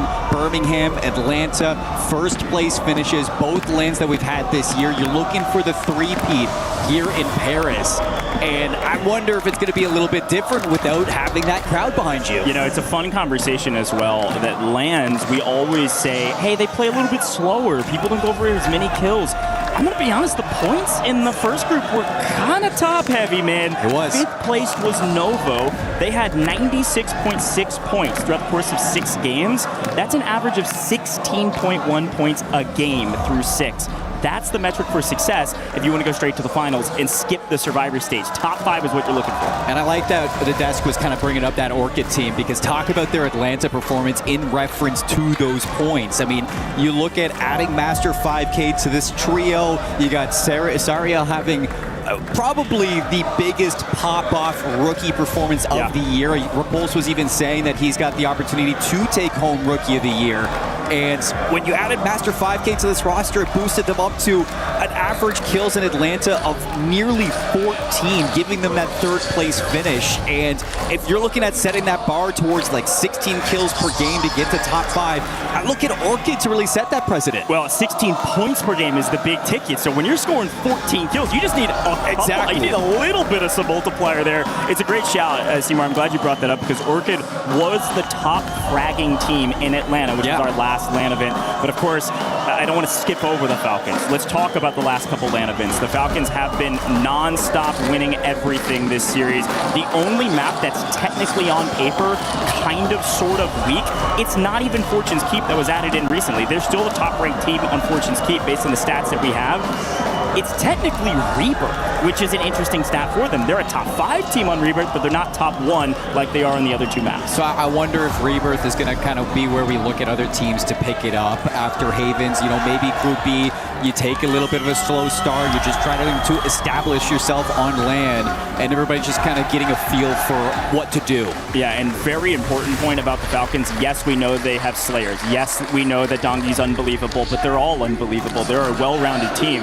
What's unbelievable is their placements. They are averaging, in Atlanta, they average just under 4.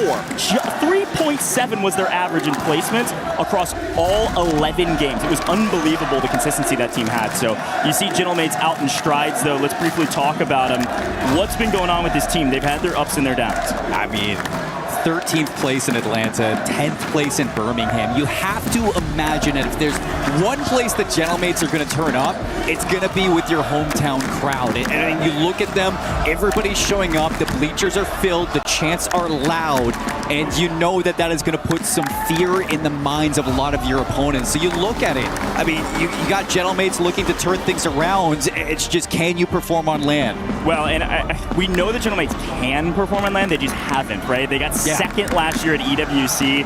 And so when you look at the Gentlemates, you know that they're fueled by their crowd, but they're also fueled by the hope of what they've done in scrims. I mean, Inkyo's popping 1v19s. I know we all saw that clip. And also in the most recent scrim, pop 21 kills by himself in one game. It was ridiculous. These guys have the firepower. It's about piecing them together when it matters most. And it really brings up the question, too, if you don't perform here in Paris, do you even see the Gentlemates together next year? Yeah. That is one thing that I'm sure this trio is wondering. It's just, what does next year look for us if we don't turn up in this tournament right now, especially when you have a lot of rookies on the rise, not just Serial, but this Leviathan team with Criminal God. Well, there's a lot of folks we should talk about, and you're right, 100%. There's a lot of roster questions up in the air, but this is still day one of a multi-day series. We've got a couple days of group stages, then Gentlemates are going crazy. I love those guys. Green suits are insane.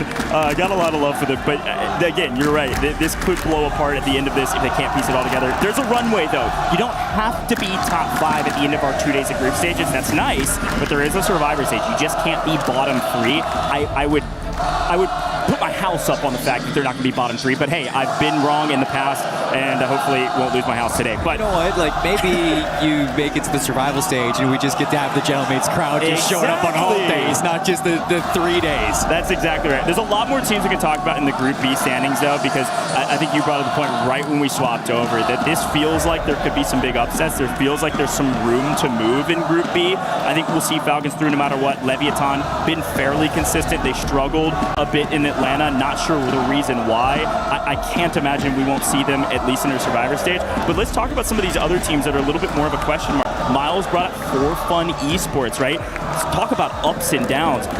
When the lobby's a little bit weaker, For Fun stomps everybody. It's not even close. They go through quals to get to the stage after not making it through Atlanta. They get second behind Vitality, but those two teams kind of ran away with it. Every time they've been trying to qualify for the other lands, they're stomping everybody that hasn't qualified yet.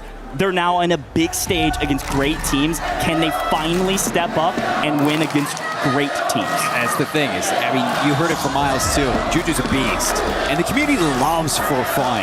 It's just, if you show up here in Paris, you kind of you turn up and you change that narrative for your squad. Anybody can show up on the day, and I think that's a great shout because I mean, this For Fun roster, when they are on, it is really hard to slow them down. So I'd like to see this For Fun roster. I think that there's other rosters too, like AG Global, or you look at the Vicious, New Icons, Fnatic, a lot of teams that in the Warzone Resurgence series, they didn't really get to go to Atlanta or Birmingham. So it's like you're getting new regions as well mixed into EWC that we didn't get to see on land, and I wonder if that changes a lot. 100%, man. We could talk ad nauseum about most of these teams here on main. While we wait for the players to get all ready, we've got some really cool content we want to show you, and you'll be able to see this first map in just a moment.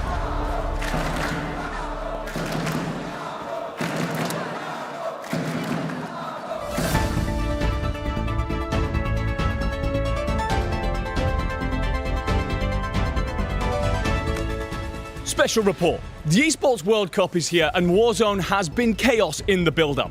And if you're a little lost, don't worry because we've got you covered in this episode of The Hot Drop. In today's news, the Falcons are still everyone's favourites, but with teams finally growing a pair and refusing to give them exactly what they want, we've never seen so much competition. Last year's winners Twisted Minds have changed not one, but two of their champions, with a mid-season drama that could rival any box office. They've ended up looking potentially worse. Other dark horses from North America include sides such as Virtus Pro, who have kissed and locked it in after their TIFF threatened to destroy them, and G2, who finally grew up and got over their LAN anxieties in Atlanta. Gen G are actually on their 48th drop spot and role change of the year. And to top things off, it got worse when the Gen G general manager received a barrage of abuse from the Falcons coach Mutex. In solidarity, Vitality coach Ebates released a small statement saying, "I need time to heal." Gen G's Aiden also refused to take the comments lightly. My knees hurt just watching that. Fnatic bring 3 familiar faces to EWC, while FaZe are on their 3rd roster of the year. LATAM fans will be hoping that the swag curse doesn't stretch as far as France. Speaking of the French, the Gentlemates are expected to be backed by a capacity crowd here in Paris, and they'll need them, because while their online performances have been stellar through 2026, their LAN has been considerably less impressive. So for Gromelok, Hallow, and the one as tall as 3 apples, the French have some weird sayings, don't know what to tell you, they'll be hoping to give the home fans the showing they deserve. And they aren't the only local side looking to bring a revolution, as Ravens and Orchid are here in great form too. There's actually some rumours going around that these 3 are going to mix amongst each other post-EWC. To get to the bottom of those whispers, we've put our best man on the case. Tell me about Rostermania. Calme-toi, frérot. Tell me about the French super team. Je suis la team. Je suis super. Who's making the roster moves? Bring in the next one! It's not just the French spicing things up, Italians, Novo, and Eclectic come here in great form too. Particularly Zanx, who's been keeping cool in the summer heatwave, playing and winning in a dress. For those of you still unsure about everything going on, we're heading live to the man with the best Warzone stream on the planet. So Biffle, of course we're here for the Esports. All right. Let's get to the real questions. Diaz, are you coming back next year? Hey, no comment. Okay, are you Shifty and Soka's daddy? Do they need you? 100%, of course. Do you think this is the most competitive season we've ever had now that you're gone? I mean, everybody's hitting match point. I mean, I think the scene's in shambles, so. All right, back to you, Enigma. Recent competitions have been record-breaking, by the way, with 14 maps, 12 teams hitting match point, meaning literally anyone could take it. Oh, and there are 5 Rookie of the Year contenders with Spam, Sariel, Fede, Criminal God, and Praise all stepping out on the stage. Anything else? Oh, of course, yeah, the weather. Got to check in with Dan. Dan, how's the weather? It's hot. Never misses a beat, that guy. And that is why he's my duo. This has been The Hot Drop. I've been Enigma. Have a fantastic Esports World Cup. Unbelievable, man. It's hot. It's what hot. a beautiful piece telling the story of the scene. Man, that was awesome, but we are about to drop into our very first map here in Group B. We got to lock back in, or I'm going to be talking about that for way too long here, Seymour. As we jump into map 1, Haven's Hollow. First look, first team pops off the page. Who is going to jump out in the first map and set the tone for Group B? I look at everybody other than the Falcons. I think you have an expectation for the Falcons to turn up. That's without a doubt. But, I mean, Enigma was talking about in his news report, G2 over their LAN anxieties. Does that carry over to EWC as well? Yeah. Orchid, Rookie of the Year conversation for Sariel. How does he look off this hot drop? It's just, how do you break out the gates playing at your best? I mean, obviously, we had the format change where it's like, where now you're just looking to be not in the bottom 3 of your group to get eliminated after day 2. You're just trying to get that consistency, and you want to make sure that you can buffer that out, that you don't have to play catch up later on. Big key factor as the players are loading in and about to drop out of the skies here in Haven's Hollow. Big factor is, can you win your drop spots? Some of these are for free, some of them are not. Will we see some shakeups? Will we see some people casting spells, as Miles said? Let's get it. Haven's Hollow, baby. Are we going to see Cats? Or are we going to see Bricks? That's the big question. Okay, already starting out hot as the Falcons changing things up. The Falcons are up in Mansion, hunting kills and dying in the meantime. Holy moly, folks. No boat today, not in Group B. The Falcons moving around the map without Twisted Minds around. Yeah, no opportunity to kind of get out the gates early if you're NIP looking for the Mansion. You gotta show up, you gotta take down the Kings, and it's not gonna be easy. You got Nemesis here as well, and these 3 are also looking to make some waves from across the pond. I gotta sit down with them. They feel loose, they feel good. I'm excited to see what Nemesis can bring this weekend. Man, I haven't watched Limax compete in a dang while here in Warzone. It's good to have him back. The Aussie is really looking to represent. They're doing unbelievable in the APAC region with hardly any competition. Finding another floating in the sky. Noob's completely lost on what's going on and where Bray's at, somehow missing him. This is an interesting play. Again, all of the players, they all know where people usually drop and therefore wanted to change some things up. The Falcons have moved over to Mansion, causing a bit of chaos. They usually land boat on the south side of the map, but they know that 2 of the teams that dominate Mansion usually, Ravens, Twisted Minds, they're in the other group. Was it free, or did they just think it was free enough? we'll see what happens with that. But take a look at Leviathan over at train station, mostly alone. We expected a bit of a contest, and it looks like they've actually got some early kills and pushed some people out. Yeah, my big kind of look right now off the drop is research. I mean, this is highly populated right now. You got Fnatic, Gamix, Orchid all here, and just above them, that's going to be the Vicious, who have potential third party if this gets a little bit messy in the research. I mean, you're trying to stay a little bit loose right now. If you're Vicious, you don't want to dedicate yourself to a POI just yet. See what you can pick up on the outside. See if you can grab some exits and some early KP. Yeah, reminder, the Vicious came from the MENA region, and they won by over 40 points against the competition over there. But this is a much more stout lobby, holistic lobby with a lot of skills, so a lot more to prove for a roster like that. Crushing their region and a chance to at least make it a survivor stage, if not further. But you're right, research a bit mixy. We swing over to Chapel, which has been mostly cleared out here. It's actually Train that's cleaned this out, and it looks like Leviathan are going to get active. Reminder, Leviathan over at Train win their early engagements. They win their POI. They keep their anchor there. You can see them just on the backside of this mini-map, and they send their 2 fraggers out to go get some kills, hopefully. Z-Dark, Criminal God, unbelievable rookie. We're moving up, but now it's just Z-Dark moving in, trying to find some early picks. It looks like immediately sniffed out Green from the top side, throwing some warning shots, saying this is not where you're going to find a free kill. You're going to find yourself back up into the skies here shortly. Yeah, this is where you're kind of walking into new icons as you move from station into the church. And Leviathan going to be feeling very comfortable at taking these 3 down. It's just weeding them out of these corners. That's going to be the issue, as New Icons are doing a fantastic job at just surviving, and they've actually drawn in some friends as well to come play. That's going to be For Fun Esports working in from the pond. You get caught there. You do have your anchor, so no big deal losing a couple of these fights, but we also got some stuff going down at Research, as it looks like AGAL are looking to get into the mix with, what is that, 6 other squads? Yeah, a ton of people on the north side of the map. You can see where our zone is beginning to pull here in just a moment. The big key factor, look at that little cyan blue at the bottom at boat. That's G2. Usually at Lumber, they rotated over to what felt like a free boat without the Falcons in the area. This could really open G2 up to having a fantastic map, not having to worry about the Falcons like they usually do. Here comes Scummin, swinging in, finding one. Adrenaline deeply in trouble, that entire roster.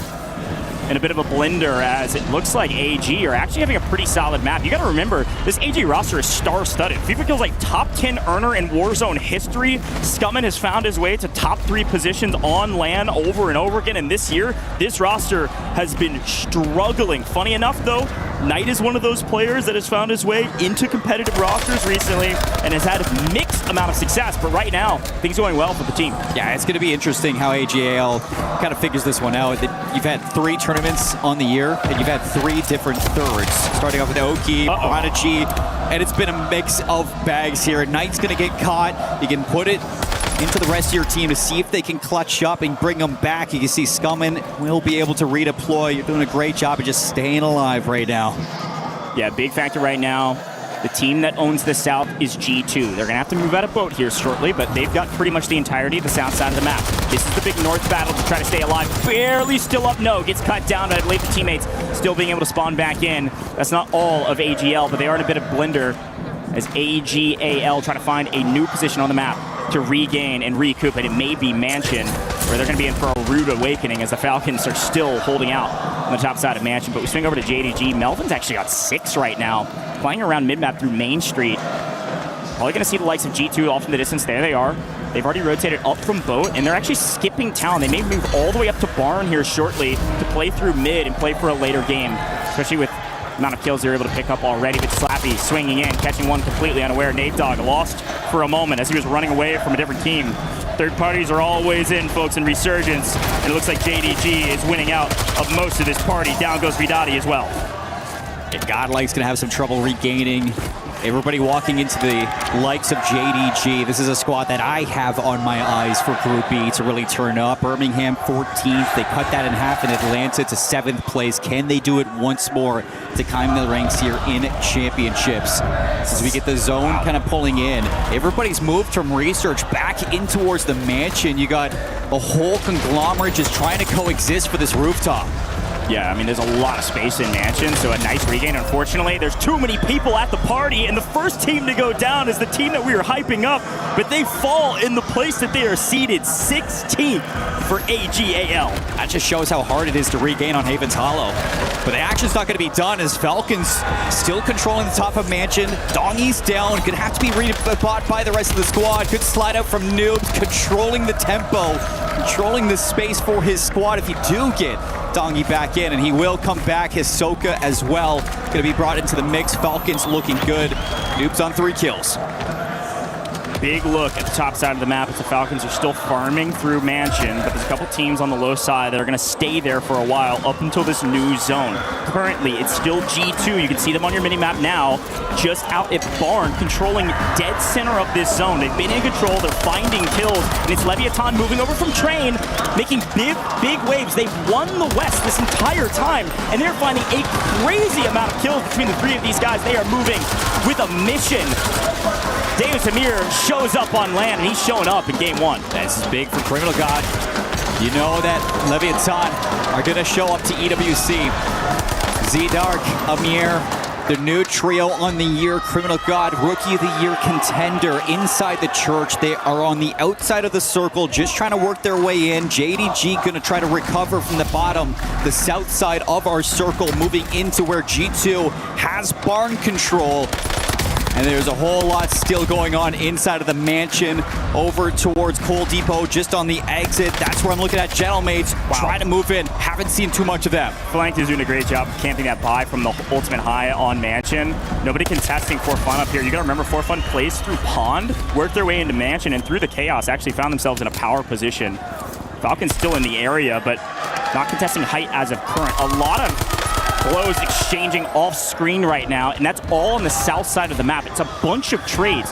No full teams of 3 currently, and it does look like in the meantime, Vision here on main, NIP, they thought they might be free up at Mansion. Most expected some folks to change things up, but NIP have farmed kills up on the north side of the map.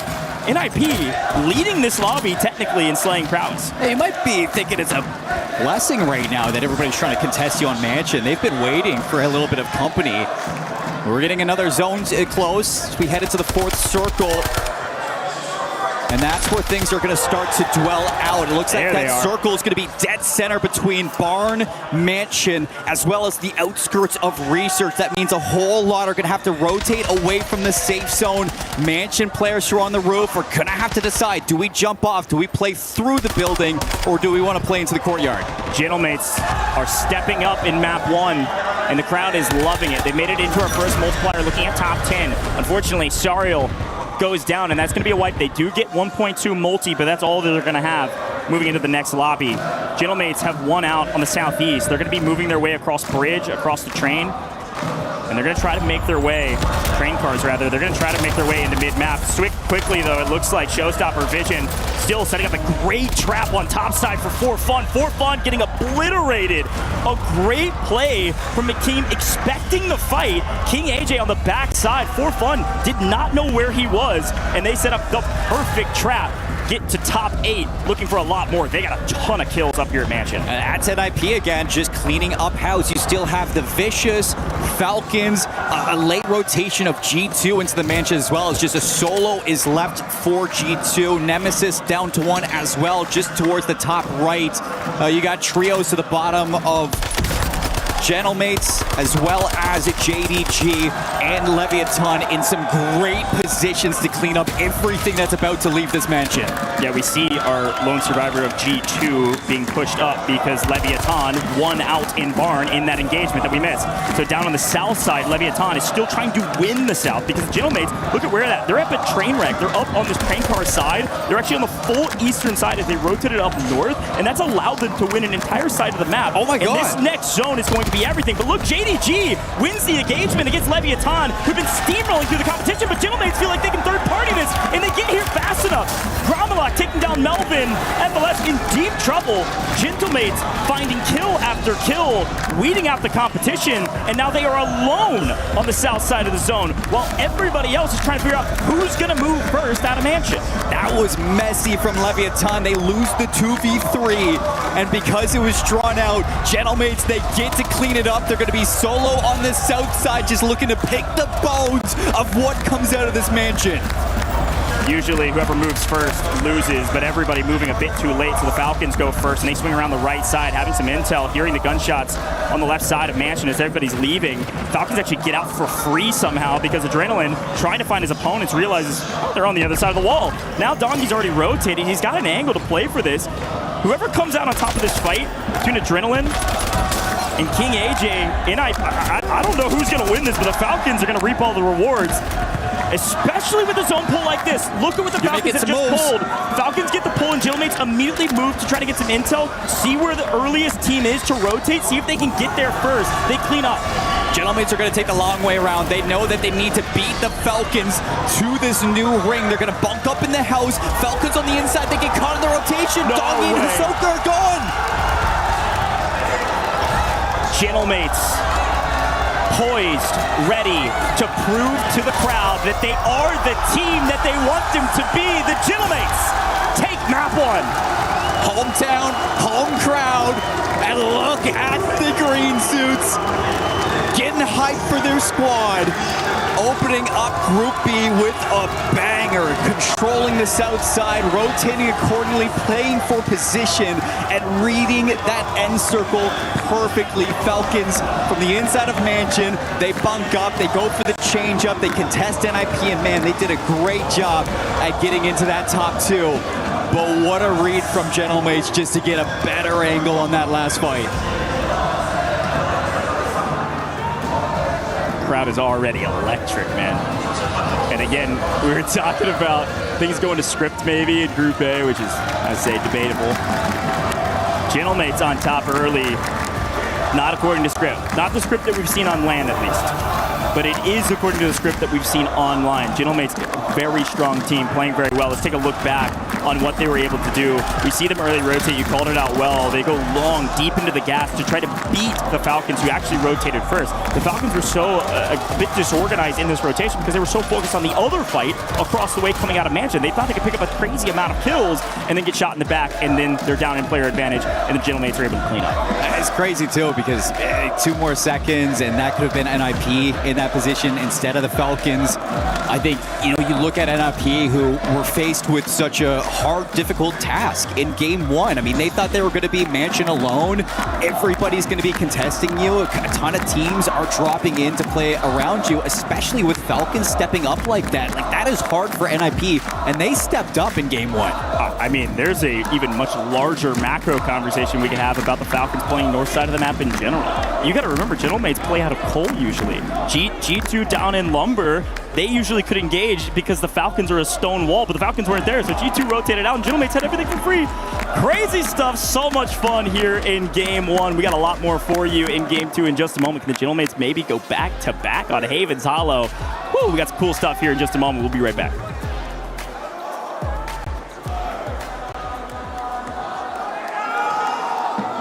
We were there. For every click, every clutch, every respawn. We were there for the years of grind. And we're here. Now. The proud founding partner of EWC. Powering the biggest event in gaming. Shoulder to shoulder with the world's best. Making history. Greatness deserves a stage. Lenovo Legion. Reach your impossible.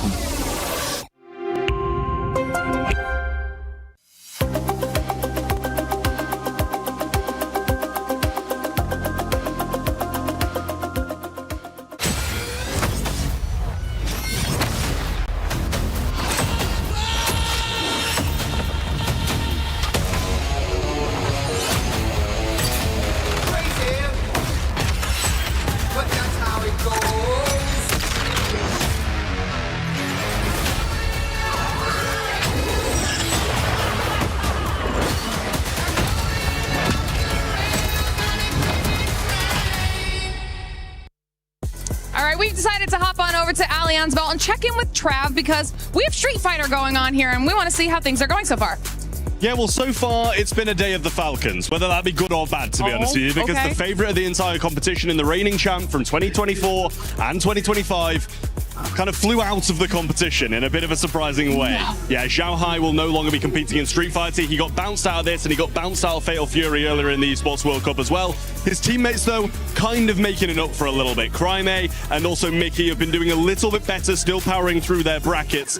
But it's very much a disappointment for Falcons because he was the one they expected to win. But in other news, it's Zeta Visions, the Rejects, that have also still got a lot of participation in Street Fighter. They're looking to try and get some points on the board as well. All right, we're seeing a little bit of a trend here with Falcons struggling to get that win that they're looking for, games that they were expected to do really well.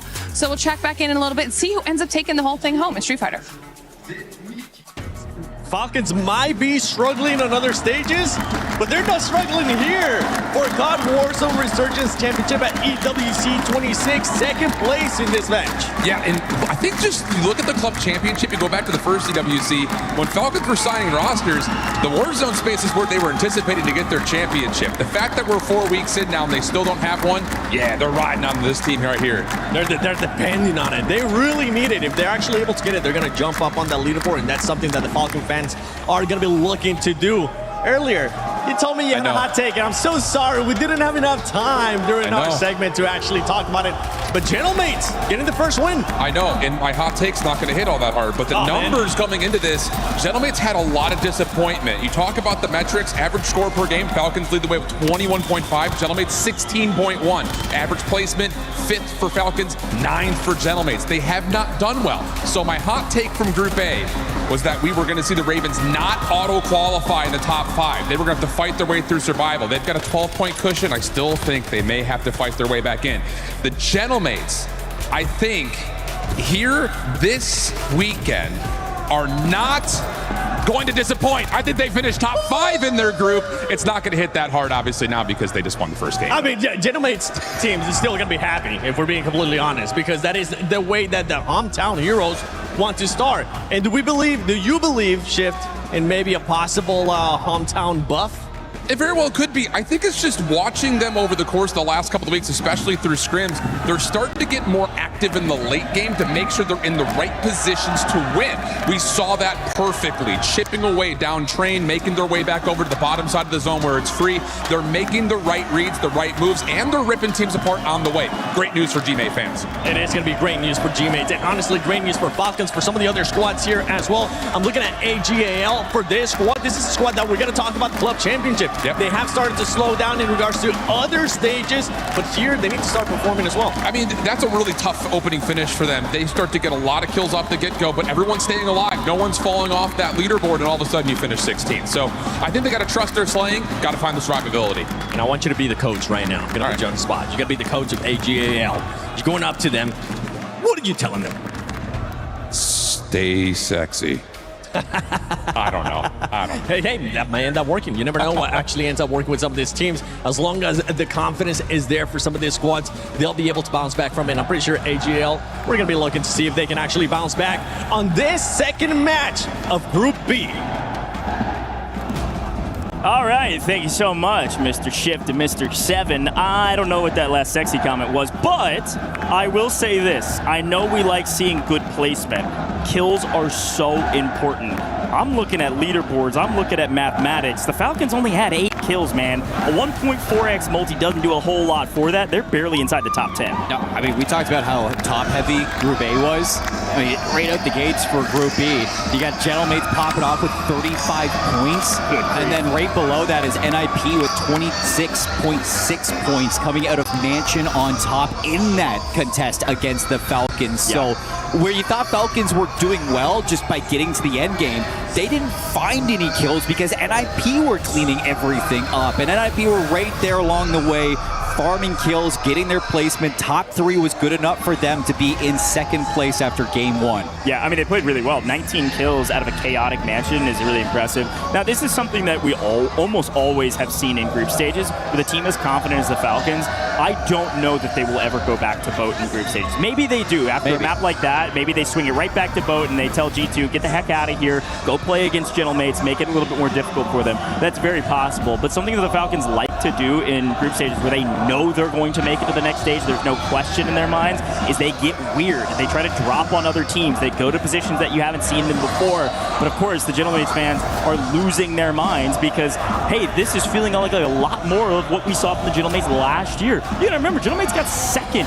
They got the silver medal at EWC last year. This is a great team, and they've got a great responsibility in front of a crowd like this to really show up on home. And it's so far in map 1, it gives them a huge buffer to be able to play maybe a little inconsistent and be fine on our leaderboard. This game number 2 is going to be really determined on what our initial zone is going to be looking like.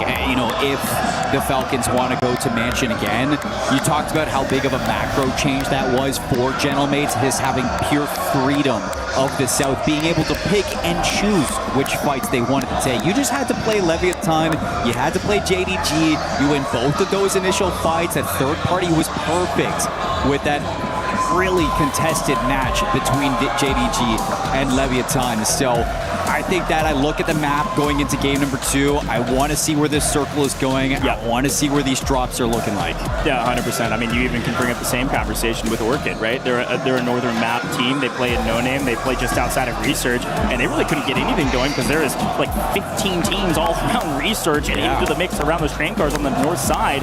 AGAL was up there just getting weird, and it just caught everybody by surprise. Some of these teams playing a little bit different than they have in scrims or otherwise, which is the name of the game in group stages, especially here at EWC. You got 12 games, folks. There's a little bit of a room for error, but we told you the map through Group A. You need 16 points on average a game. Gentlemaids just scored 35, folks. We are dropping into game 2 here shortly, and I'm pumped to see where this zone goes because this is going to dictate where some of these teams drop. I like the idea of just having like weeks and weeks of scrims, being like, yeah, this is what we're going to do, guys. This is what you can do. Day 1, group stage, you're like, nah, let's change it up. Let's be weird, and let's make everybody else panic. That's like what the Falcons are thinking. Well, let's get into it, folks. Our second Havens Hollow map. Everybody flying in, ready to rock and roll. Quick look at the map, and woo, things have changed dramatically as we swing, yes, to the north, but this time to Research. Half our first circle is out of bounds, folks. Look at G2. They have Boat and Lumber, both of them off rip. The entire south is G2, completely alone down there. It did look like the Falcons went back up to Mansion. But other than that, all teams trying to figure out how the heck do we get to Research and when do we get to Research? Yeah, you got 5 teams just lingering around Research, 3 teams inside Mansion. Alone on the left side is going to be Nemesis, having to make that long rotation from train station into the circle at some point, and while they do it, they're going to have to cross paths with JDG, which gave them an issue in the last time, and out the gates for a lot of these drops, just trying to fight for position. We're starting off with AGAL in the barn. Yeah, and this is where they traditionally land, Barn Chapel area, and so it's a big win this time to actually win against Fnatic and therefore not have to scramble about where to go and where to regame. They did a pretty good job of doing that for a little while and then get last. So a lot of eyes on this team, and it does look like we're down to 15 out of 16 already. We'll try to get a read on which team is already out of here. But if that's true, at least they're doing a little bit better than last time. As we take a look at what's going on up at Mansion, it looks quiet just because this POI is big. The Falcons are here. Leviathan here as well, electing to abandon train station, immediately rotate up or land up here at Mansion and be able to play with NIP, who, like you mentioned, look at the scores on the right-hand side. NIP put up a banger map at 19 kills, so they picked up 2 in this one. As the Falcons playing low side after getting put in a little bit of a blender to kick things off. Yeah, Leviathan are sitting in 3rd place on the leaderboard after game 1, so you can test NIP, maybe take some of their kills away. Like, that's not a bad game plan at all. It's still very early days. Why not change things up before it's too little, too late? So trying to find some positioning, find some space to coexist around the Mansion. Will be Leviathan actually getting walked up on by NIP. Yeah, do not want to meet this team the way that they played game 1. That's just bad timing. He was reloading, turning a corner. Mistake or otherwise. That's a rough one. And we swing around the corner and get another one. NIP getting real mixy, feeling very comfortable in Mansion. They've been repping here for a while now, and they're trying to prove that it is theirs. Go play somewhere else. G2, like I said, they had the entire south side of the map to work with. They've moved all the way up from Boat and Lumber, and they're moving back up to central position. This is the same rotation they did last time, moving up towards Mansion. They played up at Barn, played through Barn, and unfortunately got pushed out of Barn. This time, they're going to play a little bit lower in Trainwreck, trying to prepare for some of these teams that are rotating in from the west. It's an earlier rotation, too. I think because of that, they're getting that space, that positioning first, and they're actually going to beat JDG here. If they can win this battle versus JDG, that's going to be a big change from game one. Vidati on your screen after playing outside of Barn and getting pushed out by AGAL, looking for a few more kills on rotation. Nemesis having to swing in and getting deeply in trouble. This is the problem with a zone like this. If you rotate too late, you're just going to get hamstrung by 3 different teams. And the question is, which one can you win against, and how far can you push through the storm as we swing in from the gas and get up to AGAL, who's holding now from Barn. G2 are in a bit of trouble. We'll swing over to them. There they are. JDG yet again proving a problem in mid-map. They continue to win these weird engagements, knocking some teams out that aren't expecting the ferocity that Melvin and co. come swinging through with. Yeah, their rotations are just perfect right now, and they are proving to be an issue through mid-map. Cross Barn, you can see a lot of teams still active as we get getting into the closing portions of this second circle. Minute 24 left before we get into the third, and we get towards closing that resurgence pocket. So just trying to see who can find some space here as things are about to get weird around the Barn. AGAL still getting walked up on by Nemesis, but they are gatekeeping them. Nice pickup there from Showstopper. Trying to maintain some semblance of control over Mansion as it still stays inside of zone. We did see KGV, who are a bit of a blender. They did get full wiped there in 14th. Missing a few teams on the map. Falcon still here, NIP still here, Leviathan still here and still fighting. A moment for all of these teams to try to pick up a couple kills. Criminal God does get cut down. Anxiety's trying to find something in the regain here at Mansion. Yet again, in a blender, G2 getting pushed out of mid, going to Mansion and getting cut down immediately as well. G2, they did get a flyer up onto the map, but that's about it. Scythe way off in the distance now in deep trouble as Showstopper is continuing to hunt down G2 and will get it in time. G2 gone. A frustrating Havens Hollow for a team that traditionally puts up solid points. I'm sure that's something that you're going to go back to the drawing board to figure out what the heck just happened with our Havens. Back-to-back bombs over towards Mansion. So moving around for day 2. Will that be a change up for G2? Looking over towards train station. We do have Gentlemates looking to move into the coal depot, actually, to see if they can play up against Godlike, who wanted to rotate away from Research to look for some positioning outside the circle and some safety nets, but Gentlemates are breathing down their necks, and they are looking to dominate the south side. Yeah, I mean, this time, this is where they land, right? So this time they get to stay put for a while, rather than rotating towards Mansion. The zone has pulled east as Ahsoka wins a nice one over the top. And then the Aussies back to the lobby as well. Still looking for our first multiplier here with one more. As all 3 members of the Falcons still up. Donkey on 6, so doing a better job this time to find kills. At least on 8 as a trio. And actually, I'll call it 7. Noobs with not a kill to his name yet. 1 for Soka, 6 for Dongi. So need one more to match last map. And then they got second. Plenty of room still to find some more kills on the map, especially still having to fight through NIP and Leviathan. You actually we were hyping up JDG. They're starting to get contested by AGAL, who've just been sitting up in barns. So you look at JDG, who've been fantastic on this rotation through the streets in towards Research across this stream. AGAL are trying to prove to be an issue, and they're actually pinching them between 3 other trios. So if JDG, if this gets messy for you, you have potential to get third party. You gotta be very careful with your next move. Unfortunately, holders get held, man. They just rotated too late. They were trying to hold the western side of the map, picked up a couple kills in transition, but then were too late to move. Now they're getting held. Classic Warzone story to see if AGAL can find their way out of it. Certainly JDG continue to find kill after kill. It's actually a PA that cleans up 1 of this Leviathan roster, but they're striking back. Criminal God has found an angle. He's on 4. He's gonna try to push this fight, especially with Slappy down. Even though Dark's out, he could find that frag, doesn't get it. Gonna get actually a buyback on Dark, not wasting any time. Yeah, this is gonna be important for Leviathan as well as JDG to find some sort of positioning inside of Research. Criminal God's going to get picked off by the Precisions. That buyback does not make a difference. Still just 2 players left for Leviathan, but with players starting to move away from the Mansion and Barn, you just cannot be in this position right now if you're Leviathan. You got to find some space and research. Let's do a quick listen in with the Falcons, see what's going on in their heads.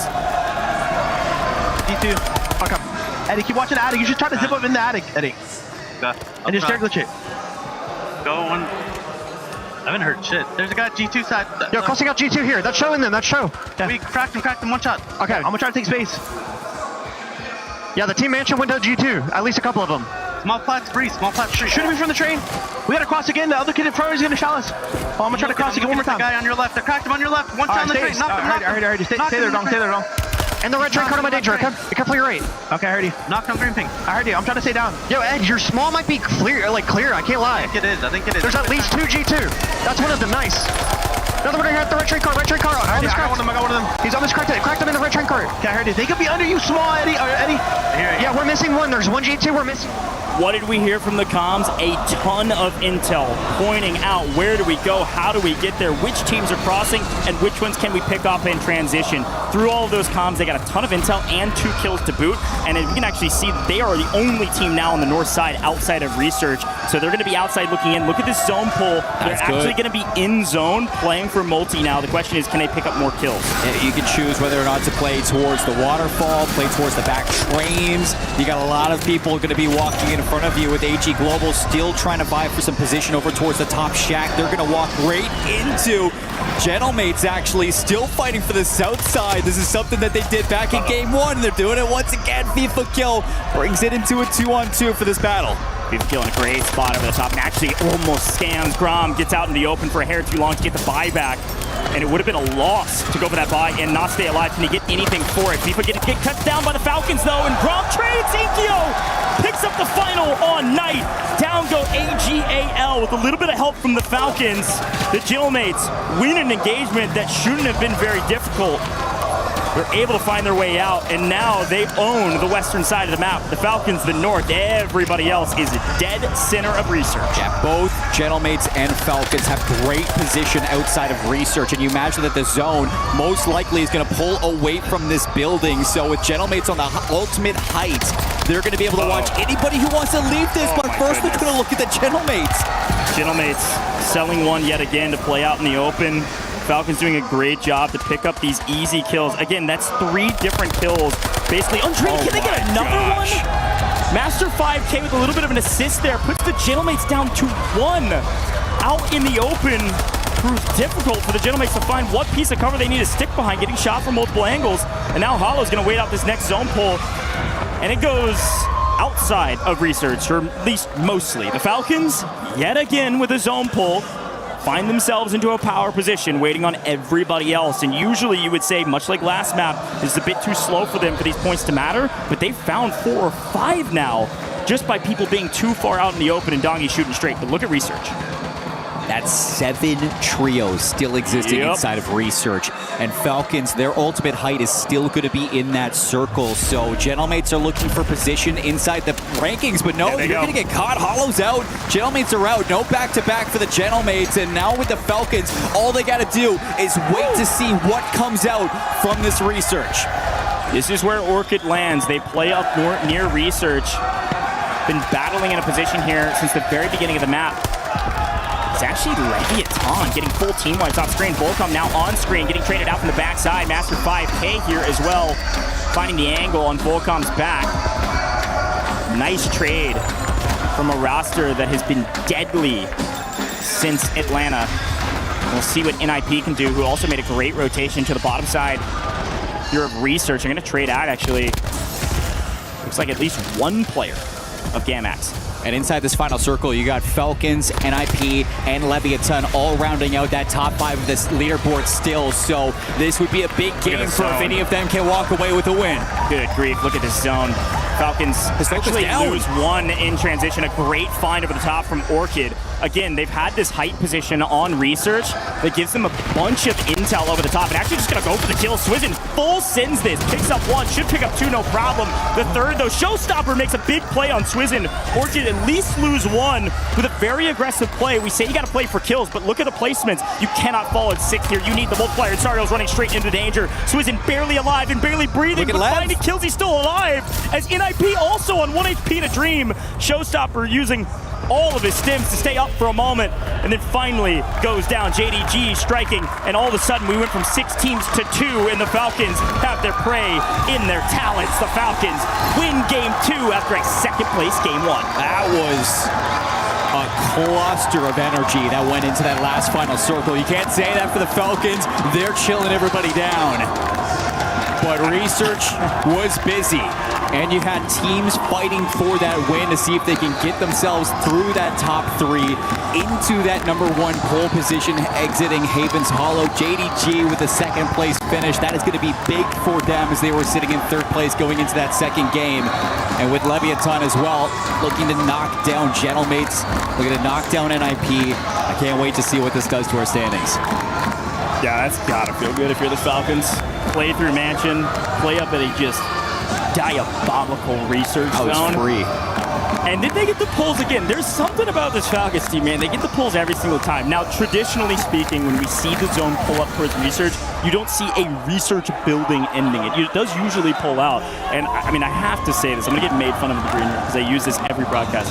But the layer cake that is Research Center is truly the best way to describe what happened.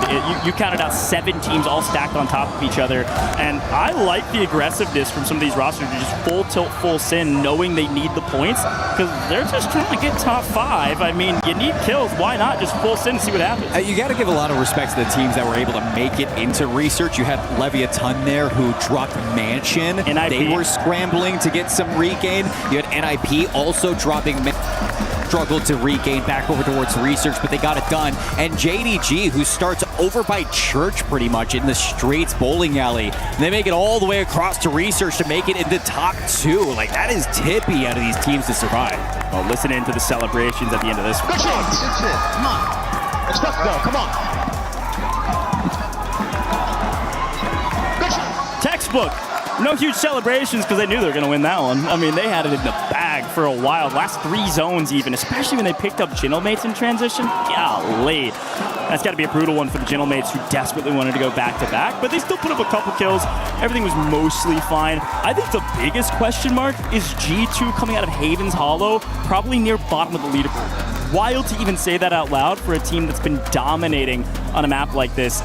We'll see whether they're able to swing back in their form in Rebirth Island. You gotta chalk it up a little bit to that zone pull RNG as well. I mean, how unlucky is it that you drop Riverboat back-to-back and you're forced to rotate early into Mansion in both games? Like, that is not easy for anybody to do. Yeah. And in game 2, like, you just look at the way that JDG is playing, you look at the way that AG Global are playing, and the way that they're able to command the middle of the map through Barn. Like, you are making a rotation there if you're G2 across some very strong slaying, some very strong gatekeeping teams. So it's like, you're walking out of Havens, like, that was a tough game. I hope that they don't hang their heads low because it's a bad scenario. It's unlucky. But yeah, especially when JDG is playing like this. JDG picked up 7th in Atlanta, but since then have been looking like they're in final form, including today. It's a good call. G2 did play from the south side of the map to the north, both maps. Technically speaking, Rebirth Island has actually been their best map throughout the course of the series. So they're actually, I believe, one of the top-ranked teams on Rebirth Island as well. And today, I would even venture to say there's a chance they could be free because they play up at Bio, and not a lot of teams are playing Bio these days. Well, with all of that in mind, though, so many fun conversations. There's a lot more we got to talk about. We're going to take a very quick look at some content as we get into Game 3 here shortly and take a look at Rebirth Island.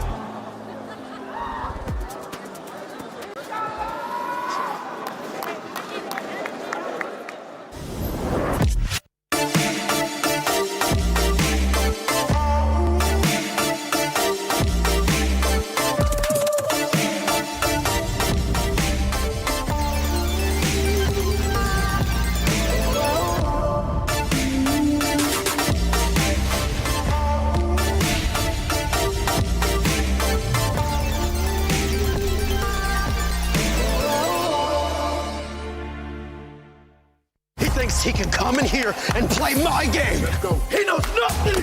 Let's go! Tyler 1, you're done. Raw energy. Half for half and blow the house down.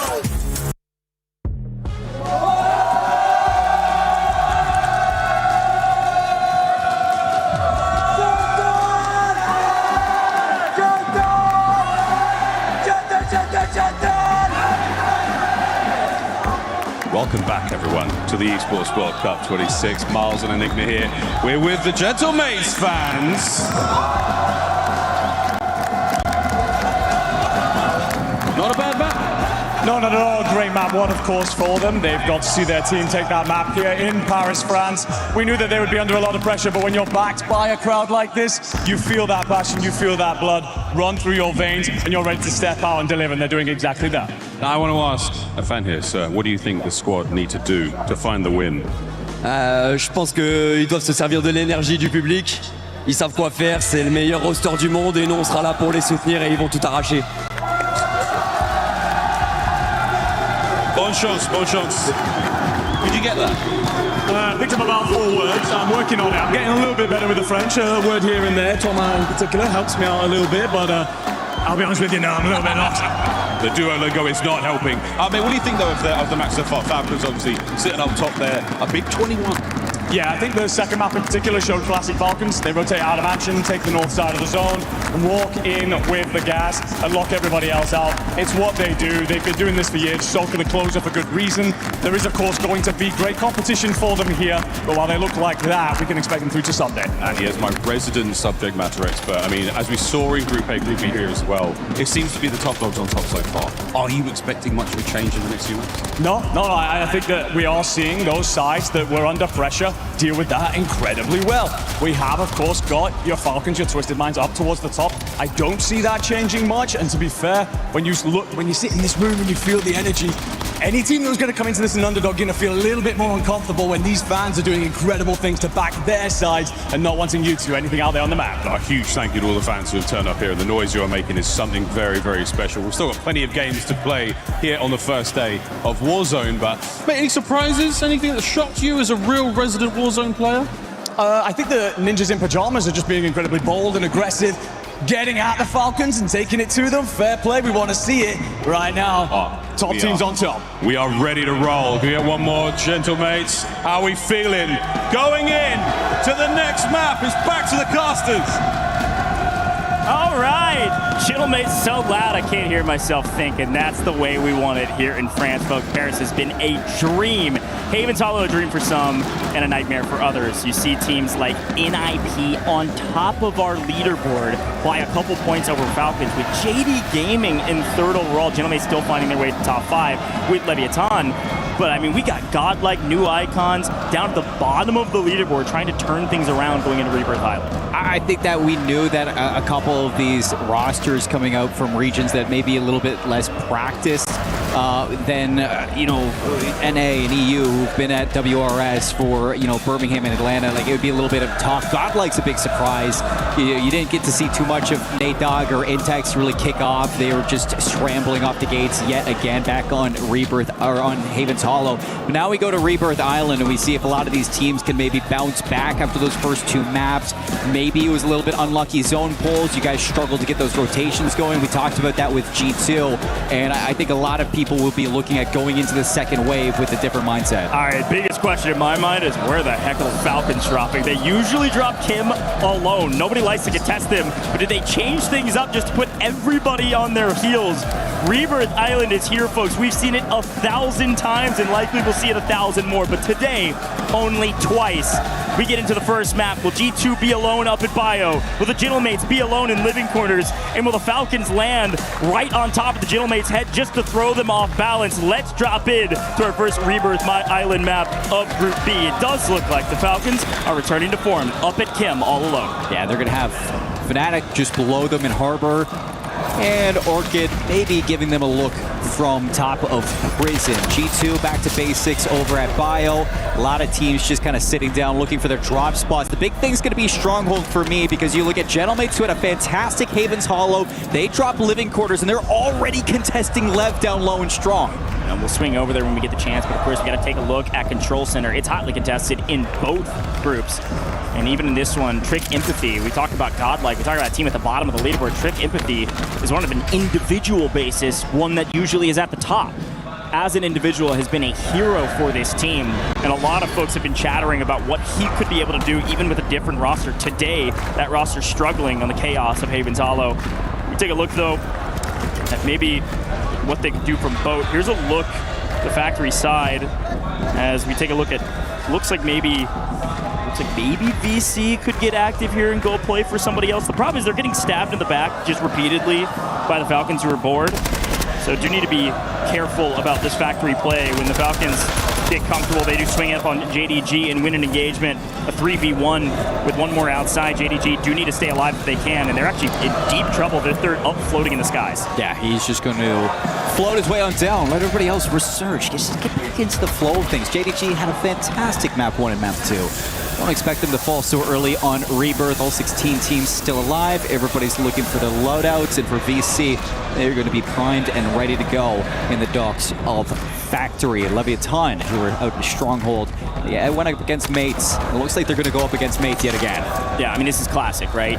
Gentlemates up in Living Quarters. Leviathan down in Stronghold. Striking first, Criminal God, the Fragger, coming up to get busy. Their anchor nice and safe in Stronghold with no one within a country mile. So let's send the rookie out to go make some big plays. Doing great today. Let's see if they can keep up that momentum. This is feeling a lot more like Birmingham for this roster and a lot less like Atlanta. And that's what we want to see out of Criminal God, especially vying for that Rookie of the Year position. Gentlemates have actually backed all the way down, and you can see that we got a little bit of a push in from AGAL. For Fun just got wiped, folks. For Fun getting conned at, I think it was Turbine still. Nothing changed for them, but they're losing the early engagement. A lot of eyes on For Fun to step up in a big way in a stronger lobby. So far, not the case. See if they can turn things around in the second map of Rebirth, as they are the first team out.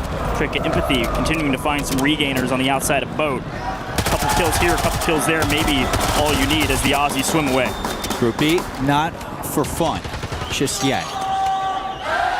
So again, we just kind of like look at Rebirth, and a lot of teams have actually been contesting each other on these rotations. I'm still looking at G2, we're looking for the bounce back as they're going to go from the north side in towards Turbine. They've already backed AG Global away. Anxiety has been in the kill feed a lot. KGV, big kills up against Nemesis. Kazu playing into control.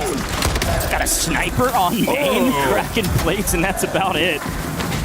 Smash Burger Dad 78 is a ridiculous tag. All right, good luck here, Gooey. I can appreciate the plays. We'll swing back over to the Vicious, see what they're able to do here on the map. Quick look at the map feed, though. You can see where everybody's positioned. G2 was up at Bio. They've elected to rotate in. Looks like Anchor swinging through Industries, getting told that, hey, Turbine's free. Come rotate to us, or we'll hold it down for you while you make your way this direction. Big Man actually finding one in transition as well, so watch out for that G2 roster who desperately needs points. While still on main, the Vicious hunting down a couple solos. A couple of individuals. Fnatic maybe in trouble or causing it. Let's see. One, Resolve gets it, but gets traded out immediately. Great job there from the Vicious. Playing together well here on Rebirth Island. And Criminal God stays alive just enough for Leviathan to not get outed just yet. Predict trying to keep Solds alive here for VC. Solds just sitting inside the boat. Enough time to your teammates to bring themselves back into the map, but this has been a chaotic Rebirth Island so far, and everybody just crossing paths. Circle still very much central. Nothing really to look at in terms of where do you want to set up this positioning. A lot of teams going to be playing still through prison for control, for factory, living quarters, lots of positions still open. And I think we saw new icons get eliminated there, so we're down to 14 trios now. Right now, it's an anchor game. Everybody having their fraggers out on the map, try to go get some kills. Godlike in a bit of trouble up here at boat. Nate Dogg gonna have to be a hero. Trick Empathy plates back up. We're trying to hunt down the last remaining members. of this Gamax roster. Maybe a thorn in the side, but at least Godlike haven't had to leave the boat since the beginning of the map, and they found kills to boot. So, hey, keep challenging us is probably what they're saying. We need the points. We're able to all stay up, stabilize, take boat back, and wait for what this new zone offers. They don't really need to move if people keep coming this direction, so they're going to chill here. Look to see if we can swing out. There it is, to Stronghold to see what's going on. The Leviathan have their 2 fraggers up into the map. They've lost their lives a couple times, one floating back in, it looks like over the top of living quarters, but Amir can't really leave. He's in a very strong position if the zone didn't pull up towards central, like Seymour said, so he's gonna have to go for a dip, go for a swim, see if he can find his way up to safety. Unfortunately, there's a couple more folks in the water trying to do the same, as per the usual here on Rebirth Island. So Amir, swim well, my friend, and Godspeed. I just wish you the best. Hey, when you're in Rebirth Island, when in doubt, swim it out. Leviathan still not eliminated as well. I mean, they still are holding on to their life. You saw a quick glance up at HQ to see NIP holding down HQ for free. This time, NIP unconned at their usual drop spot at HQ.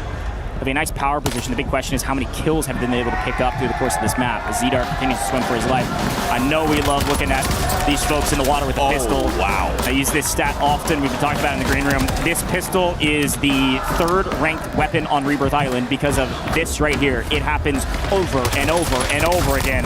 The people go swimming thinking they can live a bit longer and their teammates can get back to the map, but unfortunately for a team like Gamax, they will finally all get wiped together and therefore be out of the lobby. Down to 13 trios. Circle heading into the 3rd. Now as we're going to be close to closing that Resurgence pocket. And it's still pretty central. I mean, you got Control Center, Prison, Turbine, lots of places to sit and wait. The big thing is now we have to bring into the conversation teams like Falcons now having to leave Chemical Engineering, move up the mountain, and they're being contested by Orchid, JDG, another team that has to make some moves. They're walking into VC, Predict goes down, Slappy in the feed, alongside Melvin with 2 kills, trying to move their way inside Factory and inside the safe zone. Quick look back at Control. What's been happening for KGV? Been able to hold down middle Control, just waiting for a team like Godlike to leave this boat. I just see Trick on 7 kills. They haven't left the boat the entire time. What a ridiculous Rebirth Island thus far for a guy. Look at him. 3,000 damage, 7 kills. Criminal God goes down as well. Leviathan in a deep and utter blender, but still on the map. As we just see this team pick up the kills of all the regainers. Hey, it's a strategy. It works. We see a full team rotating in, though, finally maybe contesting Godlike. AGAL, unfortunately, getting cut down in transition by Anxiety, though. FIFA kill down. It's going to be a 2v3 on boat if they want it. Yeah, this north side through Turbine has been hell so far for AGAL. G2 starts bio. They flip it out. They've just been continuously keeping AGL on their back foot, and moving into a team like Godlike right now is not really what you want to do. If you're AGAL, just trying to look for some space to live. The circle is going to be closing in the next 40 seconds. This is where I'm looking at teams to start to move up the mountain. Teams to look at still Gentlemates sitting in living quarters. It's going to be the slow side. Lots of time to move up, but other teams like Nemesis, who are starting in Stronghold, are going to have to cross into that boat for Godlike and AGAL, and all while getting picked off by a sniper in the hands of Showstopper. Listen, we've had this conversation about HQ over and over again. If it's uncontested and you can just sit your anchor up at the top of the tower, might as well pull out a sniper and see if you can pick up some free kills. Finally, Leviathan leaves the lobby. This has not been their game, but they've been resilient. Unfortunately, Resilient only gets them 13th, which is basically nothing. So Leviathan going to drop our leaderboard a little bit. Should still be in a decent position, though, especially as we are just now into the 3rd map. Quick look at the map feed, though, does tell the story of what all the action has been showing on main, which is that everybody's been fighting around boat, and Falcons have been bored over on Kim's side. They rotate down towards Factory, look for a bit more, but on screen, NIP, King AJ has 9 kills out of nowhere as JDG get thrown into a blender, and they've got a solo flying in the skies. The NIP are feeling good. I mean, they're having a great start to this Group B. Havens Hollow, Rebirth Island, it doesn't matter. And King AJ on 9 kills is just looking to keep up that continuous pace. Sitting in headquarters, they're not going to be in the circle right now. They got so much time. They're going to have to cross paths with the Gentlemates at some point, and back in game 1, that was their kryptonite. Look at G2 though, silently been obliterating this lobby. They desperately needed a good Rebirth Island game, and they've been one of the top teams on Rebirth Island. So let's listen in on G2 and see what they're thinking as they swing into the new zone. His boys in the bar, his boys gonna work up. It's only two. I'm not dead in the back, bro. No. It's fine, just double res us. We can go and play placement. Yeah, dead of prison. They're all fighting though. You can double res. Pop that single. You can buy immunity for yourself. Land showers, anybody. Stop that. Are you going showers? Yeah. Which side? Here. The single. Right here, the door. Hold this one. Great job from G2 to stay alive and quickly get the double buyback, playing for positioning. They do get a multi.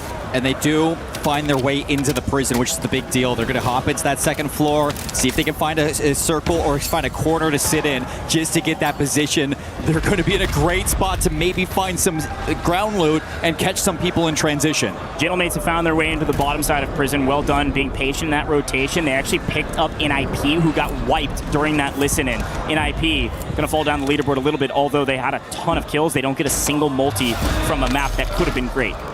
Falcons, I mean, they have to be just whispering in the ear of the circle pull gods, because they get another pull down the mountain. As you see, G2 have not just regained, but they have turned it into lemonade now with what they got. Holy moly, G2 are fragging right now. We got to see what Orchid could do, though, is actually take one member of G2 down, AGAL and G2 fighting, while Orchid maintains a position on top prison. It's a pretty strong position. I think, unfortunately for them, this new zone is going to dictate whether or not this is the right decision or maybe the wrong one. As the Falcons down on the low side, godlike, they've been reaping through the boat, but unfortunately as they make their way to prison, they get obliterated. Down go Intex and Nate Dogg, a decent game for them, but they needed a great one. We swing into a top 7 position, need top 5 for the next multiplier, and yet again, the Falcons pulled the zone, and the Falcons are easily in the best position on the map. Look at the situation that you're seeing from Gentlemates, though. I think they're going to try to swing this all the way down the mountain, get behind the Falcons, so this has got to be where you see the Falcons make a move, but as they do,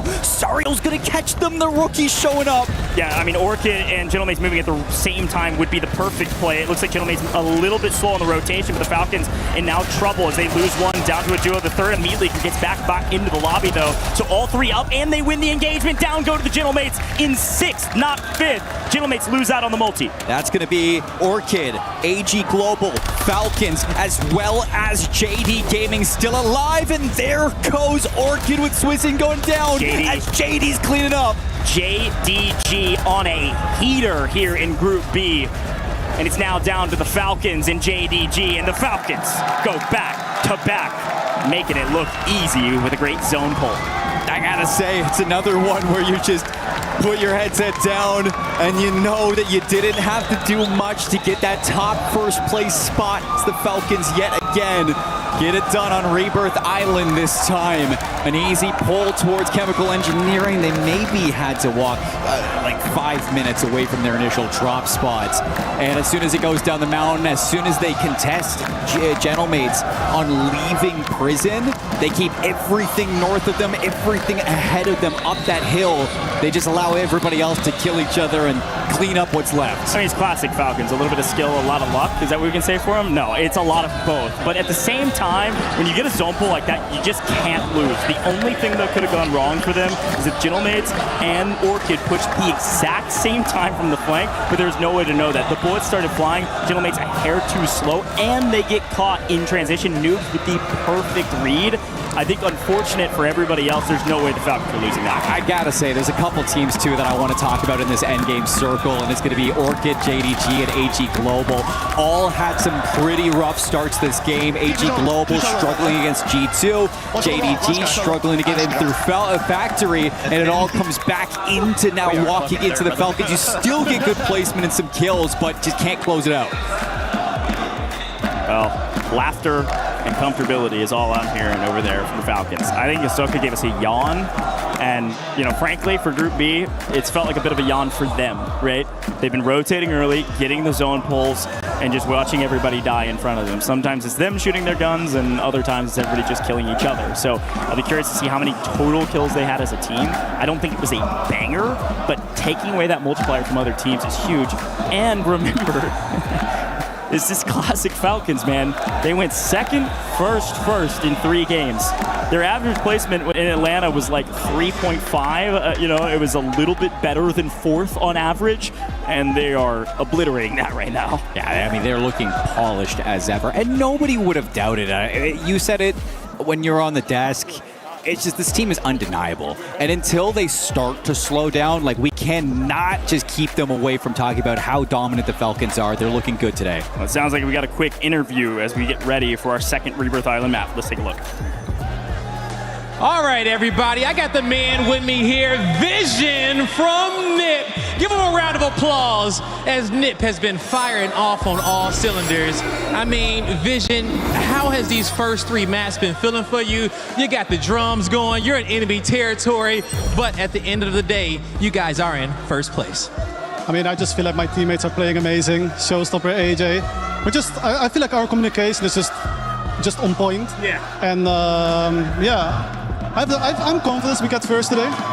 Hey, you should be confident, okay? I want to say you are a kill leader throughout these first 3, but you're definitely the kill leader on your team. Just talk to me about, like, how does it feel? You're playing in these lobbies and you got Falcons going second, first, but you guys are still in first place, mainly because of you. You are the kill leader in these lobbies. I know you had 16 throughout the first 2 maps. I don't know how many you got in the third, but how are you finding that much consistency? Is it just the communication, or what are you doing? I mean, I just feel like me and AJ are just running around together all the time, so it's just easy. My teammate, he's always supporting me.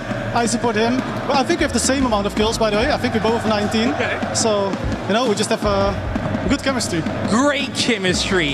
Now, we saw the chemistry on Rebirth Island with your pacing. What did you learn on Rebirth Island that you're going to keep continuing on into Haven's Hollow in the last map as well?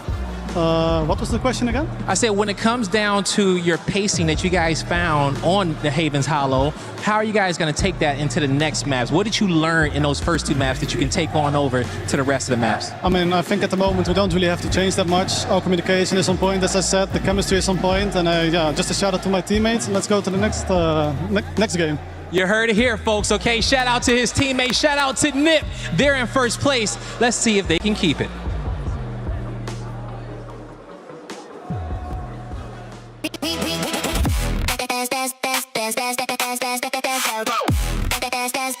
We book Esports World Cup up.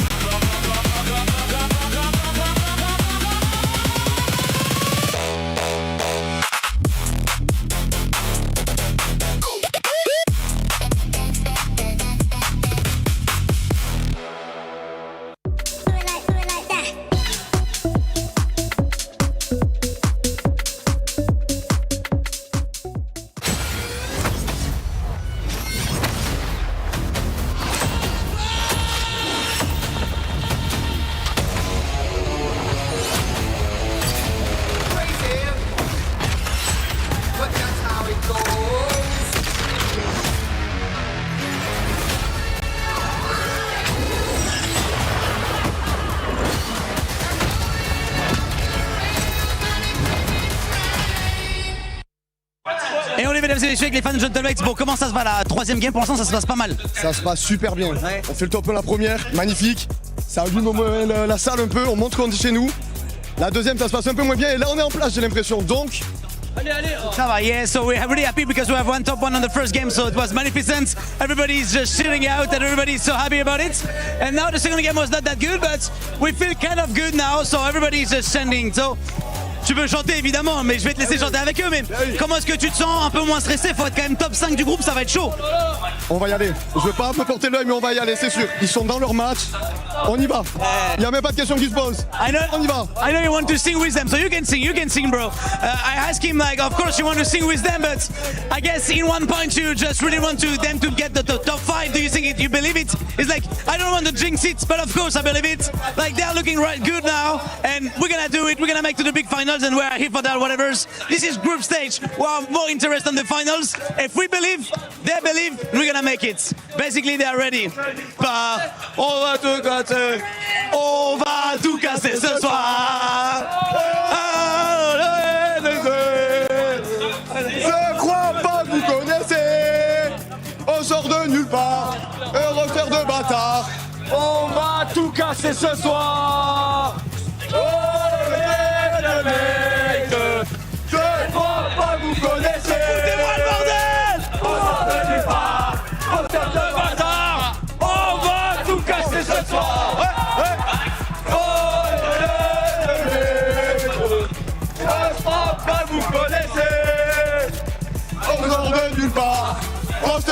j'adore. On va tout casser ce soir. Here we go, we're here, guys. Go to the finals. Thank you, Luti. I love the energy of the crowd, not only from them, but also the crowd we have seen. Falcons have been performing as well. But honestly, we got to talk about NIP because even though they haven't gotten a win, that team still finds themselves in first place. Look good, man. I mean, the kill tally is just odd. Well, considering that they're putting themselves out of the main final circle fights, they're just kind of surviving. It's just been all the early and mid-game rounds. I mean, this is kind of the NIP playbook, to be honest with you. This is King AJ rolls up to LAN and goes, yeah, I'm going to slam everybody. And that's exactly what he does, which is a great way to get out of group stages. But I'm like, does this work when you get to that final lobby? And what we've seen, it kind of doesn't. The pub stomp strategy doesn't always fly, does it? But hey, shout out the G2 pick. I think it was Lace. Yeah. Coming out of nowhere going, I think G2 are going to win. Something to that effect. I mean, G2 ended up performing well. AGAL, we were talking about them, wanting them to bounce back. They were able to bounce back, Dandro. Yeah, it's really fun to see AGAL up here because Knight is a new addition to this roster, and he is shooting nukes right now. He had almost double the kills of both of his teammates coming into that game, and they are playing lights out right now. Kind of questions from the community of would they even make it out of this group stage after a very lackluster Atlanta. But here, I think they now maybe had a lot of those learnings, and now are making sure that they are getting at least out of the survival stage. And I think the in-game calling just really shows up on this map that obviously has been around for a lot longer than Haven's Hollow, where, again, in the first 2-3 circles on Haven's Hollow, they're finding kills, they're just not surviving to get the multipliers. Now, all of a sudden, you go back to what we've been playing for the last 3 years, and they're like, okay, we know where we're dropping, we know how we're rotating, and if, like you mentioned, Knight, if he keeps shooting like this, these guys have a real solid chance to make it not just out of their group, but potentially top 5 if they can place well. And on this last match, we saw Godlike being able to just hold that boat for the longest time. And it was none other than let me actually see if I get this. Trick. Yes. Trick was just straight up just getting all the kills. Yeah, Trick needs some help. He needs some help, man. I mean, it's has been the story all year long is that Trick is going huge, but I'm waiting for those games where Nate Dogg and Intex can start to get into the mix because that's when the team's having success. It's not enough just for Trick to be going sicko mode. He needs both of the teammates to help him on out as well. Dan, as the long-term resident Warzone expert, are you seeing anything in this stage so far, or at least in this group, that's a shock to you? I think what's shocking, this is going to sound like an oxymoron, what's shocking is how, expected it is. It's like, we're all like, I think this team should do well, but, you kind of come in, land, you look at Group A, you had some teams who you're like, hey, cool, they're up at the top. But for Group B, I think we're kind of like, all right, yes, check. Okay, Leviathan's right on the outside, AGL's right on the outside. Oh, okay, cool. This is kind of going maybe how we expected just a little bit. So I think that's what's the most surprising to me, which is weird to say, it's surprising that it's going as expected. We all said it would go this way, and it is. I mean, that's not to say, again, you got to believe, at this point of a tournament, anyone can still win it. But right now, the heavy hitters are hitting the hardest. Yes. I mean, let's even talk about Leviathan because they started off hot. They have slowed down a little bit in this last match, but if we go back to the first games, I mean, they ended up in 7th place with 14 kills.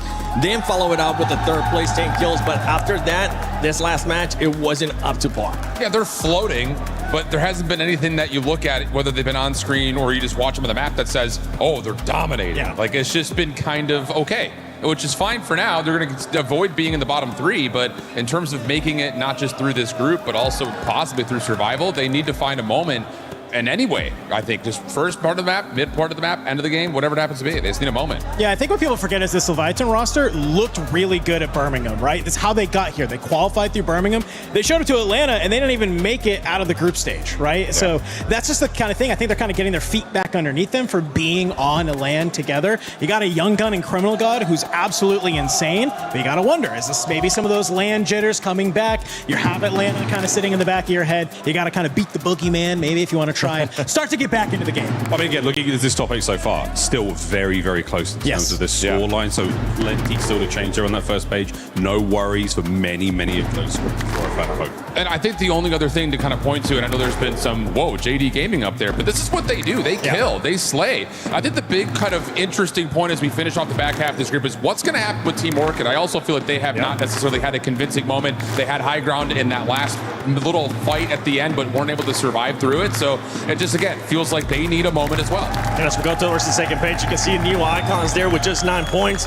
Godlike, honestly, luckily, they had a good match in this last one. If not, it would have been looking terrible, just like new icons. Falcons right now. Yeah, and I think they just need to kind of pick it up. I'm also surprised to see For Fun at the bottom as well. Like, I think this is a For Fun. Their biggest competitor is themselves. I think they need to do a little bit better.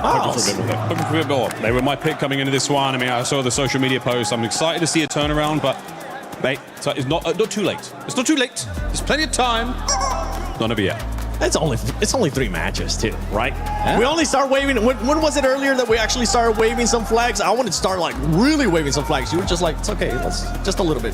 I mean, still the full day. Yeah. But at the point of, if you find yourself in the bottom half of that second page after day 1, you're scrambling. So need to step it up if you're one of those bottom 3 teams in particular, especially if you only have 9 points. What are we doing? Yeah. You gotta hit the VOD review. That's all I say. Spend your night. Don't wallow. Hit the VOD review. Hit the firing range. Fire your gun. Please do something. Or they're gonna be hoping that they can do something here in River Island coming up. If not in the last 2 games on Fortune's Keep as well, they could be looking to maybe see their fortune change a bit. Hey. Hopefully. I mean, Fortune's Keep, as far as maps go, again, I love how each map really does have a different flavor.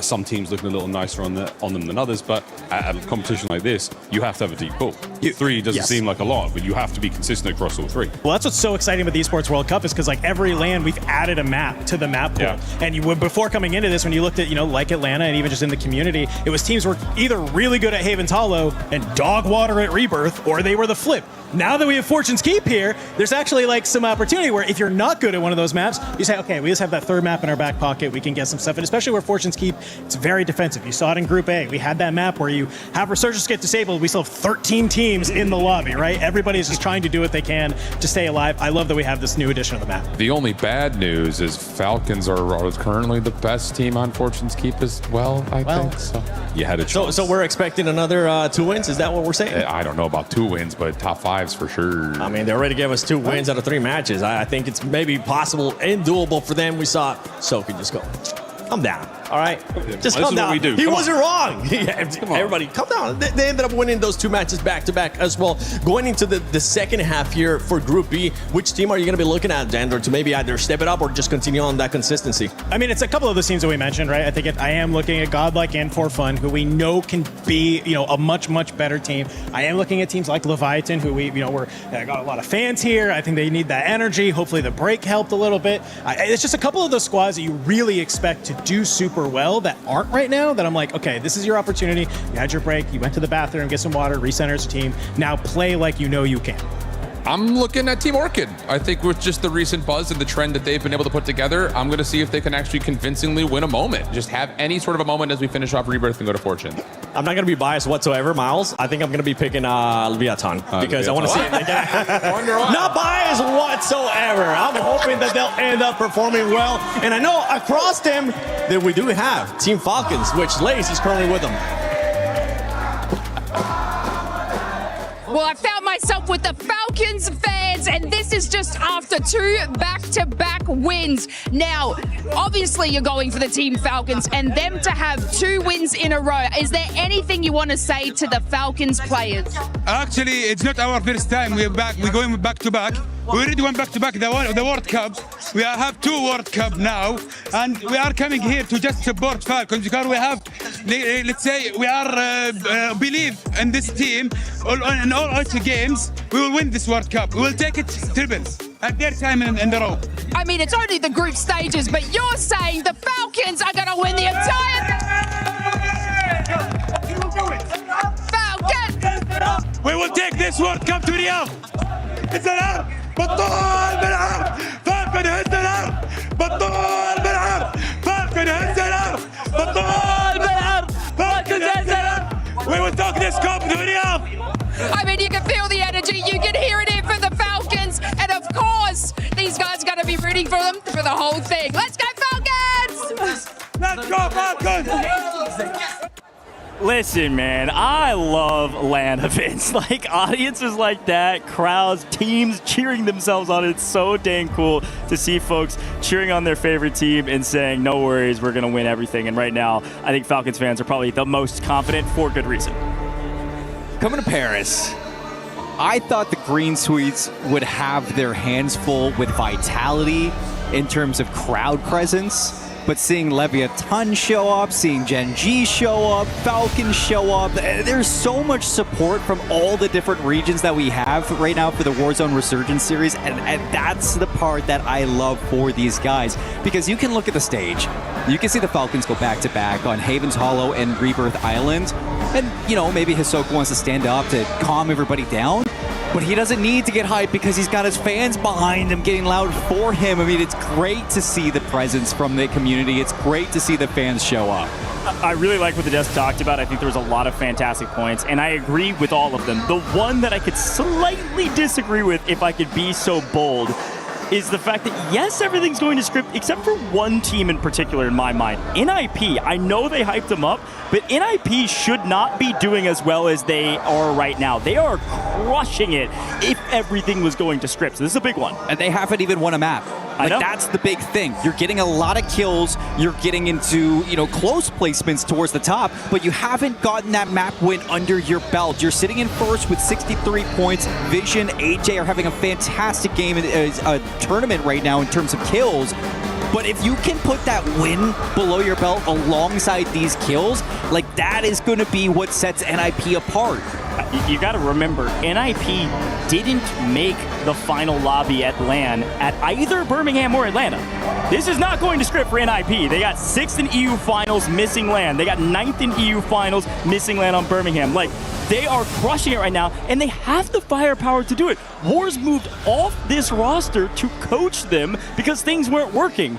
It's now working. They got to keep up the pace. I got to shoot some content with them too the other day, and it was like, just trying to get any strategy out of them was impossible. They were so locked into the tournament. You could tell that their focus was just on performing, being there for their organization. They got to boot camp with NIP before coming to Paris as well out in Sweden. So the fact that they're getting love from their organization, they're starting to piece the whole puzzle together during champs. I mean, they're hitting strides at all the right times. Yeah, it's a big moment for them. Of course, we are still in group stages, and we're still day one of group stages. So hopefully this is the light at which they desperately needed to hold a flame and wave in the air, and that will continue. But very easily, that light could be snuffed out quickly, even if it is on day 2. Well, let's kind of shift our attention away from, you know, the success story of NIP.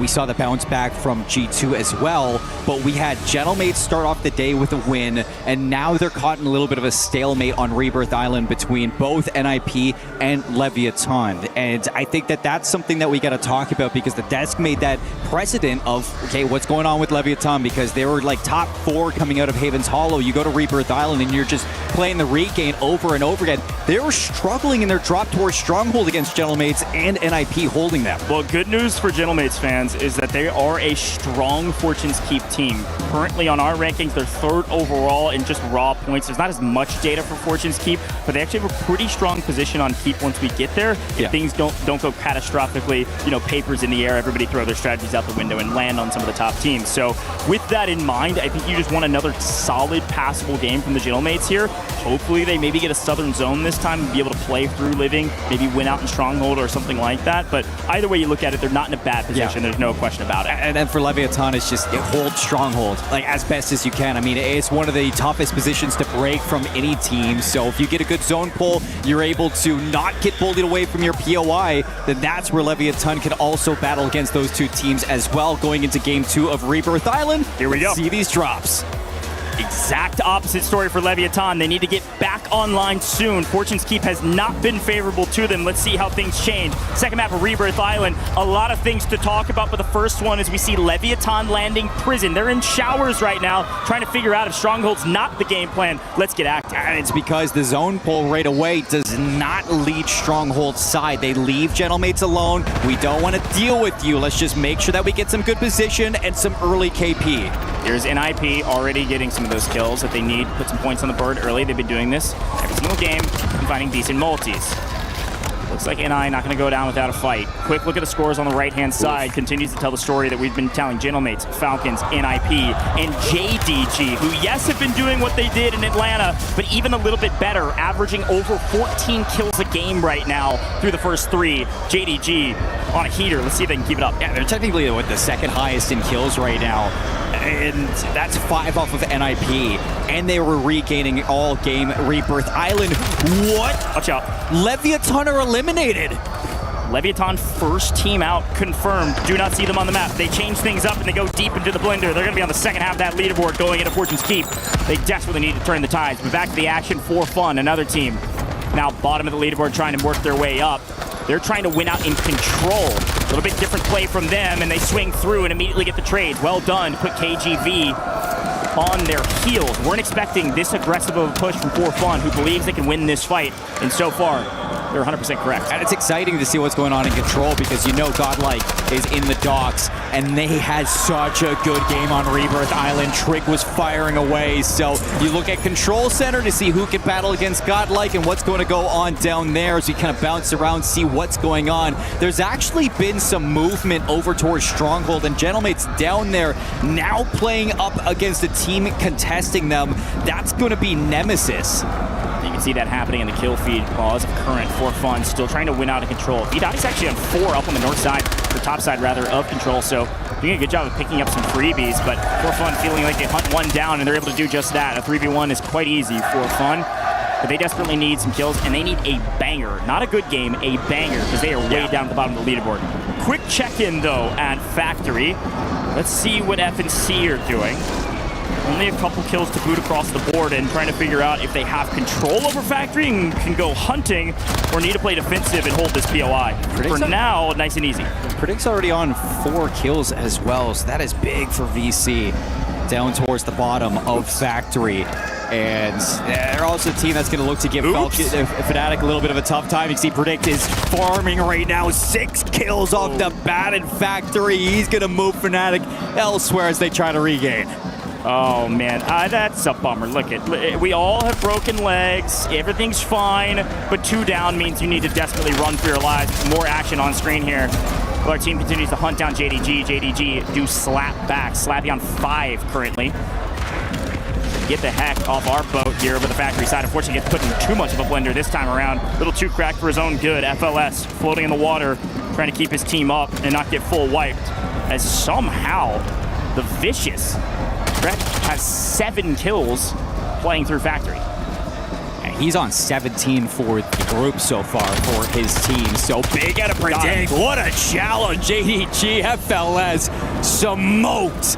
And it's not even going to be done. You can see that JDG are still trying to recover back over towards the Factory because you went over and tried to take JDG out of the game. Gentlemates are going to humble you. Well, I mean, good news, bad news for the Gentlemates. The Anchor was out in Stronghold and gets obliterated. Living Quarters out of the zone as well. And so, yes, you hunt down a kill, but now Inkyo's last alive for your team, and you got to slow yourself back down. And look at the map. You got to still rotate through Living to even get to the zone. A fairly identical zone to the last map. This one, a hair more north, should pull up onto the control side for the late part of this game. There's about 25% of this map that's maybe not solid right now. You're either in the water or you just can't play in it. So that is going to leave a lot of questions for this rotation in through Factory and Living Quarters, as a lot of teams are coexisting towards the bottom of this hill. Moving into headquarters is going to be difficult. You can see that NIP are sitting there watching. And we look towards the north side. You see that AG Global, again, good map 1 on Rebirth. See if they can follow up with the good map 2 as well. Yeah, I like that quick check-in there with AGAL. Knight on 5. Team's doing a great job of controlling Turbine. It's actually For Fun leaving Turbine to go play Control at the very beginning of this map. Let AGL kind of breathe a little bit more on the map, and they seemingly have found a foothold on a great spot in zone, and with some kills to boot. AGAL having some momentum right now. Take a look at the Falcons, though. We haven't checked in with them in a while because they've been chilling. They go get really aggressive over at G2 and immediately get obliterated. Yes, Anchor and Chem. Yes, Falcons will be fine, but even still, G2 hold their own against the top dogs. G2, again, a big story coming into Rebirth Island was, can they bounce back after a terrible map 1 and 2 on Haven's Hollow? Map 1 of Rebirth, the answer was yes. Map 2, so far, they're putting Falcons in their place, so it's good to see that from Anxiety. Still in the kill feed with Big Man 2. 15 trios still alive. Closing in on the second circle, just a minute 13 to work up the hill towards headquarters for a lot of these squads. And again, NIP getting headquarters for free gives them so much flexibility on this map where their fraggers can go get kills, whether they're playing defensive and teams try to chow them after they've established their foothold, or if they're just picking up freebies up at the top of the tower. Either way you look at it, NIP, a great spot here in Rebirth Island. I'm not sure they're going to have things like this for free in the next later stages, but for now, take it while you got it. As we swing back over to the fight at Control Center, Godlike trying to finally get some action and cause some chaos rather than wait for everybody to come to them. Does look like they've got a decent position here on the second floor of Control. A couple teams underneath and on top. Yeah, because they gave up docks, Gentleman's have kind of had the free rotation into the circle to take control of the boats, so that's going to be difficult for Godlike to retake it. Yeah, you got to remember, Gentlemates had to regain somewhere, and it felt like the boat was mostly free. Usually to the water we go. Flank sends one back up into the skies. That's 3 for him. For Fun doing a great job of still battling in the blender that is Control Center as they continue to find a foothold. Now everybody's going to be moving over towards the docks. This is where, for fun, if you really wanted to, can third-party a couple of these teams. It's about to get pretty messy down there. Yeah, kind of. Sometimes it's tough to leave Control Center, though, because this is such a power position in the current zone. If you leave to go get kills, great, but you have to be able to come back and retake it. It's a risky play, and it looks like For Fun gonna try to stick into control while the fight happening at Boat continues on. We take a look at the Falcons. They are gonna have to rotate. It's actually JDG who's got FLS out here. Wow. Winning a 1 against Dongi, does get traded out, but got the full regardless. His team's safe over at Turbine. They're chilling, pushing out AJAL. So everything's fine for JDG. They are very comfortable right now in Group B. They continue to put point after point on the leaderboard. I'm just going to say, this is the first time so far we've seen in this block Falcons getting farmed on a map. They haven't been able to leave Chemical Engineering. A lot of these teams are doing a good job at keeping them on a leash. Looking back towards Fnatic, though, they're sitting in the harbor. They got to move up this hill, but they are being contested right now against the Vicious. The winners of LATAM North need to make some bigger waves here in Group B if they want to continue to try to advance in this tournament. So far, fairly sleepy. Volcom wins 1, though, sending Solds back to the skies. Our resurgence timer is about to close. That player will come back on timer, but everybody else will not in about 60 seconds. Oh no, Gentlemates go down. In the meantime, a big fight outside of the map, out in the water. The Gentlemates get wiped trying to regain. Bad news for the Gentlemates fans. That's 14. It looks like a lot of teams are going to be looking to regain their way through. Gentlemates get eliminated, like you said, but inside the water, a lot of people just trying to look to get into Turbine, and that's going to create a little bit of friction on this rotation. You start to see now Falcons moving away from Chemical Engineering. NIP have left the headquarters. You see Fnatic working up the hill into the prison, and who's waiting at the prison? It's Orchid. I've seen AGAL in the kill feed holding the line at Turbine. I told you it was a fantastic spot on the map, and they've done a great job just holding the line while For Fun try to hold out in Boat, but no, they go down in 12. What could have been a solid game for them turns into another disaster as the Aussies strike while the iron's hot and now get swung on by Godlike. And so Levi goes running for the hills. Falcons just down to 1. It's going to be a floater back on in. G2 holding Industries. We move closer yet again. Turbine safe. The end of prison is safe. Industries is safe. And the bottom of the dam is where a lot of people are probably going to look to regain. Quick look at the map. The best 2 teams by far in terms of position is going to be G2 and Industries, and it's going to be AGAL and Turbine. They've been there since the beginning as Swizzin wins another 1 over the top. He's on 8. Make it 9 with Sariel's help. This Orchid team has been asked to step up and make a play. So far, so good, making it into the multiplier. But can you do a bit more? Swizzin on 26 kills for the group. Carrying Orchid at the moment. Dongi goes down, and it's again Falcons still just trying to find anywhere to live. Again, are going to have to drop back into the map. They're going to land Chemical Engineering, try to work their way back in the kill feed. It's AG Global scumming against NIP, sitting inside of prison. This is an important fight as AGAL continue to roll through Turbine with kill after kill after kill. Orchid have the top side. Fnatic try to creep up to second floor and make a play. The Falcons, where can you regain? Maybe you glance at Kim. It's out of zone, so you have to swing into the bottom side of Industries. Who's here? It's actually JDG. Melvin gets caught by surprise and then actually swings and wins his ones. It's going to be Noobs down as the solo, and they get obliterated. The Falcons finally will not get a top 5 position with a little bit of help of a PA over the top. Big man credited that kill. JDG reap the rewards. They have Industries, but the zone goes straight to Turbine. AGAL, the Prophets, pull the zone and have sat in this position since the very beginning of the game. Will it finally be time to say that FIFA Kills team could potentially be a contender for a top 5 as Swizzin, Orchid are going huge in trades against Fnatic. Swizzin cannot falter. He will not fall. He's last alive for his team, but he's able to escape and get out of dodge. That's going to be full clearance of Turbine. You're worrying about Nemesis, and NIP still have a latent hold, and Fnatic are working through Prison. But at the moment, AG Global have the best position in the circle, and everybody's got to come to them. They've got to have like 12, 13 kills at least playing inside of Turbine. Unbelievable job thus far, and everybody has to go to them. The only 3 trios left is going to be Nemesis. You still got AG Global all 3 up, G2 all 3 up, JDG all 3 up, and well, I was going to say the Vicious, but they actually lose in transition. That's going to be VC contesting. Looking for top 5 though. Red John's 12 kills. The Vicious having a banger map, but deeply in trouble inside the gas, trying to slowly sneak their way in. They actually get a buy, so they're going to float back into the map and figure out if they can hold on for dear life. They got to get top 5. And NIP get a God pull, and they're looking for 5th position still. Showstopper and Vision, if they can come back, that would be a godlike play for the team in first. Bradke is going huge right now. 12 kills is nuts, but they desperately need top 5. He's actually going to die to gas. Teammates potentially still alive. We swing over though as King AJ, last alive for his team, still with the zone pull, is picking up a couple of these players in transition and will get the buyback. This is what you asked for, Seymour. Somehow NIP have held on for dear life and made it to top 5. And somehow AG Global are now in the worst spot of this entire circle. You get the buyback too, and Vision's gonna join AJ. Things have turned around for NIP. Unfortunately for the Vicious fans, they do not get top 5. They do not get their all too elusive 1.4x multi. The big question now as G2 falls is who will win this map. JDG might be the most consistent team in the lobby thus far as they yet again get to a top 5 position and a chance to win a map. But Swizzin as a solo on 12 this map, nearly 6k damage. Can he pull off a miracle against the JDG roster who are in complete control right now? 3v2, V1v1. It is going to be JDG against the world, and Melvin, he is sweeping them under the rug. 3v1v1.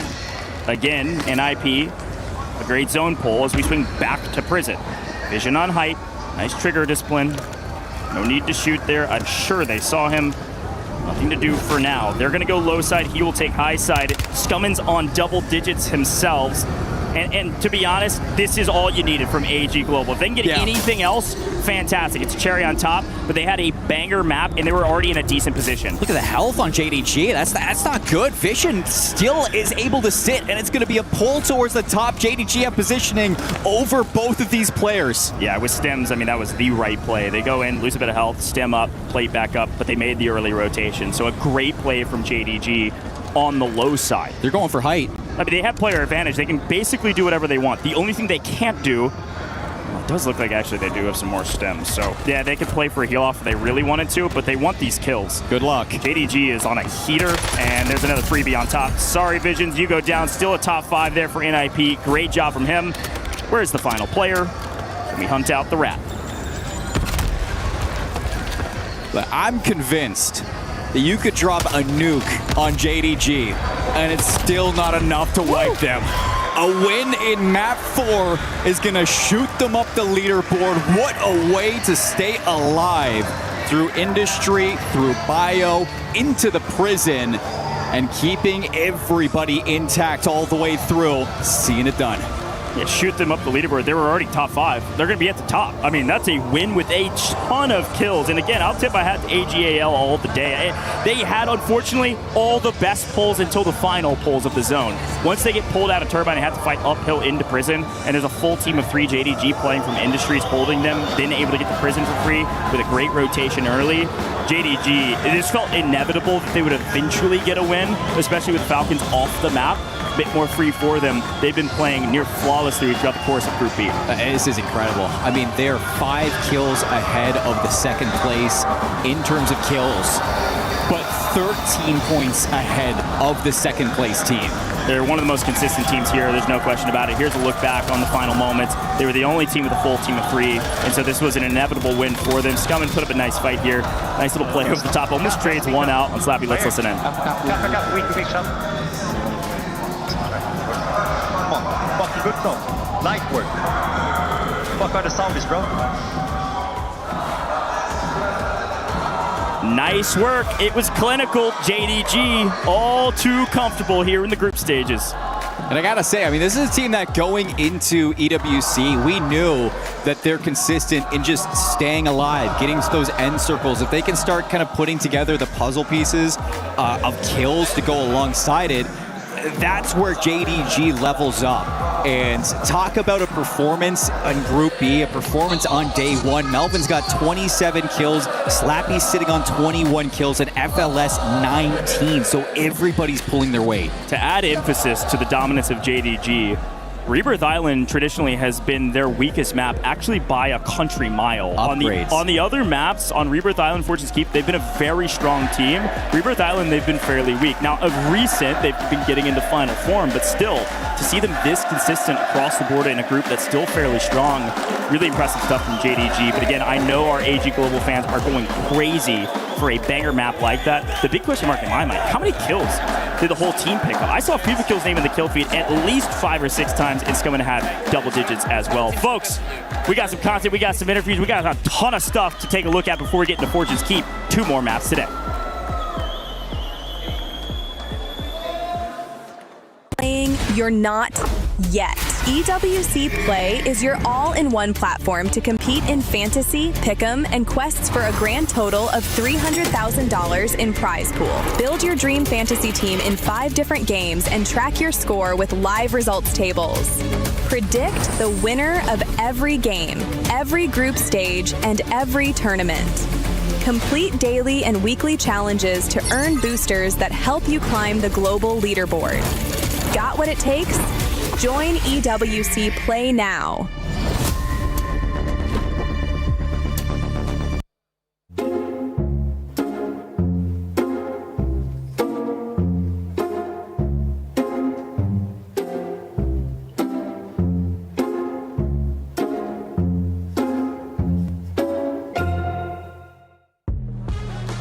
JD Gaming, our winners of match number 4.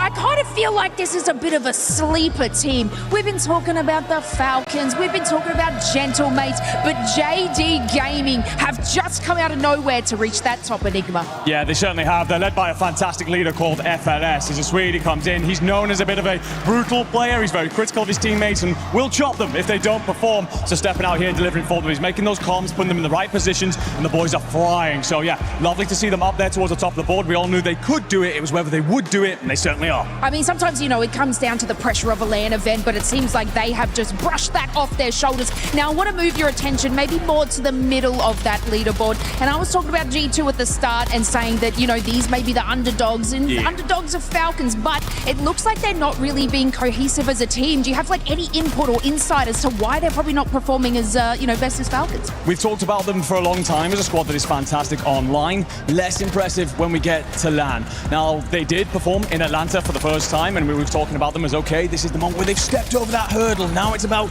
going to the very top of the podium. And unfortunately, it feels like some of those jitters are returning. We will give them time yet, but they have to start to figure things out because the questions don't just come from us, they'll come from inside the team too. Yeah, I mean, it sort of draws me back to, I think, to match number 2. They were able to sort of control that west side, but then I think it was Leviathan that actually just pushed them out immediately. There was no kind of contention there, and then I found that Big Man had to deploy himself, like, I think it was in Mansion.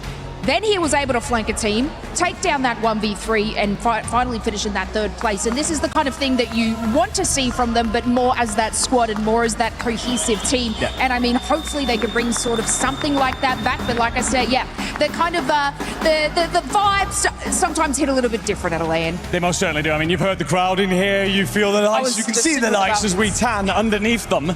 They are, of course, feeling that pressure. They understand what it's like to step out on these stages, and when things don't start going well, it's easy to feel the pressure even more. Again, got time, but you have to start to step up and deliver. Anxiety, we know what he can do. We know the ceiling he has. It's the other two. Can they reach that same level? If so, they will fill that Dark Horse title. Yeah, I absolutely feel if they can get that together, they can definitely succeed. And AGAL as well is something that I've been watching a close eye on too. In the earlier matches, they weren't sort of doing too much, and when they would take a contest against another team, they would fall flat. But now, I think they're sitting at about 3rd place. Yeah, they're a very hot and cold team. They have the capability to take over lobbies. They also have the capability, unfortunately, to watch themselves get cut off a little bit at the knees. They've got to get off to them hot starts. And they're a very vibey team as well. They're feeling good, they're looking good, and obviously we want them to do incredibly well today with Thief Kill on that roster. A lot of us got a lot of love for him. This might be his send-off moment. Hopefully not, but if they are going to do something today, that would be a great way to send him off. Well, speaking of vibes, I know 2 casters that have the vibes. Seymour, Goach, let's take it into our next match. Thank you so much, Lace and Enigma. That was a great little segment there, and I gotta say, I love the tip of the cap to AGAL. They had 27 kills that map. 27! Are you hearing me? Yes, this is the same FIFA kill, the same scumming. These are the same guys that popped off a long time ago. We haven't seen them pop takeover like they are right now in so long. This is a different team. They're Lanimals, and it's paying off. Hunk still got it. That's crazy. That's all I can say right now. This is great from AG Global. And it's not even just that. It's like that's back-to-back Rebirth Islands where they get top placements, top 3, top 5 placements out of this squad. So getting into Fortune's Keep, this is a turnaround for AG Global to see if they can keep things up now that they're in 2nd place. I mean, it's a big key factor. Fortune's Keep is a fairly new map, although a return to form for those that know the lore, but it's a new map in terms of current competitive space, and therefore it's a little bit untested for some of these teams to prove that they are a team that can keep up the pace, like JDG, like AGAL, on a map like Fortune's Keep. Things could totally flip on their head. Falcons are still top 5 right now, and I know it's crazy to say this, and I'm not wishing an ill omen on them. I expect them to win this entire competition. There is a chance they could drop out of the top 5 here on Fortune's Keep, depending on where people drop. This is going to be the most important part of our group stages, at least today, in preparation for tomorrow. Where are people landing on Fortune's Keep? It may play a little offensive, it may play a little slow, but if the Falcons are alone, they may not find themselves with a ton of points. Yeah, Falcons 2nd place game 1, 1st place game 2 and 3, and a 10th place finish in game 4. So no surprise that they're going to drop down a little bit. What do we get here, Coach? Where are we looking at for the drops? A couple really important notes on this map while JDG's getting mixy is Falcons go up to Keep. They are not playing in Town like usual, which means Town is wide open, which means Gentlemates have the most real estate to work with by a country mile. NIP, again uncontested. Over in Winery, those are the 2 big moments as, oh no. Godlike is already wiped. Hot contest, they're gone. A couple teams uncontested. The Falcons trying to put some other folks in a blender. Leviathan also on your screen now, desperately need to step back up. Play for some good positioning, shake things up. And we are going to be in for a good day of Warzone. Falcons up to the Keep, like you said, leaving Town open for the Gentlemates. We're looking at JDG, though, all the way down towards the pier, and they're hunting, man. They're hunting, and look who's just around the corner from them. It's NIP and Leviathan, 2 teams that have been having, a good day for NIP, a hot and cold day for Leviathan. So JDG, they might be happy to hunt. Yeah, I mean, it's just Slappy hunting, and he took down 2 of them. Almost could have played a 1v3 on Lighthouse. A little bit of help with the cluster over the top, just pushed Leviathan out, but we swing over to another fight. KGV been in a blender today, and unfortunately, doesn't look like they're getting out of it. Fnatic causing that blender for now. So it looks like Gooey's gonna try to, actually does land the molly and the wallbang. Gonna show up for 1. Can he show up for 2? Yes, he can. A nice reach out there to pick up 2 right in their faces and say, come again another time, my friends. Gooey, a 2-piece, but more in the area. Very centralized circle on Fortune's Keep. Amir shut down by Gooey. 3 kills for Gooey. Already down a trio. And lots of Fortune's Keep to have for our first drop in right away. So what are we going to be seeing for a lot of rotations? It looks like Falcons have actually pushed everybody outside of the Keep. So that's going to force the rotation down through mid, out towards the terraces, and creates a lot of traffic for teams that are going to now rotate through the middle of this map. And I think that's going to create some issues for teams that wanted to drop towards Smuggler's Cove. Gatehouse might have to move up the hill. So far, a sleepy Cove. Gonna be hanging out. Not much going on. Waiting for somebody to make a move. Where is everybody? We swing over to Gamax. They've found some people in their sights. Looking for one. A nice trade over the cross. Nice hold for the teammate to stay alive. But back to VC we go as the Vicious had a banger last map, but they need a lot more. And unfortunately, they're fighting just outside of keep at bay against G2. So they're going to try to regain in the water just like Rebirth Island. And I think G2 saw him hit the water, and they're going to at least send their anchor back to take a look, while the other two go pushing up and play a little bit more aggressive around keep. They're going to find the Falcons alone in keep, pushing everybody out, like you said, Seymour. You can actually see just off the distance, barely on the edge of the minimap, that's AGAL. This is where they drop up at terraces. They've been hanging out there since the beginning, waiting on the new zones and just finding any kills that come their way. As AGAL and Orchid, that's a fun one. But we got for fun in through Gatehouse. They're going to be catching a couple players out. They actually get caught, Juju. And here we go for the circle closing in once more. Circle 2 is going to be kind of falling in towards Winery and down towards Smuggler's Cove. That's going to force town rotations out from both Gentlemates and Nemesis. Yeah, we are going to pull to the east. On screen, though, this roster has been battling for points on the map. They desperately need them still. A long way to go on the leaderboard as they try to hunt down any last remnants around them, one below, a couple teams in the area. But for now, shooting a distance while we wait on some of these rotations for some of the other teams. Gamax, also a team, been in the blender, still looking for a lot more. We swing over and see that For Fun, near bottom of the leaderboard, is causing some of that chaos we saw in IN. Now, as we swing back over towards the keep area, you can see that AGAL have sent Scummin out to go try to find something. They're safe in terraces. They're actually leaving 2 back in terraces, and they've been getting pestered by the roster nearby. Swizz and Orchid right next to them, and Scummin's actually able to strike for 1. So with the Thorn in their side plucked, they've got to figure out, where is Orchid holding? Is their anchor inside a spiral? Yes. Can we make a play for that? But back to JDG. Yeah, back to JDG, who just continue to farm Leviathan. You can see that things don't get any better for Lev. And it's just going to try to regain once more. I'm looking at the space around the map and seeing what's going on. I think that AGAL has started to figure out exactly where Orchid want to play. And the question, do you want to push Spiral? It was a yes. They pushed Orchid out of Spiral and flipped the map. Yeah, really well done there from AGAL to sniff them out inside of Spiral, push out 5K, and go try to find the others. The rest have regained, but they're up in the skies and don't have their home. So Orchid trying to find some footing while Scummin continued to try to throw them overboard.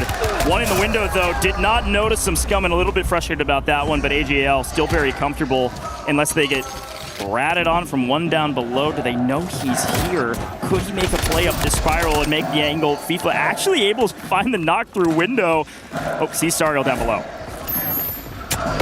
Yellow. Bye. Uh-oh. AGL, nice trade there from Knight, but he is last alive. There's one floating in the skies. Overall, this has been a trading of blows between 2 deadly teams on our leaderboard right now. For Fun actually top fragging in the chaos that is around the keep area and otherwise. That's exactly what you pick up Knight for at EWC. Just a guy who's not afraid to take a risk, take that height and get active. Cleans up some kills against Orchid, keeping AG Global in, and we get to see where Circle 3 is going to close in, and it's actually going to be further down towards the southeast. Lighthouse still safe, the edge of Gatehouse, Grotto, a lot of teams still moving over. Gentlemates, they can't catch a break on this rotation. Circle is not pulling towards them, neither with the Falcons or AG Global. Amax pick up 1 in transition. Down go New Icons. They're out of the map. We've lost 4 teams thus far. Don't worry, Gentlemates fans. Your team is still alive. They're in Grotto. They've been slowly crawling their way from town over to these new zones. Not much to write home about from them thus far because there was nobody in town, so they haven't found much action. Here's a look at them. Down in Grotto, they're finally in an engagement, playing kind of low side here, working their way into the new zone. AK was actually on 5 kills, so he found a bit more than maybe we were expecting, as JDG does put Leviathan back into the blender off screen. The big question mark is, where do the Falcons go out of keep? They're going to have to go to For Fun in Spiral. They're going to have to go through G2, who is holding them out on the wall, but for now, Gentlemates got a wall of their own to work through. Stone wall and the crevices that Fortune Keep offers sometimes offers safety down below, but oftentimes it's like shooting fish in a barrel over here at Grotto, and Hollow, unfortunately, is the fish. Unfortunately, not going to be able to stay alive. Gentlemates still recovering on the rotation. Falcons outside of Keep into the circle. They've moved their way past the walls, and it looks like they're going for Winery. NIP have been set up in Winery. They get pushed by G2, and that has actually created a moment where Falcons can try to take over the Winery themselves. Yeah, a good shout. The big question was, where were they going to go? They went straight through G2 and sent Scythe to try to regain his team somewhere, which is going to be low side of Winery. So you're right. Here's the big fight. NIP, Falcons, 2 top 5 teams battling for position in Winery. This is where NIP started. They were completely uncontested here. They've been holding for a while, but now getting hunted by Dongi is a scary place to be. Showstopper has high ground, unfortunately gets punished for it. Couldn't drop down fast enough, and Dongi shoots 2 straight. Cleaned up, no question about it. NIP in trouble. Finally, could be the first time they go down without a multiplier if they fall here in 11th. Yeah, which would be devastating considering the pull that they had. Fortunately enough for Winery, there's a lot of escape that you can have, and it looks like NIP are just going to get the heck out of there, give it up towards the Falcons, and we see the circle close even more into no man's land around Winery outside of Lighthouse. Is going to, again, force the rotation out of players from the west side. Grotto from everywhere. moving in, everybody. AG Global's got to move. They're still in Keep. And you are walking right into For Fun Esports that will be trying to gatekeep you.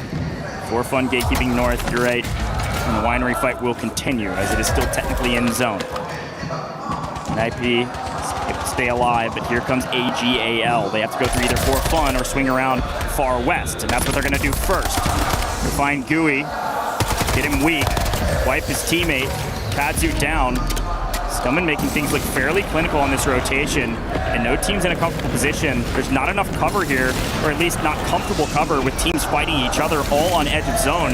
AGAL, if they can survive the PA, which they certainly do, they can rotate in mostly for free, pending this hold here from Team 11. Yeah, I was going to say, I mean, you got in front of you Gamex and For Fun, 2 teams that you've just had their number all day long. You just had a 27-kill game. If you can cut them down here and move into the circle, this is going to be major value for AGAL. Let's listen in with AGAL. They're banging one out. Let's see it. Anything, I'm in. They jump down. They jump down. Close running at us. Close running at us. Okay, look at me. Get inside. Get inside. I can't. Okay. I'm throwing him mini. Throwing him mini on me. They're backside. Backside. Close the door. Wait, we get shot across. I'm down. Fuck. Can you smoke and rest? No. Dead. Just chill. They're on the roof of the building next to you. They're pushing front door right now. Okay. Front door a little weak. Got a plate. You're good. You're good. Just chill. He's still on your front door. We can drop down if you want. Jump down where? There's kids down there. Drop down, you're dead. I think they're coming up. Chow this. 3. Nice, get on. Nice. Watch out to loot. Watch out to loot. Chow that. Nice. Good shit. Alright, you need top 5, okay? Close to the left. You're good right now. You're good right now. Go down. Get money. Oh, unlucky. Yeah, there's another one down there. That's okay.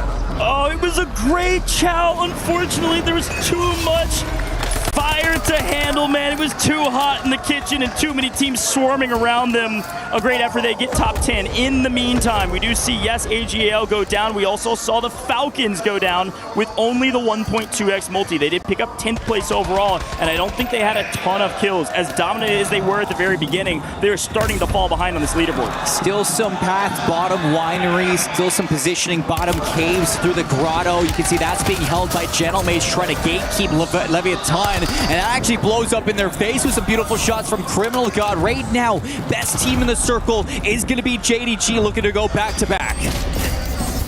JDG could go back-to-back to vaulting at 3, and unfortunately, Gentlemates get cut down. For Fun get cut down, missing their top 5 that they desperately needed.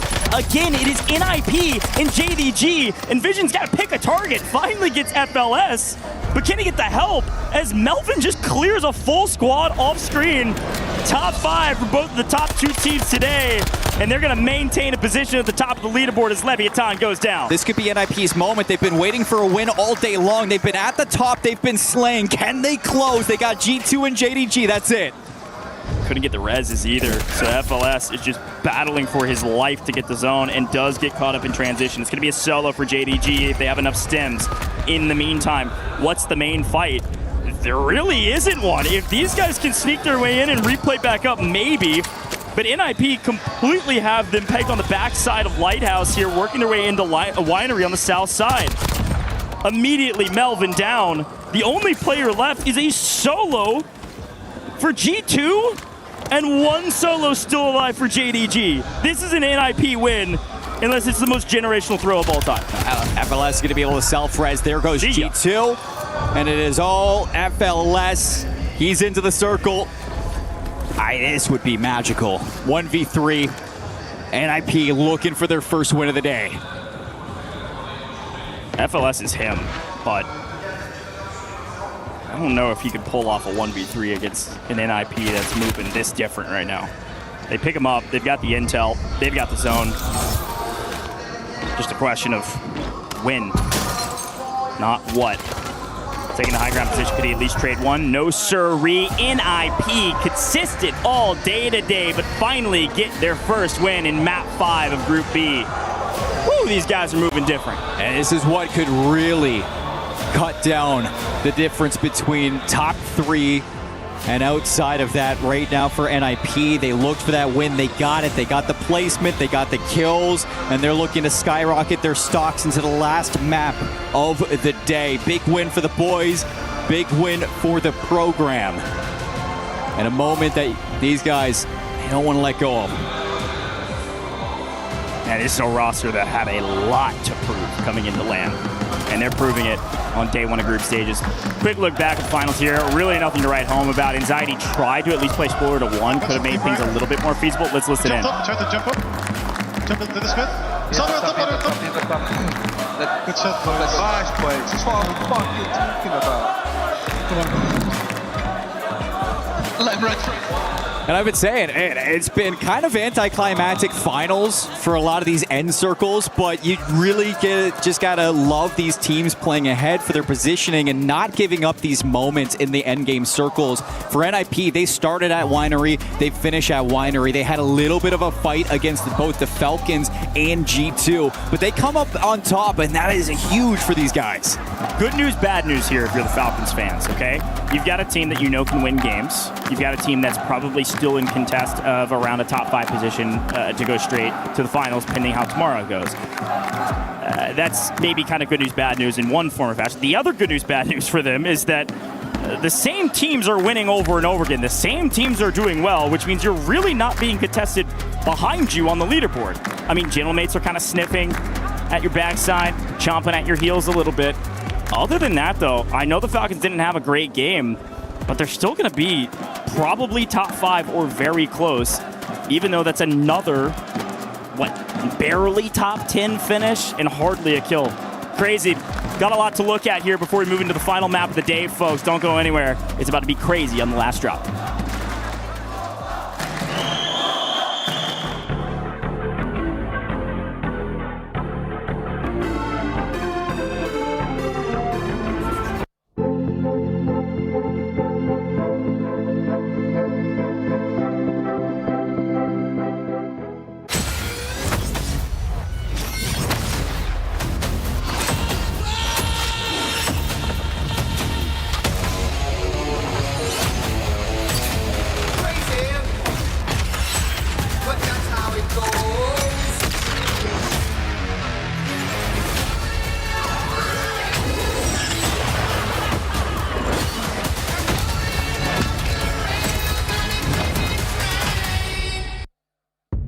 Alan, I'm feeling stupid.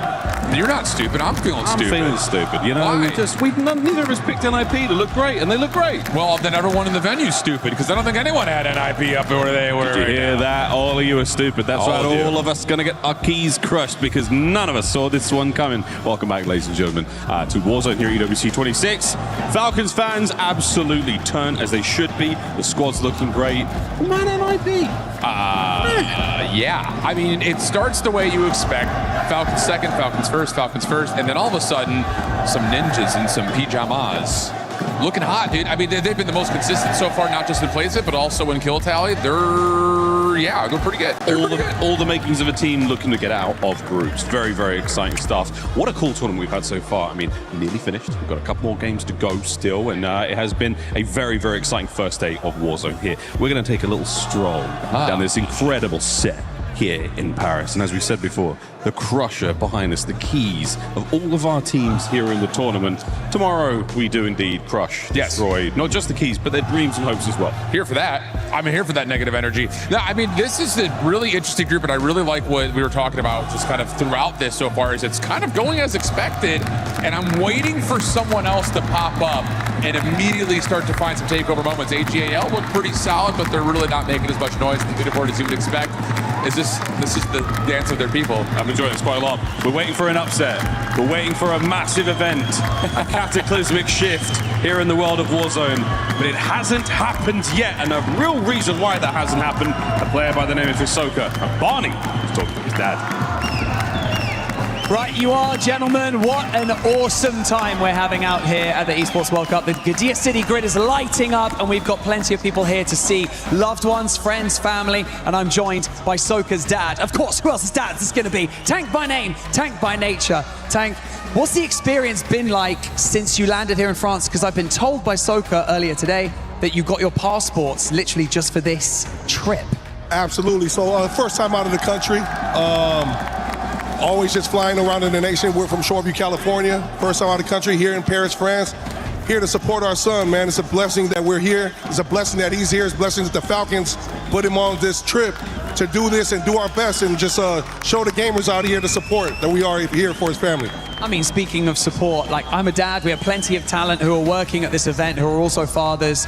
Tell us what it's like to actually be here in an environment like this, seeing your kid thrive on a stage and, you know, arguably be the best player in a game and in an event like this. What's it like as the dad? It's surreal because coming from our background as Polynesians, we don't play games for a living. We like to play football, play rugby, you know, do something physical, but this is a different avenue to show our people back home that we can do this. We can hang with all these cool kids over here that, you know, wear glasses and all that, you know what I mean? We're about to close out the group stage. So if you could say anything to Soka right now, leading into these final games, and you know the group stage, he seems like a relaxed guy. You can see him on the screen right now. He's really calm, cool, collected. What kind of words of encouragement would you give him? Hey, just know back home, man, you got plenty of family here, plenty of family back home. We got your back no matter what. Win or lose or draw, we're here. God bless everybody. Inshallah. Falcons on top. Thank you. I'd love him to be backing me up. I thought I went to the gym, but holy smokes. Right, we're going to go into our next game of the group stage. It's time to close it out. Tastas, over to you.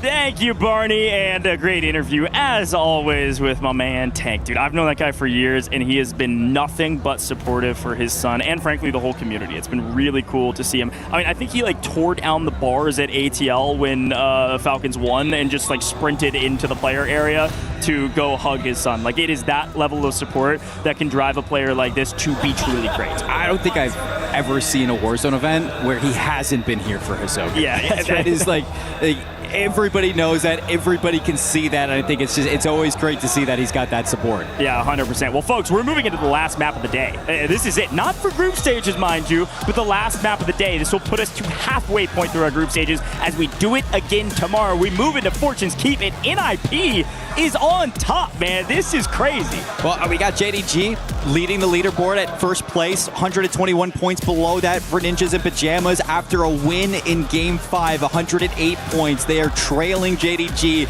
but still in position to qualify pending tomorrow. AGAL as well, just below that in third place, 95 points. Gentlemates and Falcons rounding out that top 5. So what a crazy day it's been for this group. And again, I know the Falcons have been playing well. They did win 2 maps in a row and get second on the first map.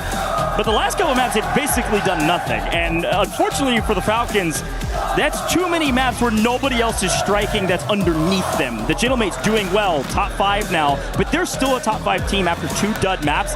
It can't happen. The Falcons are too good. You have to take advantage. But it's also been because of some teams overperforming and contesting them on these rotations. Here we NIP shuts them out in game number 5. They get shut down in Rebirth Island for a 10th place finish. And now in game 6, everything's on the mind of what can the Falcons bring, and can NIP keep it going? They Take a look at Gentlemates, number 7, bottom left. Again, alone, overlooking town is theirs completely, but they do have to rotate again. We pull further to the east, and so we'll take a look, of course, the Falcons up at Keep, but JDG leading the lobby right now. That's that leaderboard Seymour just broke down on the right. This is the top team today. They have been shooting nukes. They were fantastic in Atlanta. They were the top fragging team, and they're doing it again, and this time by even bigger strides. 86 kills thus far.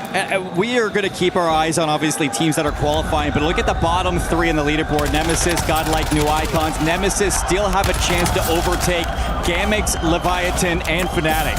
How the heck is Slappy? Finally, he goes down. Again, JDG doing a great job with a single fragger out on the map while the other two play together. And they're out actually by Winery, going to be contesting NIP here shortly. But take a look at Keep.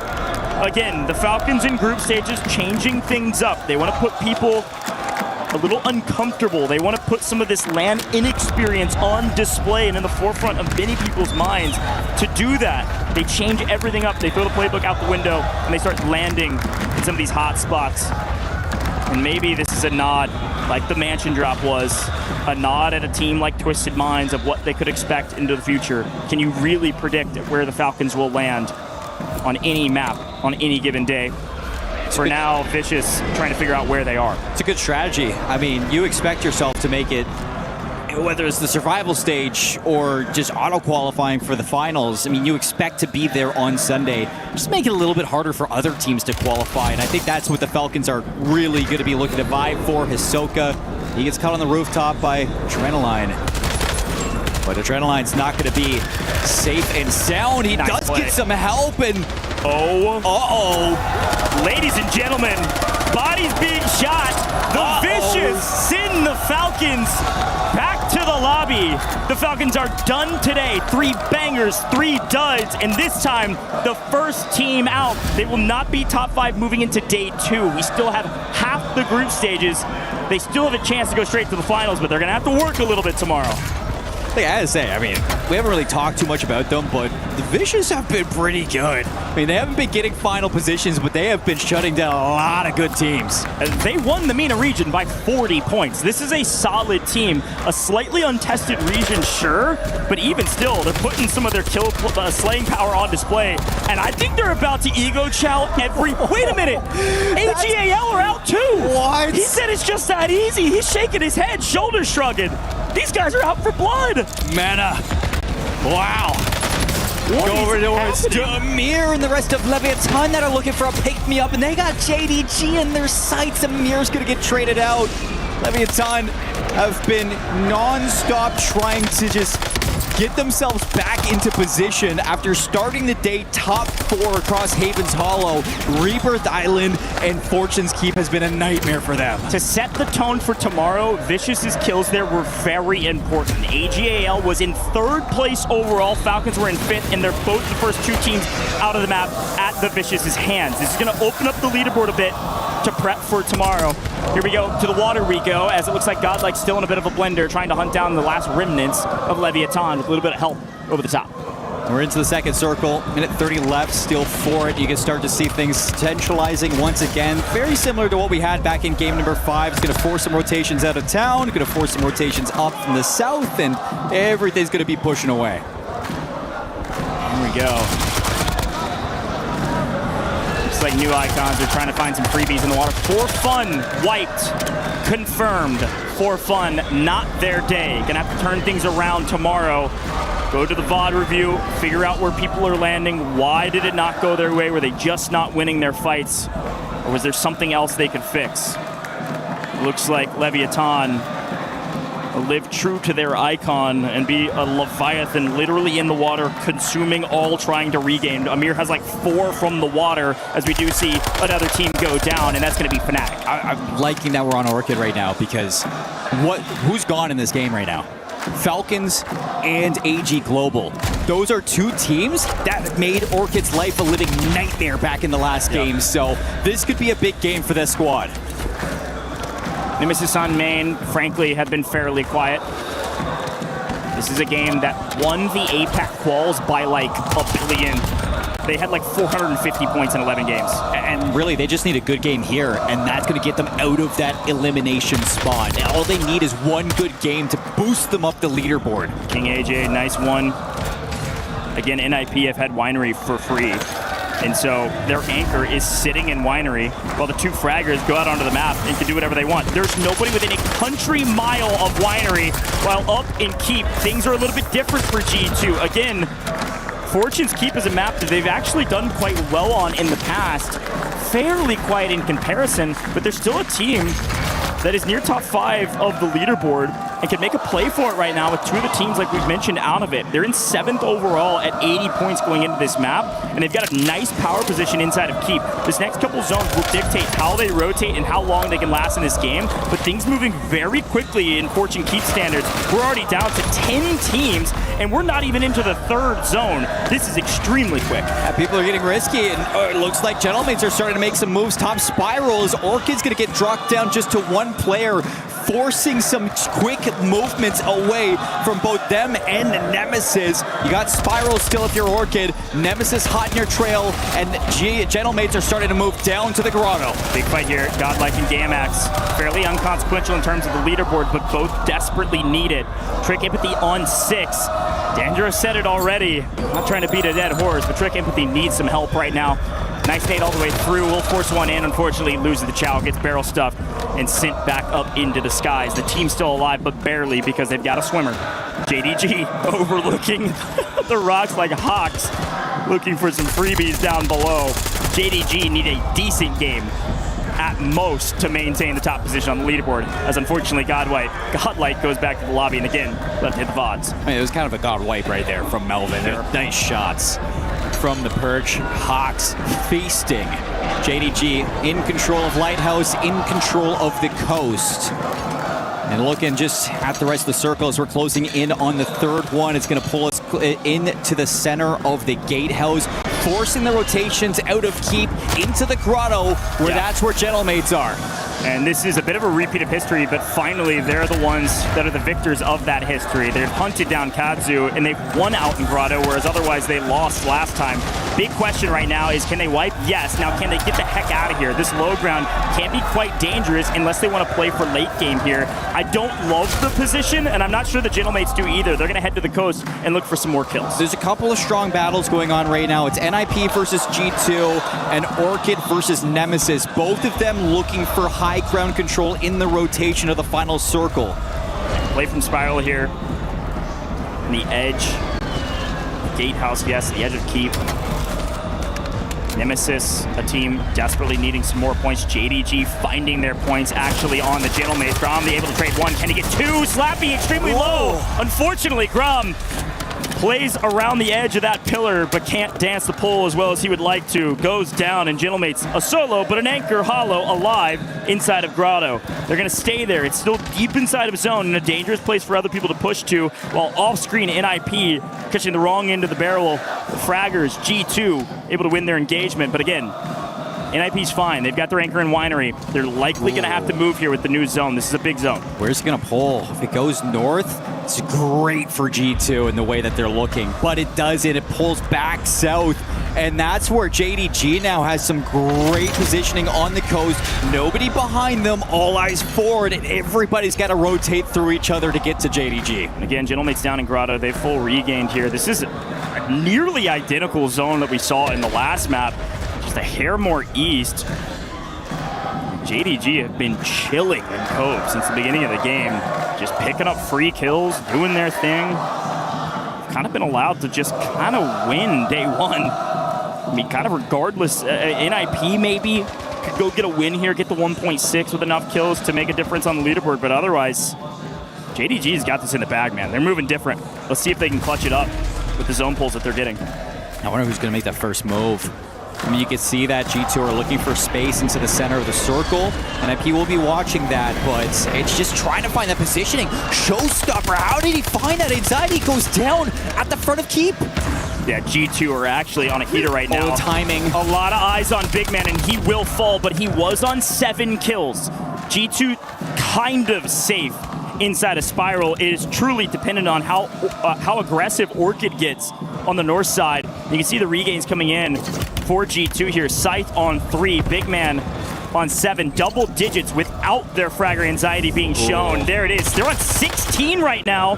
Could pick up a full team of 3. Anxiety just gonna full send.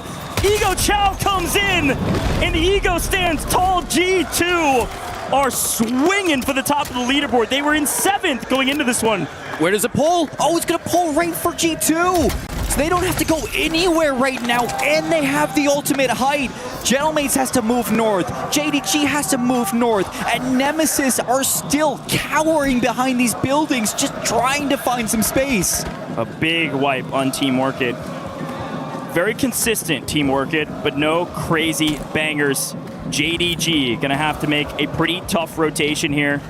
Would love to do a quick listen in with the team at the top of the leaderboard as Slappy has found his way to 8 kills, but they've got NIP in their way, and he will fall first. Left, look over. Same. I'm trying to look left. Yeah. I can't get up to it a bit. You can. Let's see. Yeah, can we maybe kill left kiss? Where's up on my left? We need to bang them out quick here on the right, bro. With the mats, come on. Yeah, come on. On me, cross. On my right. You. Get inside. Get inside. I can't cross you guys, by the way. Very good. What's on the roof? Yeah, okay. We should kill this guy quick, man. He jumped off the roof. I'm right. Nice, bro. Fling them. I'm dead. Have you seen me? Yeah, I'm here. 20 punch. The wall. You know what. It was nearly a perfect play. They struck while the iron's hot. They felt like they had an advantage, and they full sent in, and they got to zone. But Gentleman's shot him in the back. Gentleman's have lost some in transition as well, and it's NIP's King AJ last alive for his team. G2 are going to win this map unless something catastrophic happens. The only team that can really fight them is Nemesis. It's a 3v3, and Gentleman's bring themselves back, and they're going to be full squad again. What a double buyback. Can the Gentlemates find stabilization on a map that is this chaotic? I don't think so. It's just more feed to the fodder. Anxiety's on 9, and G2 wipe the regain Gentlemates and say thank you so much for the points. Limax with a nice angle. Anxiety goes down. G2 have the zone, but Nemesis have the player advantage. Bottom 3 team versus a top 6 team. What a moment this would be for the APAC. As Big Man proved that he can compete on land. All eyes were on this man right here. Anxiety, top fragging for the roster, but Big Man right behind. Anxiety getting the help he needs to make G2 a top 5 team going into day 2 of groups. Now they got a chance to win. Can we get that all too elusive 1.6x multi with one going down? It's possible that res will pop through. They've got to get some advantage when they get one down and they don't get anything. The only thing they've gotten is a nice rotation. Look at Big Man. He's already played out far right side. I don't know that Nemesis have seen him yet. Gonna shoot first, maybe at Levi? He's got to find a kill. Uh-oh. Nemesis also sending one to early rotate, but they haven't seen each other yet. Bray right next to him. He hears the shots. He goes, oh, shoot. Levi's down. A 2v2. Big Man having to be a hero. Limax? Got a chance. Limax gets gunned as well. G2, are they going to win a 2v3? And they make it look easy. They finally done it, folks. This is G2's first map win on LAN ever. And they do it with a crazy amount of kills. What happened to Limax? I mean, you just look over the side, he just bleeds out. 2v3 for G2, and look what it means to this squad. Atlanta, Anxiety, top of the fragging leaderboard. No map wins. They looked good, not good enough to take a win. But you go to champs, you go to EWC, and this G2 squad, although slow start to the group, they end on top. I know the big conversation with Group B is that everything's gone to script. And I think the only wrinkle in that idea is NIP, but G2 truly proving that. Everybody said it's finally G2's time to step up and step out. And that's exactly what's happened in day one of the group stages. What a win. Let's take a look back on their win and how it went down. Big Man found the angle on one. We don't see the kill on Limax, but then Brave was just a sitting duck. Big Man made the early rotation. Let's listen in. I'm plating. One shot. Good shit! Let's go! Fucking shit, boy. Let's fucking go! Shit. Bro, it's only 2 of them. Bro, I think he was my guy, bro. Holy fuck. There's a celebration finally, a well-earned one. Their first map victory, but it felt like clinical for them, frankly. What a banger map. And it started, remember where it started. They ended up winning out in Keep. They just leapfrogged that leaderboard with a 1.6x. What a huge jump for a team that was knocking on the door of a top 5 position going into day 2. We got to talk about Nemesis too, because this squad has been on the back end the entire time. Bottom 3 going into game 6, second place finish. Surely that's going to put them in a spot that can actually contend to make it to maybe the survival stage on day 3. And everything in a comparison, they were side by side with Leviathan. I mean, they got to be neck and neck going into tomorrow. I mean, it's actually a fairly good comparison between Leviathan and Nemesis. Leviathan started super hot and then slowed way down. Yeah. Nemesis started super slow and then ramped things up here at the very end. And again, it's about setting yourself up well for tomorrow. The road is going to be easy for some of the teams at the top of the leaderboard. Falcons will not find themselves in a top 5 position going into day 2. Will they be top 5 at the end of day 2? Maybe. But G2 have certainly moved up to the top 5 position. Folks, let's head down to Barney with a quick interview. Team that got Oh, day 1 has now come to a close, and the groups are absolutely popping off. Speaking of popping off, I got FIFA Kill here from AGAL. Dude, let's talk a little bit about today. Obviously, that final map wasn't how you wanted to close out day 1, I can imagine, but a solid day nevertheless. Tell me about today from your perspective.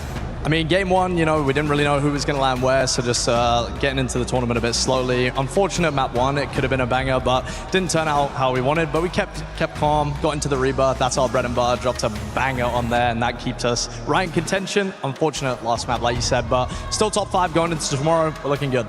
Exactly, top 5, and that's all you need, let's be honest, and give you the most comfortable journey throughout this week. Now, let's talk a little bit about the team. Knight joining most recently. Has he been the missing puzzle piece? Because Atlanta didn't really go to plan. You've come out, Knight's joined, and now things seem to be pretty sweet. Yeah, I mean, we have more teammates than there are people in the crowd this year, so, you know, we figured it out at the end at least. Yeah, Knight came through, kind of saved us in a way, but we've been gelling. It was a bit of a teething issue at first, but everything changes when you get to LAN. I got a bunch of Lanimals on the team, the boys are frying, everything feels good. It does, and it looks good as well. Finally, before I let you go, mate, little rumors floating around the social media sphere about potential retirement after this event. I'd be remiss if I didn't ask you about this right here now that I've got you, so I've cornered you. What? Say what you want to say, my friend. I mean, we'll see what happens on Sunday. Also, if they let us come and wear a hat next year, then I'll probably stay. Brutal. I love it. Free for kill. Really appreciate it, mate. Thanks so much for joining me this interview. That was a great dab as well. What a day. What a way to end day 1. But don't go anywhere because we've got Blaze with another interview on the other side of the stage.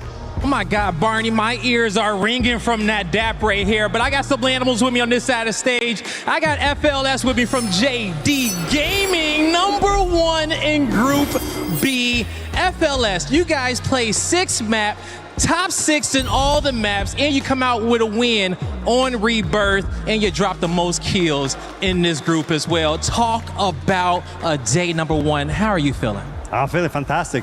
Still one more day to go though, but hopefully goes well as well.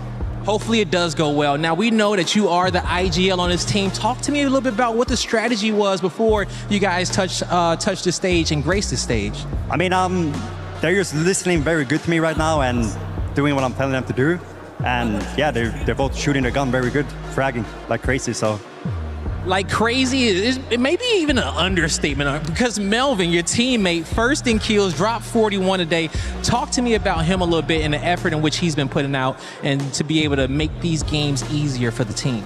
I mean, Melvin is a fantastic player. I think he's the best teammate I've ever had, if I'm being honest. And very underrated. I would say I don't think people know how good Melvin is. And I'm just happy he's able to show how good he is. I mean, he showed us all today, and he made a statement on this stage that he is ready to play, and he is going to be firing off on all cylinders. Now, the job is not done just yet. Still a lot for you guys to get done, but as you know, you're elated with this performance, but what do you want the JD Gaming fans to know as you guys get ready for day number 2? Thank you for all the support, and we're not done yet. They are not done yet. Still a lot of Warzone to be played at EWC, but that's going to do it for me at FLS. Studio, take it away. Job's not done, JD Gaming, even though you're currently in first place, because look what ended up happening with that was... You guys didn't hear it because nice. I didn't put the mic too close, but I heard It's a crispy dab. It wasn't great. It's crispy. You're just jealous. Yeah.